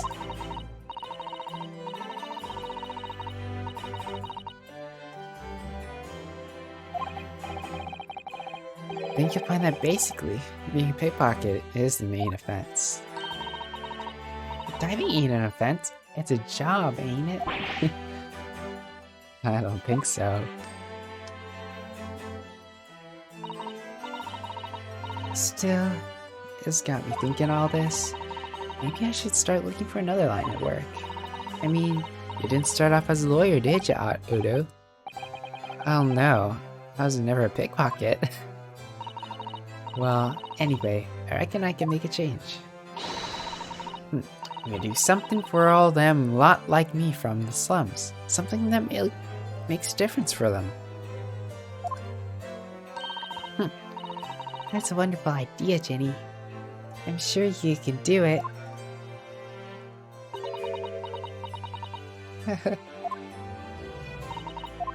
What is it?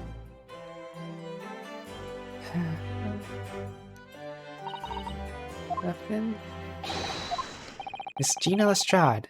The prison carriage has arrived, ma'am. Come with me to to the rear gate at once.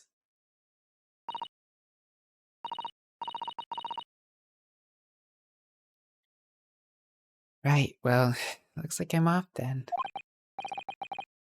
Goodbye, Gina. Good luck. Good providence. uh, Odo? Yes?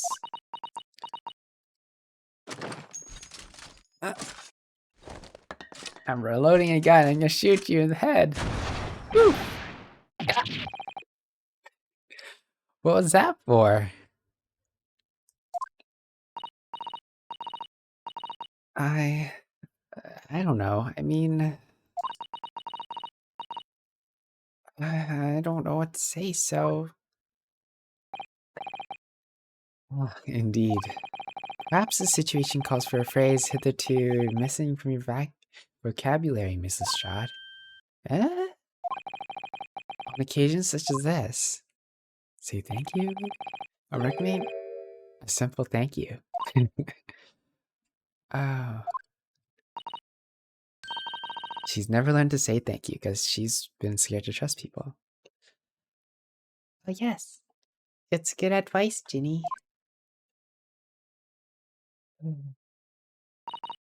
Right. I see. Well...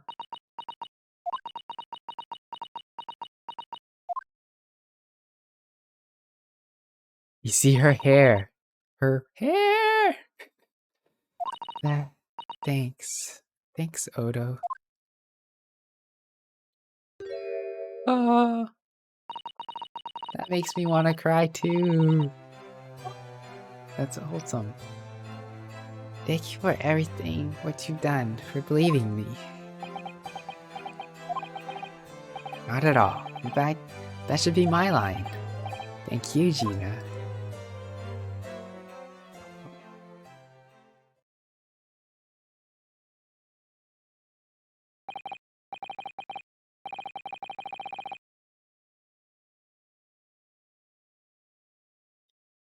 There she goes. I wonder if I'll ever see her again.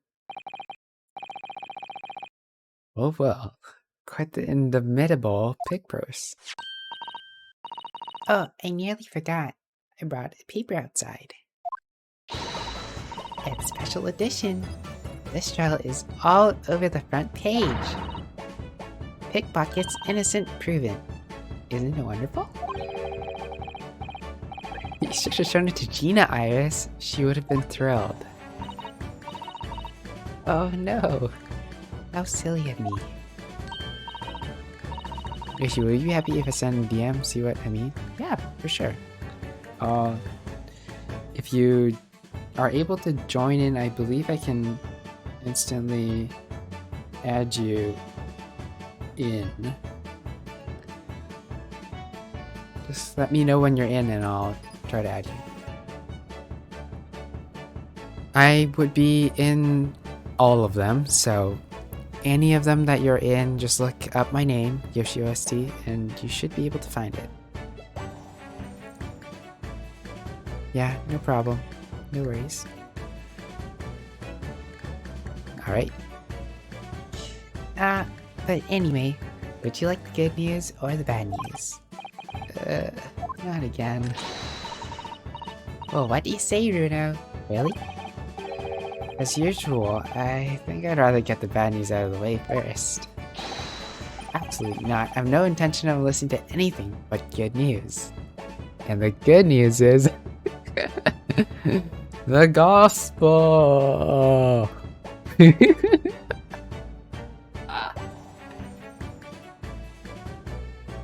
The gospel means good news. And the bad news is we've all sinned and deserve the wrath to come, but Jesus the Messiah died for our sins and was buried and was raised on the third day according to the scriptures. He ascended into heaven and right now is seated at the right hand of the Father. It says, I am the way, the truth, and the light, but no one comes to God the Father except through me. And the time is fulfilled and the kingdom of God is at hand to repent and believe the gospel. Alright. Let's see. If you're in, I should be able to add you. See community chat.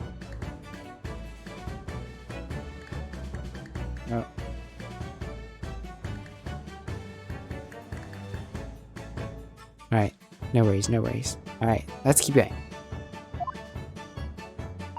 Unfortunately, good news in this game is something else. There you have it. How people answer that question says a lot about them, doesn't it? Well, let's not go there. Alright then, maybe let's start with the good news this time.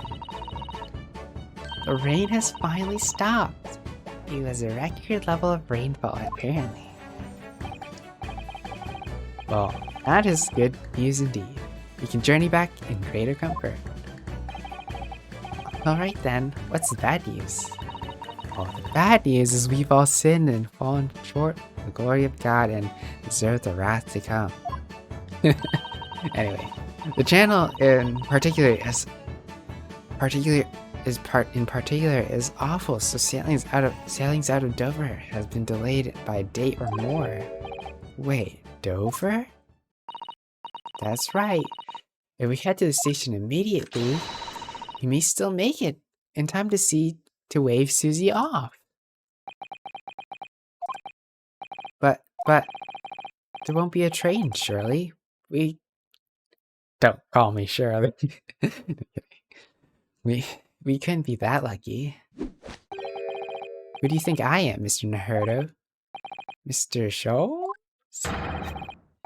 I rushed to Victoria Station earlier and made arrangements for a special express. If we hurry now, we shall be there in time for dinner. And I know of a fine restaurant that serves the most delicious baked sole. Sole? Sole like a fish? I don't. The great detective does it again.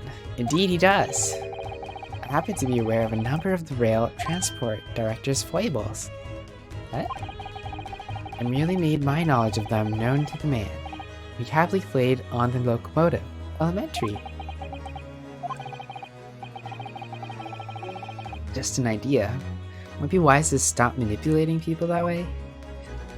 But you just blackmailed someone. Alright, what are we waiting for then? To London, Victoria. That's a news. We haven't been there yet.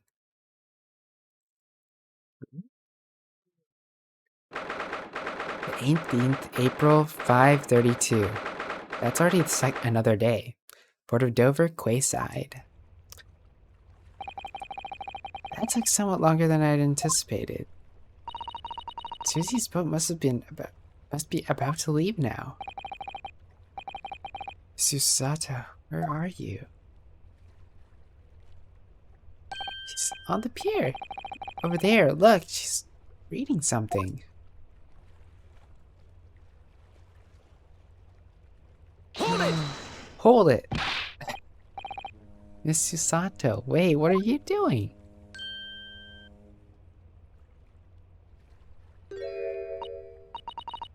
Naruto, what are you doing here? We came as soon as we could after the trial. I mean, we heard that sailing's been delayed due to bad weather, you see. Oh, I see. And tell me, did she not... it went well. She was acquitted. I'm glad she's happy too.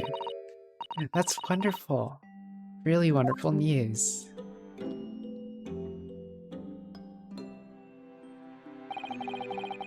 The book you were about to throw into the sea. It was your encyclopedia of British law, wasn't it? Oh dear, I was hoping you'd see that. Not worthy to practice law in any way now. So, I was saying my final farewell. You were saying goodbye to law? You, Susato-san? Would I be correct in assuming it's because of the peephole, Miss Susato? I deliberately altered the scene of the crime and then tried to hide the fact. What I did was utterly unforgivable. That reminds me. How did you even come to have this, Susie? On the evening of the incident, Mr. Sholmes had invited Gina to dinner. remember. Oh yes, we had a wonderful time. Well, Gina gave us a little introductory lesson, didn't she? The art of pickpocketing, I mean. Oh, that was so much fun. I stole Runo's armband. Yeah, please don't do that again, Iris. That band's very important to me. Well, if it's so important, you should pay more attention to it. You didn't notice for ages. On a whim, I thought it'd be fun to see if I could take the cat Flap-O-Mat. So I put it up my sleeve. Really? And then I rather forgot about it until I found myself in Mr. Windibank's shop with it later that night. The cat Flap-O-Mat can make little cat doors on any door, instantly creating a little flap. So cute. I see. And then... bang! Ah! Mr. Jones, Mr. Jones! Leave me, Mr. Naruhodo. Right.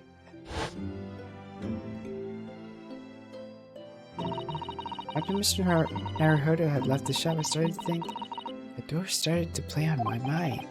The storeroom door, you mean? Yes, if Gina was anywhere in the shop, I realized it could only be behind that door. And at that moment, the little device that I had up my sleeve sprang to mind. Alright, let's check it out.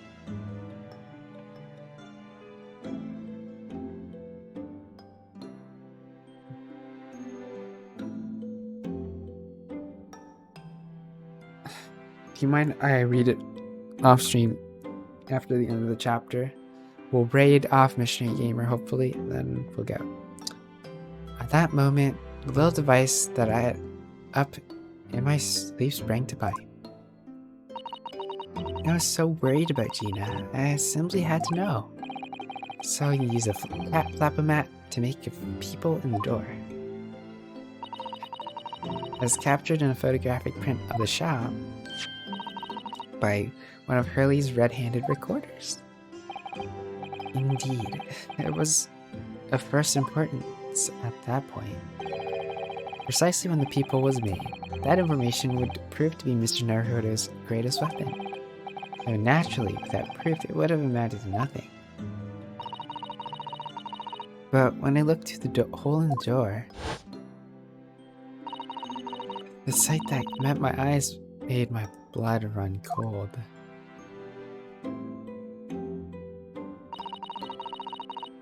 Thoughts started to run through my mind. I remember that the trial 2 months earlier, the trial of Magnus McGilded. I thought about how he had manipulated the evidence and arranged false testimony to secure his freedom. It made the British justice system feel very dark and sinister to me. Then a terrible thought occurred to me. What if some wicked criminal was planning to do the same thing now?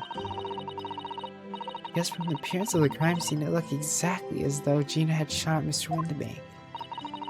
Even though I was sure she would never done such a thing.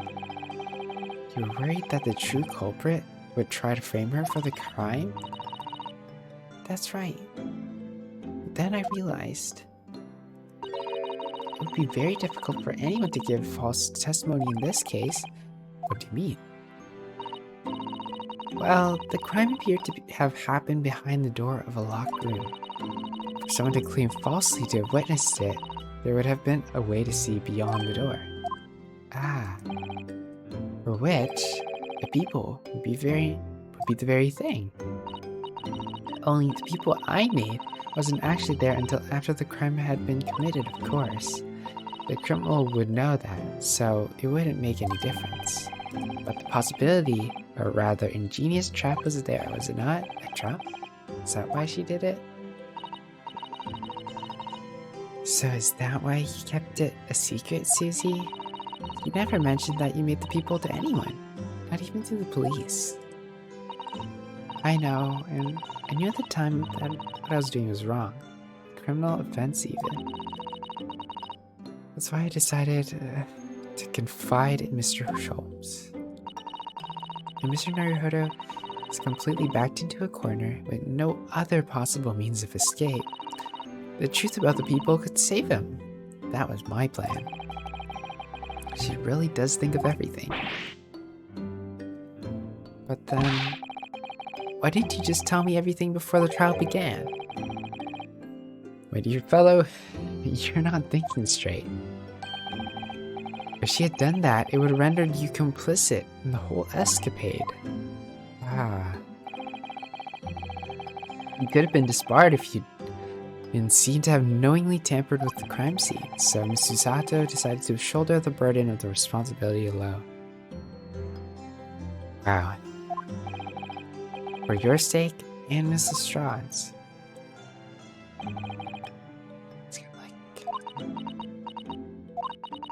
The truth is, when it happened, I did it because I lost a little my faith in law.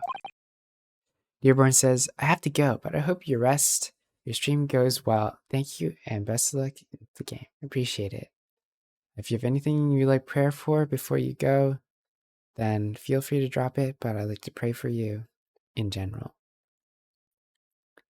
Dear Heavenly Father, thank you for bringing Dearborn with us. Thank you for help giving us some time to enjoy this game and experience the twists and the turns of this justice system and what things could twist it. What things could really twist, lies, perjury, stealing, all kinds of stuff. Money, revenge. But God, appreciate you for sharing this with us. And God, I also, I pray for Dearborn specifically. I pray that you give them a safe day, a healthy day, and one that shows that you love them and that you care for them through knowing the gospel, and that they'll have a productive day that honors you. I ask this all in Jesus' name, amen. The gospel bot triggered. All right. Have a good day. But keep triggering. But the moment I allowed myself to think that, it's the moment I lost my right to call myself a judicial assistant. It's true. We are supposedly to trust in the justice system, and that is a huge struggle today, too. What you did isn't comparable to what he did. Graydon is the one who lied in the witness stand, using that people as a way to implicate Gina. Besides, if the people inconsistency hadn't existed, I'm not at all sure that she would be acquitted in the end.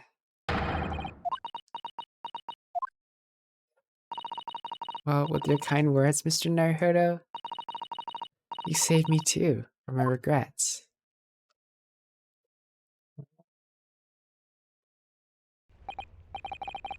Well, we must be thankful that Mrs. Strahd's freedom has been assured.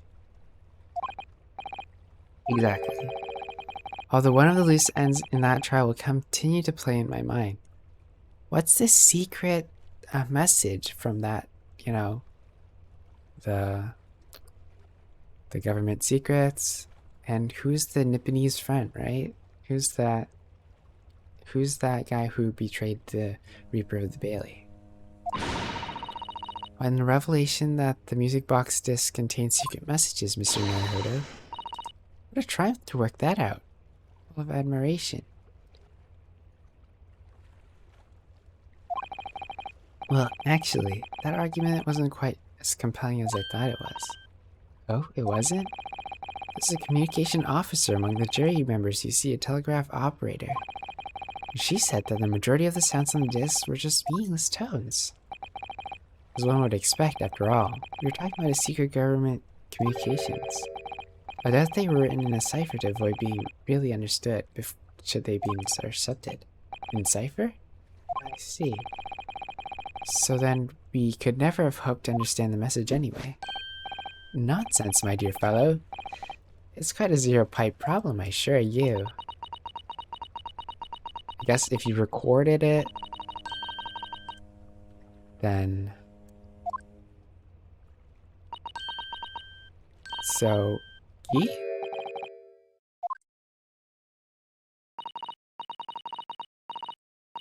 Asogi. That's... We met someone named Asogi before. Is it Asogi Susato? Or was it Asogi who's the guy who was the partner of... Yeah. Asogi died from poisoning or something. Wait, Iris, what did you say? I just said Asogi. Does that word mean something to you?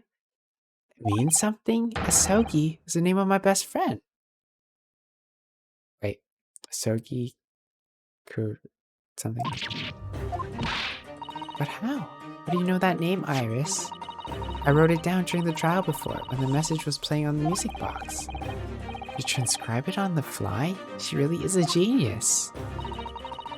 I thought the message probably wouldn't have been written out in plain Morse code, so I tried various ways to interpret it, but whenever I tried, the words just didn't seem to make any sense.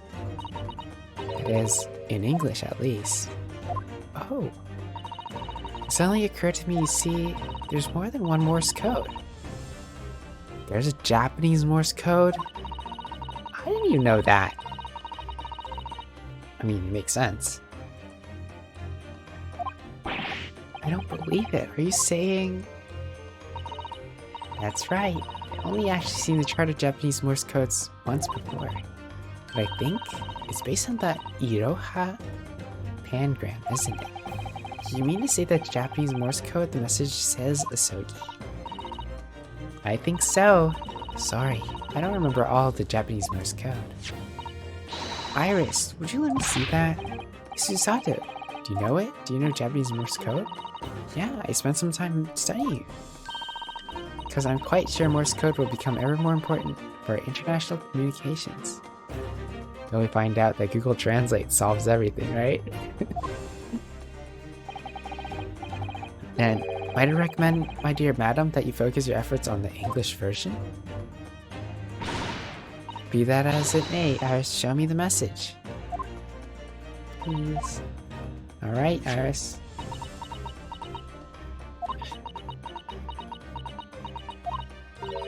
But what can this possibly mean? Whatever is in that long sequence is supposedly meaningless dots and dashes. It's made the color drain from Susato's silent face. There's no doubt that this message is written in Japanese Morse code. So the British Empire has been using Japanese for its secret communications? I don't understand the reason why, but the message appears to be a list of 4 people's names. 4 names? The first is Kei Asogi Kazuma. Is Ashin. T. Yureku-san, so Gregson. Tobias Gregson. So Shin. Hold on. Let's look at people. Shin. Wilson? Wilson, maybe?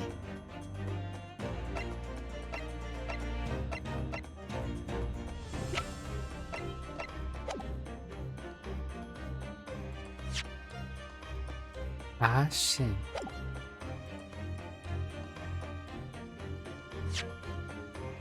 Who starts with the A? Ashley something? I don't know. Gregson.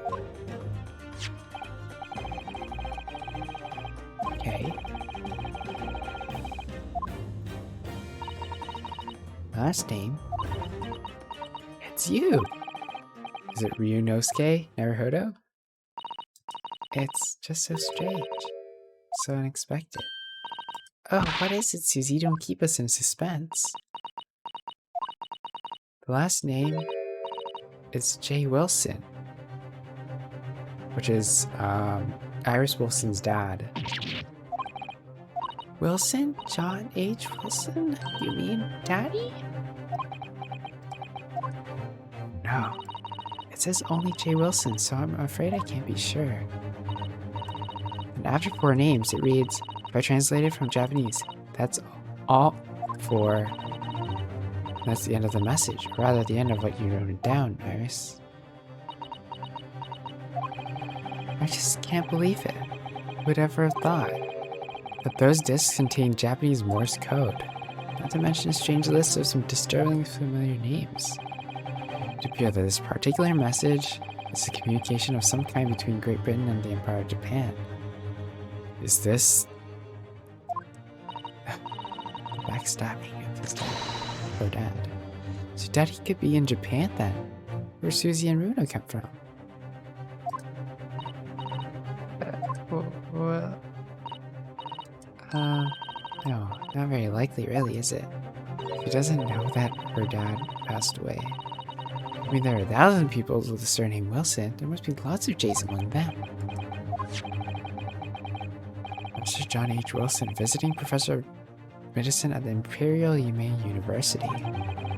We can't tell Iris about that now. We just can't. Oof. But she trusts us, so... In solving the case of Mr. Windibank's murder today, I feel like I've rolled back a boulder at the mouth of a very dark cave. Wow. I do wonder if perhaps it's a dark cave that we shouldn't go wandering inside.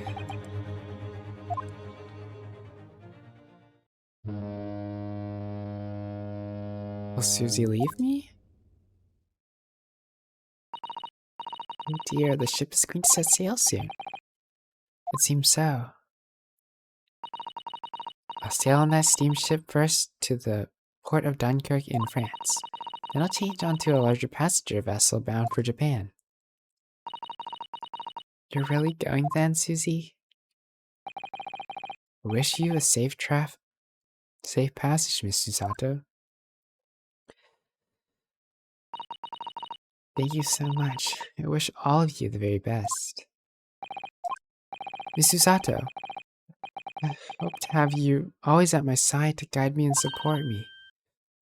Mr. Naruhodo? Please, come back soon.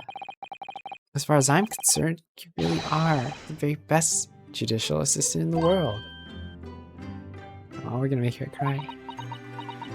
And make me cry. I'm quite sure I'll be back before you know it. Really, Susie? Now don't forget, Iris, I made you a promise you had to fulfill. Promise? About your manuscript. The Hound of the Baskervilles. Well, I'll be waiting for you then, Susie.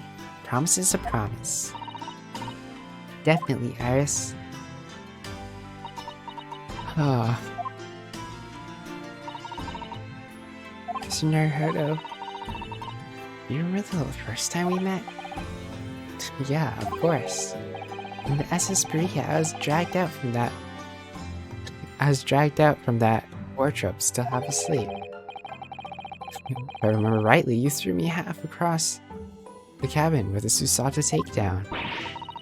You know very well I'm talking about after that. It's strange being thrown together as we were in that case. But somehow felt straight away that the perfect person to continue Kazuma-sama's great legacy.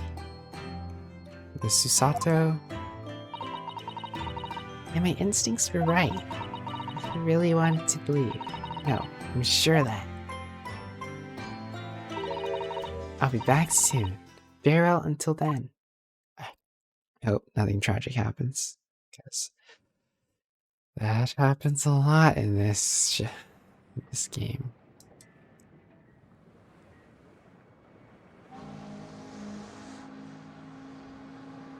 Somehow we seem to have come to the end of the adventures of Ryunosuke Naruhodo. Or the first volume, at least. Looking back now, it feels as though fate has led me on this journey.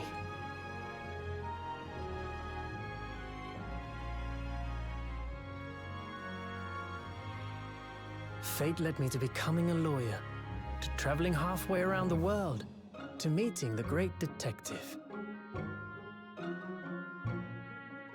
I'm sure there'll be trials and tribulations ahead. I don't want to say Of goodbye. course there will. But whatever happens, I know I'll be able to turn my fortunes around.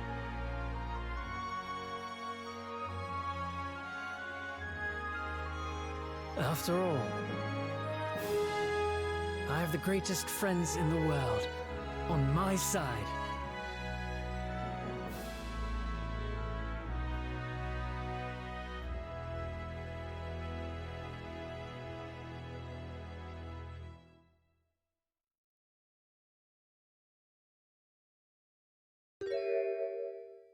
Whoa. Yes, Mr. Naruhodo. Yes, Mr. Sholmes? I have some rather awkward news. The railway company has decided to sue over the special express train, apparently. Huh? Caused such a commotion on the line. All the other trains had to wait at stations. But really, we would never have made it to Dover in time otherwise. Anyway, explained everything and how it was all your fault. Huh? Huh? I believe a formal complaint should be delivered to your office tomorrow. But don't worry, my dear fellow, according to Mr. Sato, you left defending yourself in court. What? Alright, it's alright, I'm perfectly happy to testify. You really didn't look like the sort of man who would do something so outrageous. See? What a disaster. Mr. Sholmes.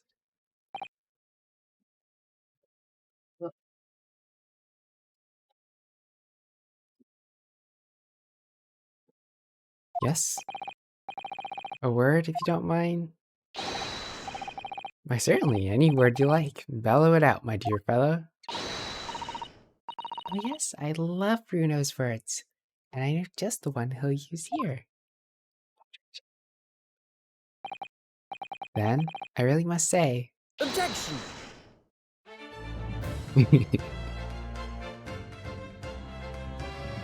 Yep, I knew it. He was gonna say objection. Objection!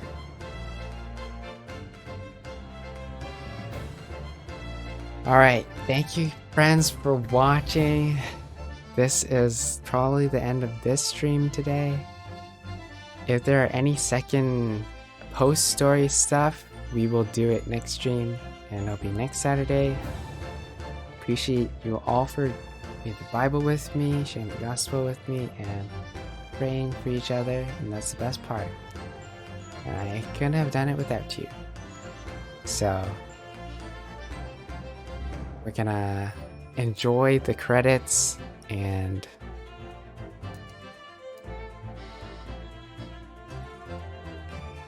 see all of the names of the people who did it. Yeah.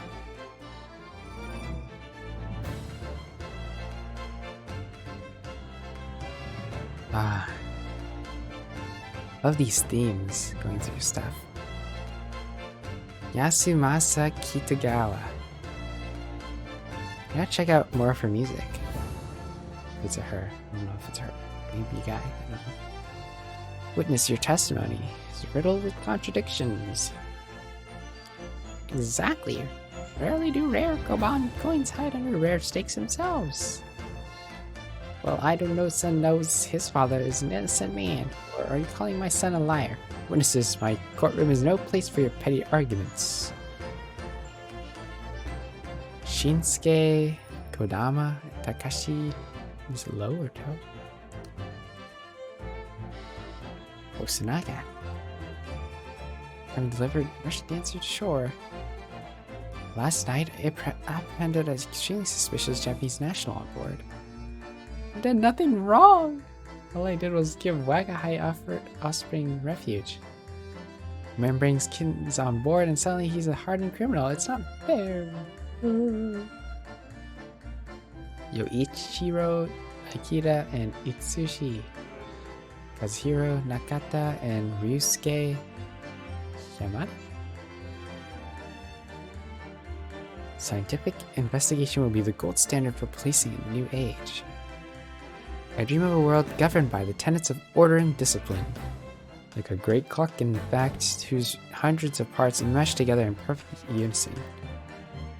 Now, if you'll excuse me, I have but 2 minutes and 37 seconds until my next appointment.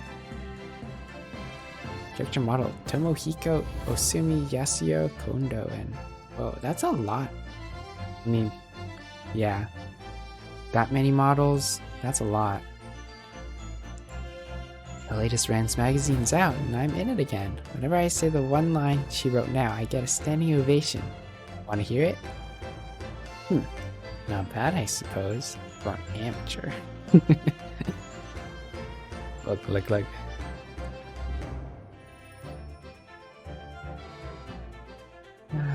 Your ladyship puts me to shame. Shinji Kaminaguchi. So many animations. I mean, I could see they put their heart into this. Been visiting the old girl on a daily basis. Must say, battling with those bally stares every day has done wonders on the something. Managing rather well with the housework too. Got this maid business taped up, I say. If the gossiping neighbors don't realize the man of the house is his own maid. Ishin Sakurai, Makoto Tanaka, Tomoko Takahashi Shinya Kuwashima? Oh. It really is back on the beat again, all thanks to the Reaper. There's nothing I enjoy more these days than hunting out small change in the gutter. I'm a better Bobby now, looking out for Londoners, their drops of pennies, my lovely wife. Oh, Pat. Oh, Rolly.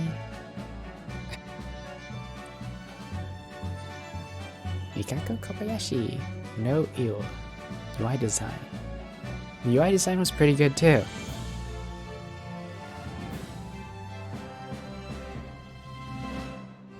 Looks like I'm gonna be doing time for a bit now.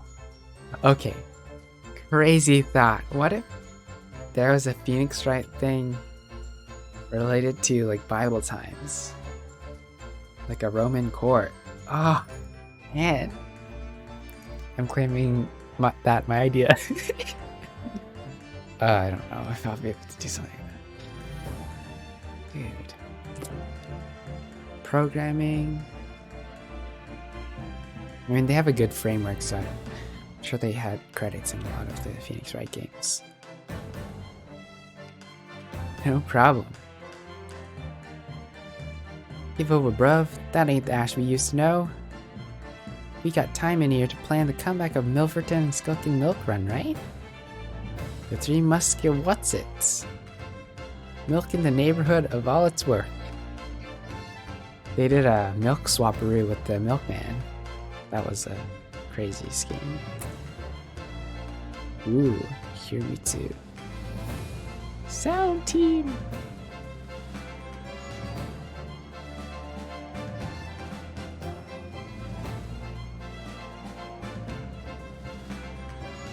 This past 6 months has been a time I shall remember forevermore. Painful goodbyes and wonderful encounters. Come to realize that's what life is all about. Near Huro-san, I promise. Your assistant will return to you. For now, I'll leave you with many memories and a heartfelt wish. Life will treat you well. Shintaro Kojima.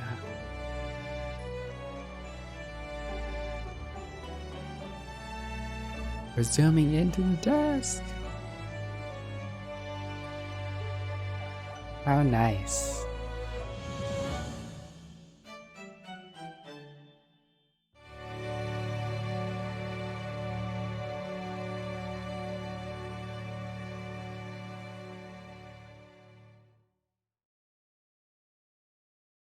I think this calls for the save screen, right? There's still more credits, I bet. There's no way there's no more credits, because there's probably localization, there's Nintendo credits, voice actors, there's quite a few more. Yeah. Oh, I want Kazuma to be back, but I guess not. Claire Morgan, Bandiri, Peter DeJersey, Nigel Pilkington.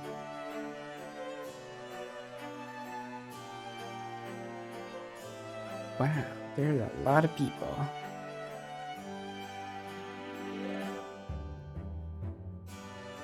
And the girl who poisoned hers and the person. Sound production, Omnibus Japan Inc. Recording Studio.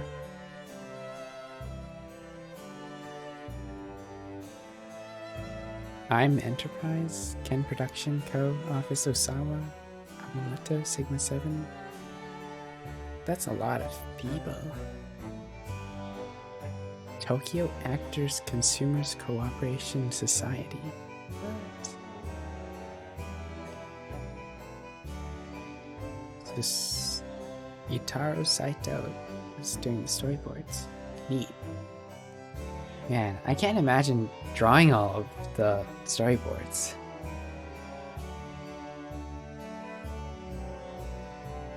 A-Real D-Motion AAA for tweens. Coloring. Man, exactly. You need like so many people to do that.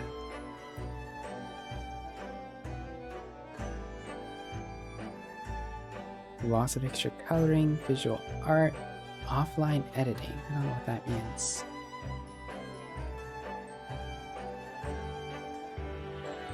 Animation production, production assistance.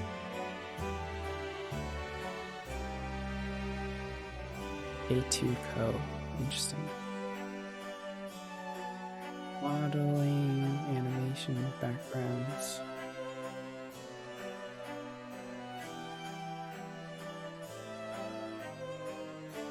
These are all 3D models, or at least they'd have to convert them. So they're not.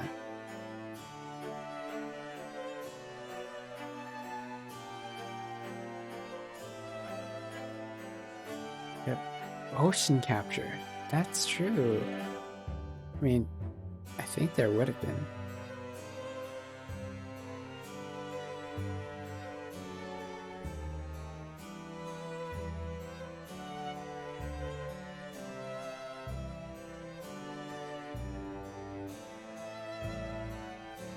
Yep, they're our localization team.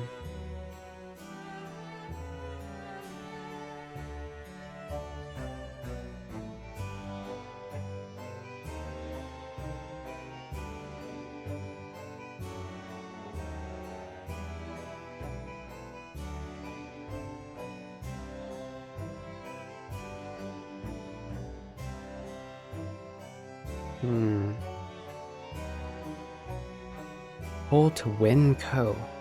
Never heard of it. Pull to Win Co. Pull to Win Co. Japanese game testing. Localization. There's Pull to Win America. Company relocated to Nagoya head office in Japan. Website strategy. There are a lot of roles to fill. Crazy.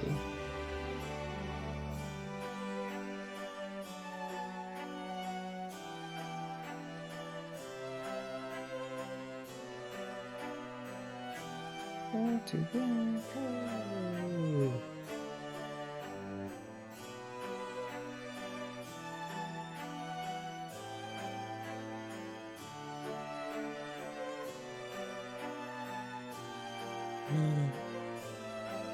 Crazy. Localization video game tester in Canada, Quebec. Japanese, Korean.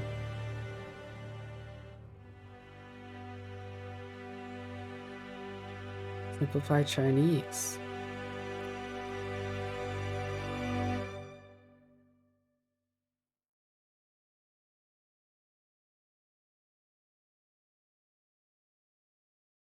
Woohoo! Beautiful.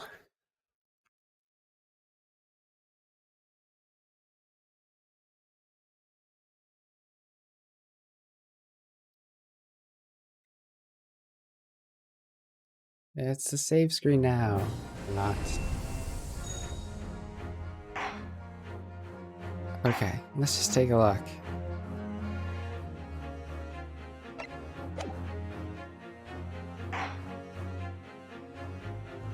So there is an extra part. Kenston says, nice music. Speaking of music, Trinity MMO song? Yeah, I've been actually stuck on a few ideas. I think I need to bounce some with you. So we'll need to chat some afterwards if you're free. Alright? Okay. Well, at that, we're gonna raid Machine Gamer, so if he's on, of course. He might not be live, not sure. So let's check. Alright, he's on. Sounds good to me. Alright, let's do it. Music. Mute.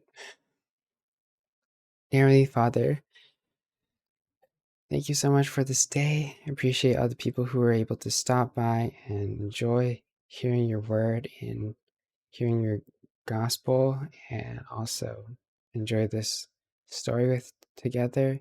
Pray that this following time as we hang out with Mission Gamer a bit, I will honor you, and I pray that the rest of the day will be productive. I ask this all in Jesus' name. Amen. All right, let's go read.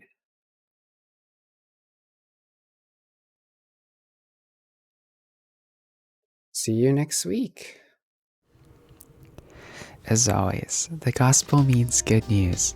The bad news is that we've all sinned and deserve the wrath to come. And sin is rebelling against God, going against his purpose for us, breaking his law. Jesus, fully God and fully man, came to live a sinless life to take our place, dying for our sins, was buried and raised on the third day according to the scriptures. He ascended into heaven and is now seated at the right hand of God the Father, and no one comes to the Father except through him. The time is fulfilled and the kingdom of God is at hand. So repent, which means to turn from sin, and trust in what Jesus did for you. And the Holy Spirit comes to dwell with us so that we desire the truths in Scripture and have fellowship with God every day. God bless.